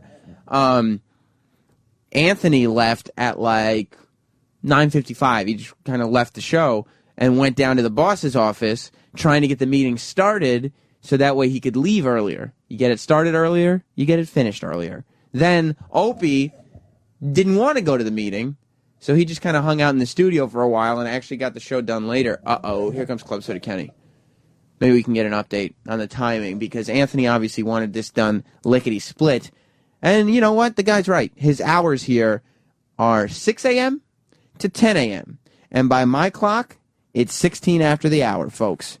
Here's Club Soda Kenny in the house. What's up, Club Soda? Hi, Prime Time. What's the topic of the day? We were just talking about the meeting and how Anthony left the show early thinking he'd be able to get out of the meeting early, but then Opie just stayed at the show until whatever it was, 10:10. Okay. What do you know? What's going on down there? No, they're in a meeting. That's why I'm here. Roland told me that there's a street closure on 7th and 49th. Here's the update. Breaking news. The streets reopened. Oh, thank God, because otherwise Opie and Anthony would be, well, Anthony at least would be stuck here. Negative. Why? Because Anthony is going east. The street closure was to the west. Oh, thank God you were on top of it, Club Soda Kenny. Of course. Well, what do you think? My name is you? What do you do with yourself while you're waiting for O&A to get done with this meeting? Well, I was just harassing the mashups. Oh, you saw? I know. That's the one. I'll tell you this. Kenny likes to make the most of his time, and he waits for the mashups, as he calls them, the people on the morning mashup show, to walk by and just annoys them purposely. Yeah. Like you try to think. Do you think of annoying questions the day before or that day of what you're going to bother them with? I do my homework. You do. So last night you were sitting there like, what's a really obnoxious question to just ask? No, like you tune into Covino and Rich. Covino and Rich. Yeah. That's, I guess, morning mashup Rich. He does the show Covino and Rich. Yeah. And what?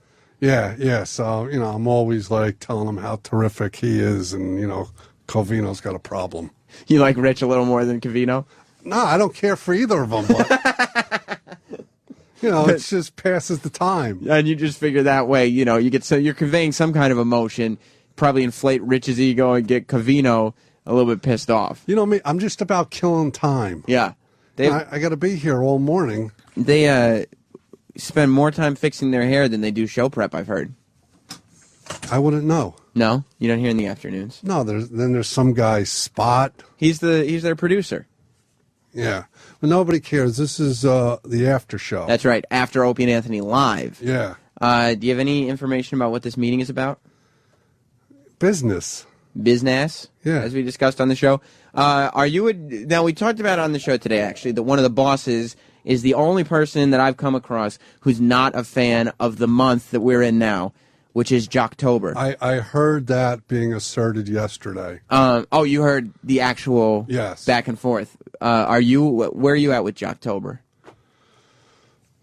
I could take it or leave it. You're not an emotional guy. You're not a guy with a lot of joys in life. That's not true, Sam. What are your joys? You just haven't found my hot topic yet. What interests Club Soda Kenny? Like when the work is done and you're sitting at home, what is it that goes through your head that makes you say, "Oh, this is a stimulating thought"? That's something we've never, of the years that you've been on the Opie and Anthony show, we've never figured out what topic would stimulate thought in Club Soda Kenny. Sam, this isn't about me. This is the after hour. No. This is whatever I say it's about. No. Oh, excuse me. I'm trying to get to the bottom of what stimulates that brain inside your head. What gets those impulses going? What do you think? I have no idea. That's why I'm asking. I don't think any of us at home know either. All right. You just looking to see if you can get out of here? They're not coming up the hall yet. No, listen, I'm diligent. I have to keep an eye on things. I'm working. You're doing well. I'm just killing time while I'm, I can multitask. What do you do when you're not working? I do things. What are your hobbies? I like to go to the gymnasium. Oh, you do? You like to work out? Yeah. You ever heard that song, Sexy and I Know It? By LMFAO? You work out when you're listening to that? No, they play BPM at my gym. Oh, they do? Do you like BPM? Beats per minute. Isn't that the station that Troy's on every now and then? No, Troy's on another one. One of the dance channels. I don't know. That's all you do with your free time, though? Because I know you get bored and call me sometimes when you're driving. So I know you drive. You know, I know you go to the gym. Yeah, I love to drive distracted. Yeah, the last thing you want to do is concentrate on what's going on the road. Yeah. It's just boring. It's the same thing over and over again. Yeah, when I'm driving, I just go through my phone book alphabetically. You do the same calls, too. Like, because I've been here, and Troy will be like, oh, my God, Sam, Club Soda Kenny called me for no reason yesterday. And I'll ask him what you said to him, and it will be verbatim, the same conversation that you had with me. So, did you hear Covino and Rich today? Yeah, I don't discriminate. No, you don't. But you could not have one conversation to have with everybody in your phone book. What's wrong with that? Well, it takes away a lot of the human element from the personal interaction. No. You don't find that to be so? No. Because I have a very limited repertoire. So what else do you do? You drive, you go to the gymnasium. He enjoys Facebook. I know you do. Like you were a very late adapter to Facebook because you always said, I'm not on Facebook because why? I'm not looking to hook up. That's right. I got on Facebook by accident. How'd you get on Facebook by accident? You have to put in your information. I know, but it's like a long story. Well, we got time. No, you only got an hour. That's true. All right, so are you liking Facebook now that you're on? A lot. 5,000 people like me. Are you happy about that? Yes. Why wouldn't I be? I don't know if you have a different goal in mind or if you want to be more private. I don't know. 5,000 artificial friends. Well, you can. I mean, they're fans of yours. It's a fan page. They like you. All right, I like them. That's very nice of you to say. You don't have to, I don't know why you're being hostile, saying nice things. What do you mean? Oh my God! What do you like to do? What's wrong? Oh, all of a sudden this guy's piping in. The Ron and Fez intern. I think he just coughed. Did he say laughing something? at me? Oh wow, you're an entertaining guy. No, he was laughing at me, not with me. Oh, like look at this dope on the microphone. Yeah, I don't like that. Yeah, people need to realize that the things you do, your humor is intentional. It's not like you're just some dope. Whatever, indeed. Yeah. So nothing. You like to go to the gymnasium, and you like to pronounce words fully. They're usually abbreviated. Not necessarily. Fine. Anything else? Sometimes I abbreviate words. You do? Yeah. Like what? Give me one. Give me a word you abbreviate. Here on After Opie Anthony Live with Club Soda Kenny. Give me one. Well, sometimes people say, "Oh, you're jealous," and I'll go, "Oh, you're gelled." Gelled? Where does the D come in? You got to end it. You got to end the word. No, it would be you're so gel. That's what like teenage girls say. Gel. I'm 54 years old. I'm not a teenage girl. Yeah, but teenage girls are the ones who abbreviate words like that. Not where I come from. Oh, yours is more like a street vernacular. Yeah, I'm street. I see. Okay. So you listen to the morning mashup in the mornings? Some mornings. Like what, Monday through Friday? No, I listen to this show. It's very entertaining. But you have 2 ears, right? Yes. So what's going on in the other ear? Then there's also Wake Up with Taylor on the Cosmo channel. How's that show? You're a good source to go to for all the different programming here because you use both of your ears and you do different things every day, so you get a taste of everything going on. So Covino and Rich, you don't particularly care for either of them. No, they're great guys. I was just, being facetious. Well, don't just say nice things about people now because you think they're going to get mad at you. What about the Wake Up with... I don't care. They can't beat me up. That's a good call. They can't. There's no way. I've seen them. Yeah. You're way bigger. Yeah. What about Wake Up with Taylor? Is that a good show or not really? Yeah, with her gravelly voice. Do you like that? Oh, shit. It's a little sexual? You said it. Okay. I remember Wake Up with Taylor is the show that we did on Cosmo Radio when they talked to you. How about Betsy from the Martha Stewart channel? Who's Betsy? She's the morning girl. Yeah? What does she do? I don't know. She does Martha Stewart in the morning. What does she do to you? What do you mean? What are you talking about? You know I'm not looking to hook up. Okay, I'm just saying. I thought you were getting... do you like her? I'm sure she's a very nice woman. All right. Well, Wake Up with Taylor is the show that we did when they played your parody songs, your Fireflies and stuff. Oh, yeah. And I thought that... because every other song you've done you've just done word for word a cover of it. Fireflies, you changed up the lyrics. Yeah. And so I gave them the CDs, and they asked if they were clean. You know, when I'm on the road with superstar Jim Norton, sure, a lot of people compliment me on my singing. So I thought the CD was clean. But I haven't sung like a song in a long time. Like, I should have sung like Adele. Well, there's a new Adele song. Rolling in the Deep. Well, no, now there's a new one. You know? have to sing the new one. I should have sang like Moves Like Jagger. You could still sing that. But, I mean, we did that. We did Club Soda Kenny Sings. Like, there's not any big sort of Bad Romance level song. Adele Rolling in the Deep wasn't a big song? Not as big as Bad Romance, not on that level. No way. I bet Opie... Well, no, actually they did. We did a segment on it. But what I was saying was they played... No, I know what you were saying. They played the Fireflies song on Wake Up With Taylor with you replacing all the lyrics to talk about jerking off under your bed. Yeah, because that song was, you know, it needed a little something. A little pick-me-up. Yeah. Well, listen, Club Soda Kenny, today's a special day in the world of Opie and Anthony. I know, it's the 7-year anniversary. Were you were, when did you start doing the show on satellite radio? Like, when was the first time you were on the show? Well... Not like regularly, but like the first... Back then, I was working part-time for this organization. Right. Because I had another job subsequently. And we had another security guard subsequently. Yeah. I'm not a security guard. What are you? I'm a security specialist. Oh, well, we had a security guard before exactly. you. Yeah. Yeah. And so when was the first time you...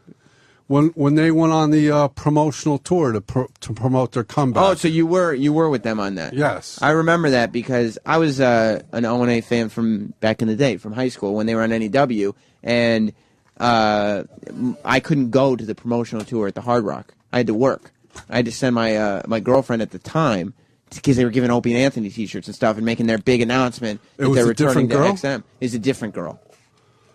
Where is she now? I don't know. She's still in New York, I'm assuming. You think she regrets the breakup? I'm sure she does. Wouldn't you? Can we reach out to her? No, I wouldn't know how to contact her anymore. I haven't spoken to her in 6 years. Facebook her. I'm like, why would I do that now? Like, what kind of message does that send to an ex if after 6 years you friend her on Facebook? No, just send her a message. Kenny, I don't know if you know this or not about me. Yeah.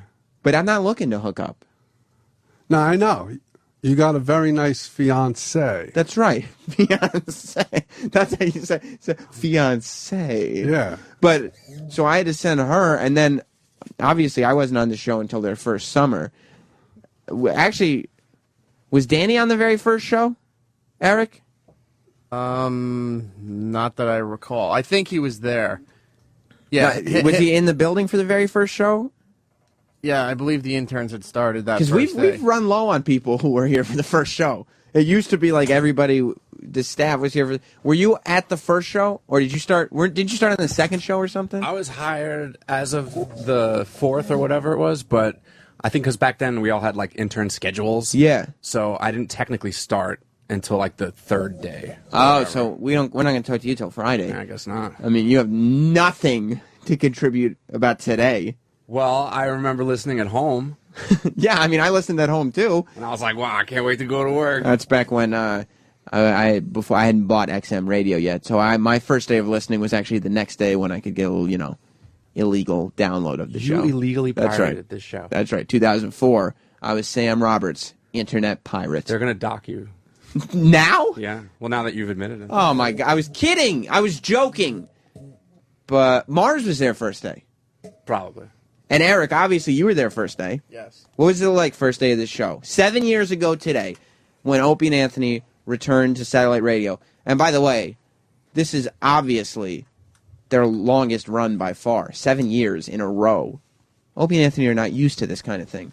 What was the first day like, Eric? Because I remember your first appearance. Do you have your first appearance on the show? Yeah. By chance? Yeah, I'll run it into you. It's on the disc here. Okay. Yeah, that first day, we all got there like between 4:30 in the morning, but all these DC engineers were still there through the night because they still did not have everything ready to go. Why? It has been like that since day one. Yeah, they were having connection issues. The system that we used at the time was called Delete, and Delete wasn't transferring back and forth between DC and New York, so we weren't having commercial breaks and things like that. Kenny, when was the promotional tour? Started at the end of August. Okay. So it was in the summer, like August. Yeah, so it was in the summer. And so they were signed to XM in the summer, and they couldn't, between the summer and October, get the studio ready to go. Like, there was still last minute. There were still people there. They were trying to clear out that were using that because, studio. like, the old office was. God bless me. There's a cough. Oh. The old office was like a conference room.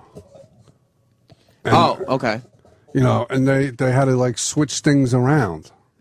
Yeah, I know, but you'd think that they would have done that before the day. Because I remember at the press conference at the Hard Rock. Right. Used to be on 57th Street. Now it's on Broadway. Right. From the Hard Rock, they were all excited and took us down the street to the Steinway building. And were Opie and Anthony excited at that time? Yeah, they were excited about being excited. Okay. Mars. Yes, sir. You were there 7 years there ago. From day one. 7 years ago. And the reason this shit didn't open up like, was supposed to on Yeah. time is because people have some requests. Last minute? That's right. A little last minute What do you request. think? Okay, well, I guess so not only has this been like that since day one, Opie and Anthony have been like that since day one 7 years ago. A couple last minute requests. Damn right. They didn't like. So there weren't a lot of practice shows before they went on. No. No. Okay. Well, you know the kind of requests that get made, especially with a new studio or something. You might want some couches. You might want stands like with wheels and platforms for your instant replay machines, so you could start the show just lounging out, but then finish the show at the console. Because that happened like 1,000 times. It never pans out. And it's not. What do you mean going it never to? panned out? It never. They never did that once. But so, did you know the show before you started? 7 years ago when we started on Satellite, did you know Opie and Anthony the show? You're not. So you were just fresh-faced. He was in the Army. I had no idea. Well, you remember the pickle punk? Yeah. Oh, Remember that yeah. incident? Yeah. Well, when I brought it about, people were asking me, don't you know about the pickle punk? No, I don't even know about your fucking show. Yeah. Who the fuck you talking to? So then I found out Mars was in the Army. There's soldiers who listen to our show today. Right, but I didn't come directly from the Army to start here. To the show. Right. I got to tell you about the first time we met He Mars. was a sergeant. Look, let E-Rock talk. Put your headphones on if you're There gonna... are none. Well, I then just go want to get 'em. say congratulations to Opie and Anthony and Jim Norton. 7 years, mazel tov, and thank you to all the faithful fans. Thank you, Club Soda Kenny. Thank you. On Facebook. Yeah, got it. Eric, what were you saying? They had brought us down to D.C. for some kind of orientation thing for a couple days. And at one point, we're in this big conference room down in D.C. at XM. And they're not ready to start yet, but, the staff at the time and Opie and Jim are all in this room. And then there's this other guy sitting directly across from us, but further down at the corner, and we have no idea who this guy is, and they don't even introduce him to us until midway through the meeting, going, "Oh, by the way, this is Mars. He's going to be your new engineer." So you were and that again. We were all just staring at like, who is this guy at the other Day side one, of the my friend. table? I was always So it was like, here are the guys for the show, guys. That's Mars over there. And then there's you. Yeah. Yeah, always since day one. Let's also give Mars a big round of applause for introducing us to Master Poe, he was responsible for that big hire. I think that was very successful. Okay. Let's all give a good nice golf clap. All right. What are we bringing up faults here? Why? I don't know. If that's what we're doing. You can do whatever you want. Okay, I'll think of something real quick. Not real quick. You already missed that part. Like thinking, like bringing guests to people's house so they could do grand larceny or larceny. Okay, well now we're moving completely off the topic. So, yes, thanks for that. I will say, Danny, You had nothing to do with it, though. I did. That's right. It doesn't make any sense. You Okay. didn't have anything Your to friends- do with Paul either. your friend Yeah, stole stuff. luckily. Oh my God, what's that? Thankfully. The only thing is that you hated him, so he hated you. So what? Well, And so did you. They I'm hate. sorry? And so did you. I remember Danny. You hated Danny?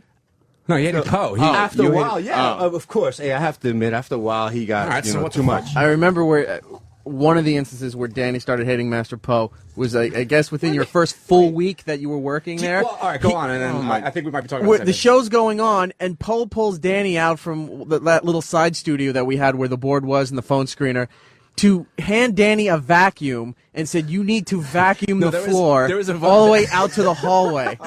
There was a bunch and Danny's like, incidents. "What the fuck are you talking about?" There was also the time that Poe wanted me to rewire the intercom. Oh, right. And there was the other time that Poe wanted me to hide his coaxial cables that were all over the floor of his office. And for some reason, he thought that what an internship meant was that these were slaves that I could just use to do whatever I want with. When, in the grand scheme of things, he's a fucking door watcher, and he thought that he could just boss around interns who were supposed to be there learning the radio business. Yeah, it's one thing when we have the interns, like, look, the glass here between two studios now is Travis dirty. is running. When did this become the Master Poe show? Everybody wants to talk about Poe. Nobody knows who Master Poe is anymore. The 7th year anniversary of this shit. And Eric just keeps... No, there's a thing about, we have the interns will clean the glass here in the studio. Who cares? But Poe would ask the interns, here's some boggling, clean all the windows going outside in, like, throughout the entire floor there, vacuum everything, empty out the garbage cans. Master Poe was our security guy before Kenny. I don't know why we're talking about him. Because he's more fun to talk about. Because there was he was a character, like, in his own, he was a legend in his own right, you know what I mean? Like, there were some just fascinating Poe stories. Dude, let me tell you, one time I asked him to help me clean up some wires, right? Yeah. So I'm thinking, people grab wires and probably lay them out. So he stripped the copper off him and sold them. Lay them out, or, I didn't think that he would do this. He takes the wire and he makes a figure eight, real small. Now, we're talking about like 25 feet wires, and he's bringing it down to about 6 inches of a figure eight, and then just ties it up real tight. So he gives me a whole box of this shit. He just ruins all my wires. Because they're all bent up and knotted. No, Poe, no. I wasn't here for the first 3 months. Right. But if Danny's talking about things that happened like on the first few days that Opie and Anthony were on satellite radio, didn't you have to do something with feedback for Master Poe? I don't know if that was a task that was assigned to me in particular, but I do recall, still an intern. I do recall somebody was directed to go through all of the instant feedback. All of it. Looking for potential threats. He wanted you to. He wanted you guys to highlight curse words. Mars is laughing. He took curse words as threats Because Mars was the guy who had someone of you guys were in the same dojo or something, right? Right. And then you recommended him, and then I did. And then you realized there's a mistake later. But that's a mistake. And in his respect, okay, thank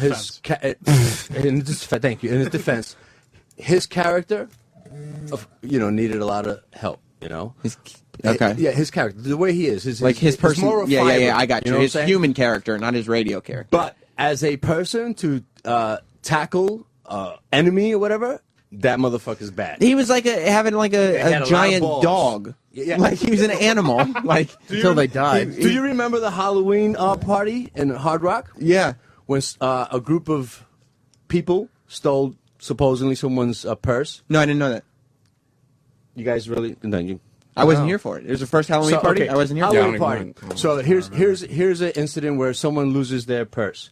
So there was a group of gentlemen that normally don't, they're not the demographics of O&A. Mm-hmm. Kids? No.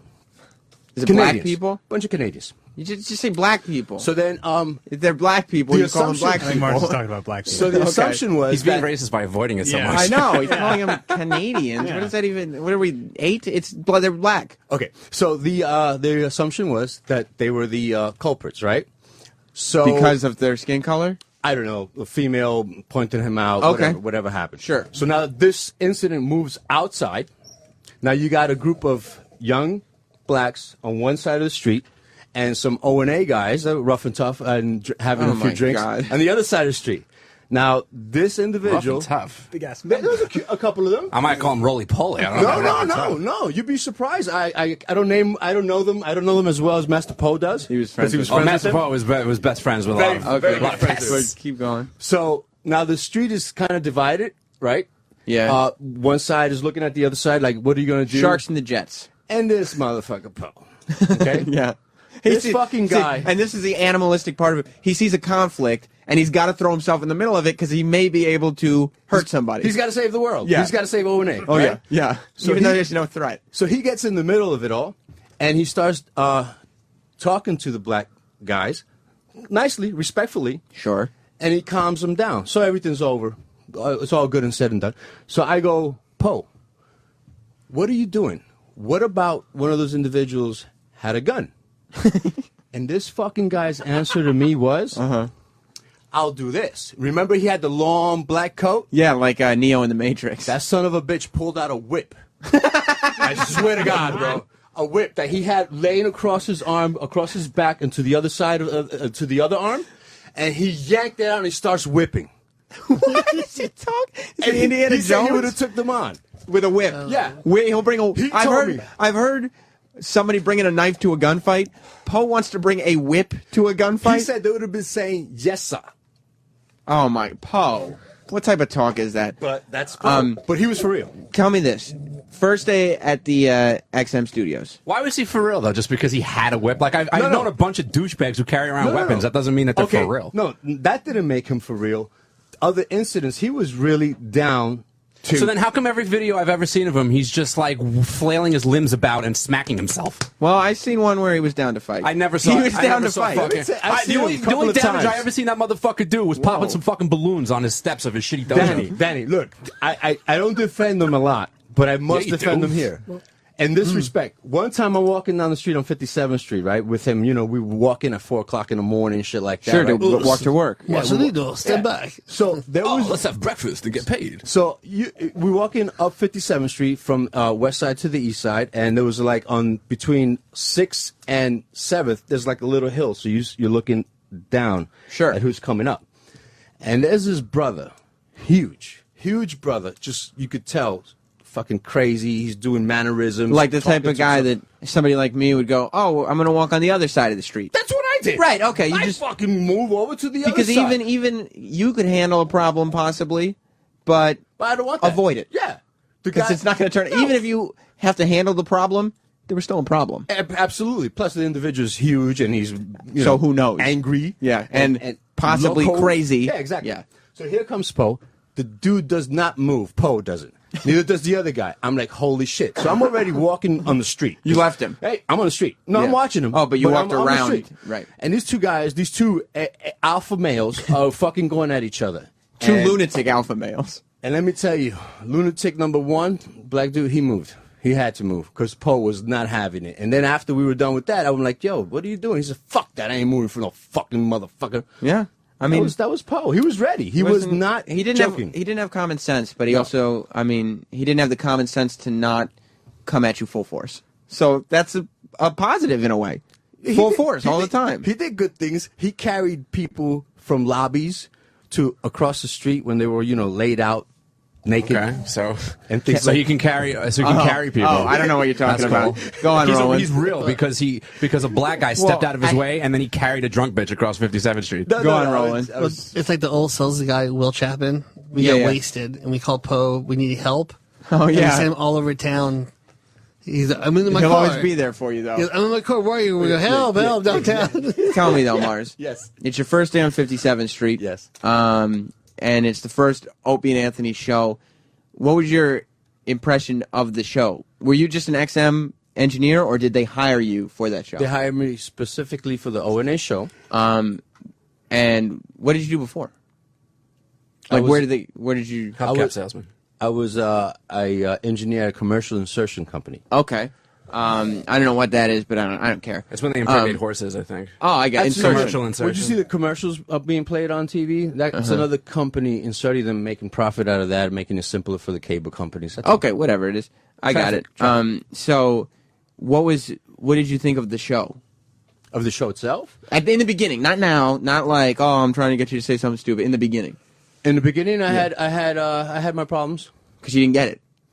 I got a lot of things. A lot of things that I needed to build, just tolerance for, and tolerance, and realize skin, and realize what it's done in fun. We do it all. Like this is what we do. At first, I didn't understand this. Never heard, listen to Howard Stern or any shock jocks. So you didn't get it. I wasn't getting the humor with the racial stuff and the kid touching. You didn't like that, especially with all the kid touching that went on in your family. I didn't know, that should, I had to. All of a sudden, it's his bread and butter, and he likes the show, though, right? Exactly. Pays my fucking mortgage. That's show. right. Exactly. Get it fucking right. It pays the fucking mortgage. So I love the fucking show. Yeah. Did you get What's used? wrong with that? Did you get used to it and actually like the show? What? What's everything, Danny? Come on, you directing shit to me. What's everything? Well, isn't that kind of like sellouty? How do you figure sell out? I'm just trying to answer your stupid question. You didn't like the show, but you know because what it gives you put money in your pocket, now you love the show. You know what it is, Danny? What is it? You're ignorant, bro. So I'm going to tell you in your face. Tell me. Yeah, I'm going to tell you in your face. Tell me about all my ignorance. I'm just going to go ahead and provide you with the answer that you fucking want, all right? Go for it. But the truth of the matter is that it does pay for the mortgage, right? So after I have my bills paid for, then I can think freely and accept shit. Now I like the show. And there's people that are on the show that I like very much. Just like there's people on this show that I don't fucking like. Yeah, who aren't here anymore. Okay? Who don't you like? That's not a concern of yours. Yeah, I would like to know the ones that who don't you like? I love Opie. I love Danny and Jimmy. You loved Opie, Danny, and Jimmy? You just said I love Opie, Danny, and Jimmy. He's not the smartest. He's not the smartest guy. You meant Anthony. I meant Anthony. Okay, so you got confused a little. You love Opie, Anthony, and Jimmy. Yeah, that's now you're talking. There are staff members you like. They're not. And there are staff members you don't like. Most of the staff members that I had issues with are not here anymore. Most, though. Not all. Well, there's a couple that have their good and bad days. We all do. Right. Right? Right. One day we're talking. Right. Next day you're not talking to me anymore type of shit, you know? What do you mean? You got to get used to that kind of shit. I don't know what you mean. You know exactly what I mean. Well, who doesn't talk to you? That's not important. Well, yes, it is. I'm just saying. One day, are you talking about Danny? Cool. One day we're cool, and then all of a sudden we're not. Is he talking about you? Probably. Because Mars likes to he doesn't like to just come out and say what the deal is. That's why he has to tiptoe around everything. Yeah, but you think he is? For some reason, he thinks like radio is just stretching things out for as long as they can go. Yeah, no. Me and Mars aren't talking. That's the first time that we've talked to each other in probably 6 months is on this after show. How come you're not talking? Why? See? Why? Did you guys ever Because fall you know out? what? There's enough times when you just can't anymore, and you just go, fuck it, it's not worth it to talk to this person no more. I'm a better person with them not in my life. So I don't. Was there any catalyst? Just general attitudes, you know what I mean? He was giving you an attitude? No, it's just like some people, they can't accept when, like, sometimes you just gotta admit when you're wrong and be like, oh, you know what, I didn't know that, I'm sorry, you're right. But that never happens with Mars. That's not true. I say I'm wrong all the time because I'm wrong all the time. Well, it didn't happen in that particular instance. I don't even know what you're talking about. You talking about the he TV? knows exactly what the fuck he's talking about. No, and it's not like now. Let's do this. Hang on. You're talking bullshit and around. But be specific. We directed the shit to you, not directed shit to me. Okay, and tell me what it is. So we had an issue with an Apple TV. And after that day, Mars decided he didn't want to talk to me anymore. Oh, my God, you're a petty little bitch, man. I'm a petty bitch. You're the one that stopped. You're the fucking one that stopped talking to me, you dumb fuck. I did not. Yes, you did. You I did not. petty bitch. You're the one that runs around getting motherfuckers fired. You're a fucking asshole, buddy. You're a douchebag. Don't fucking run around here talking about who. Let me tell you something about being a douchebag. Fuck you and whoever the fuck you're trying to fucking. You, buddy. You're gonna call me petty. You're the one that fucking does. You're the one that didn't talk to me, buddy. You can come in and say hi to me whenever you want, anytime you want. You know where I sit. You think that I fucking hide behind throws? Where I sit. If you fuck with me, I will throw you under the bus, just like you do, motherfucker. Just like you do in the fucking meetings. Every time you bring up my name, because you're in meetings, motherfucker. You think that by bringing shit up in the meeting, what do I bring up? Be specific. You want me to be specific? Be specific. There's been so many fucking incidents. You can't. You're a little fucking asshole. And so what? I mean, like you. Little Derek. That's what you want to bring up. You want to bring up Derek. You remember we're on the air. You're the one naming names. No, but you're bringing. Everybody remember we're on the air. Direct? I'm direct too. Fuck you. You want to be an asshole and treat me like a fucking asshole? You're an asshole because you're the one that fucking. You're the one that decided that all you were can going do is talk, Danny. That's all you can do ever.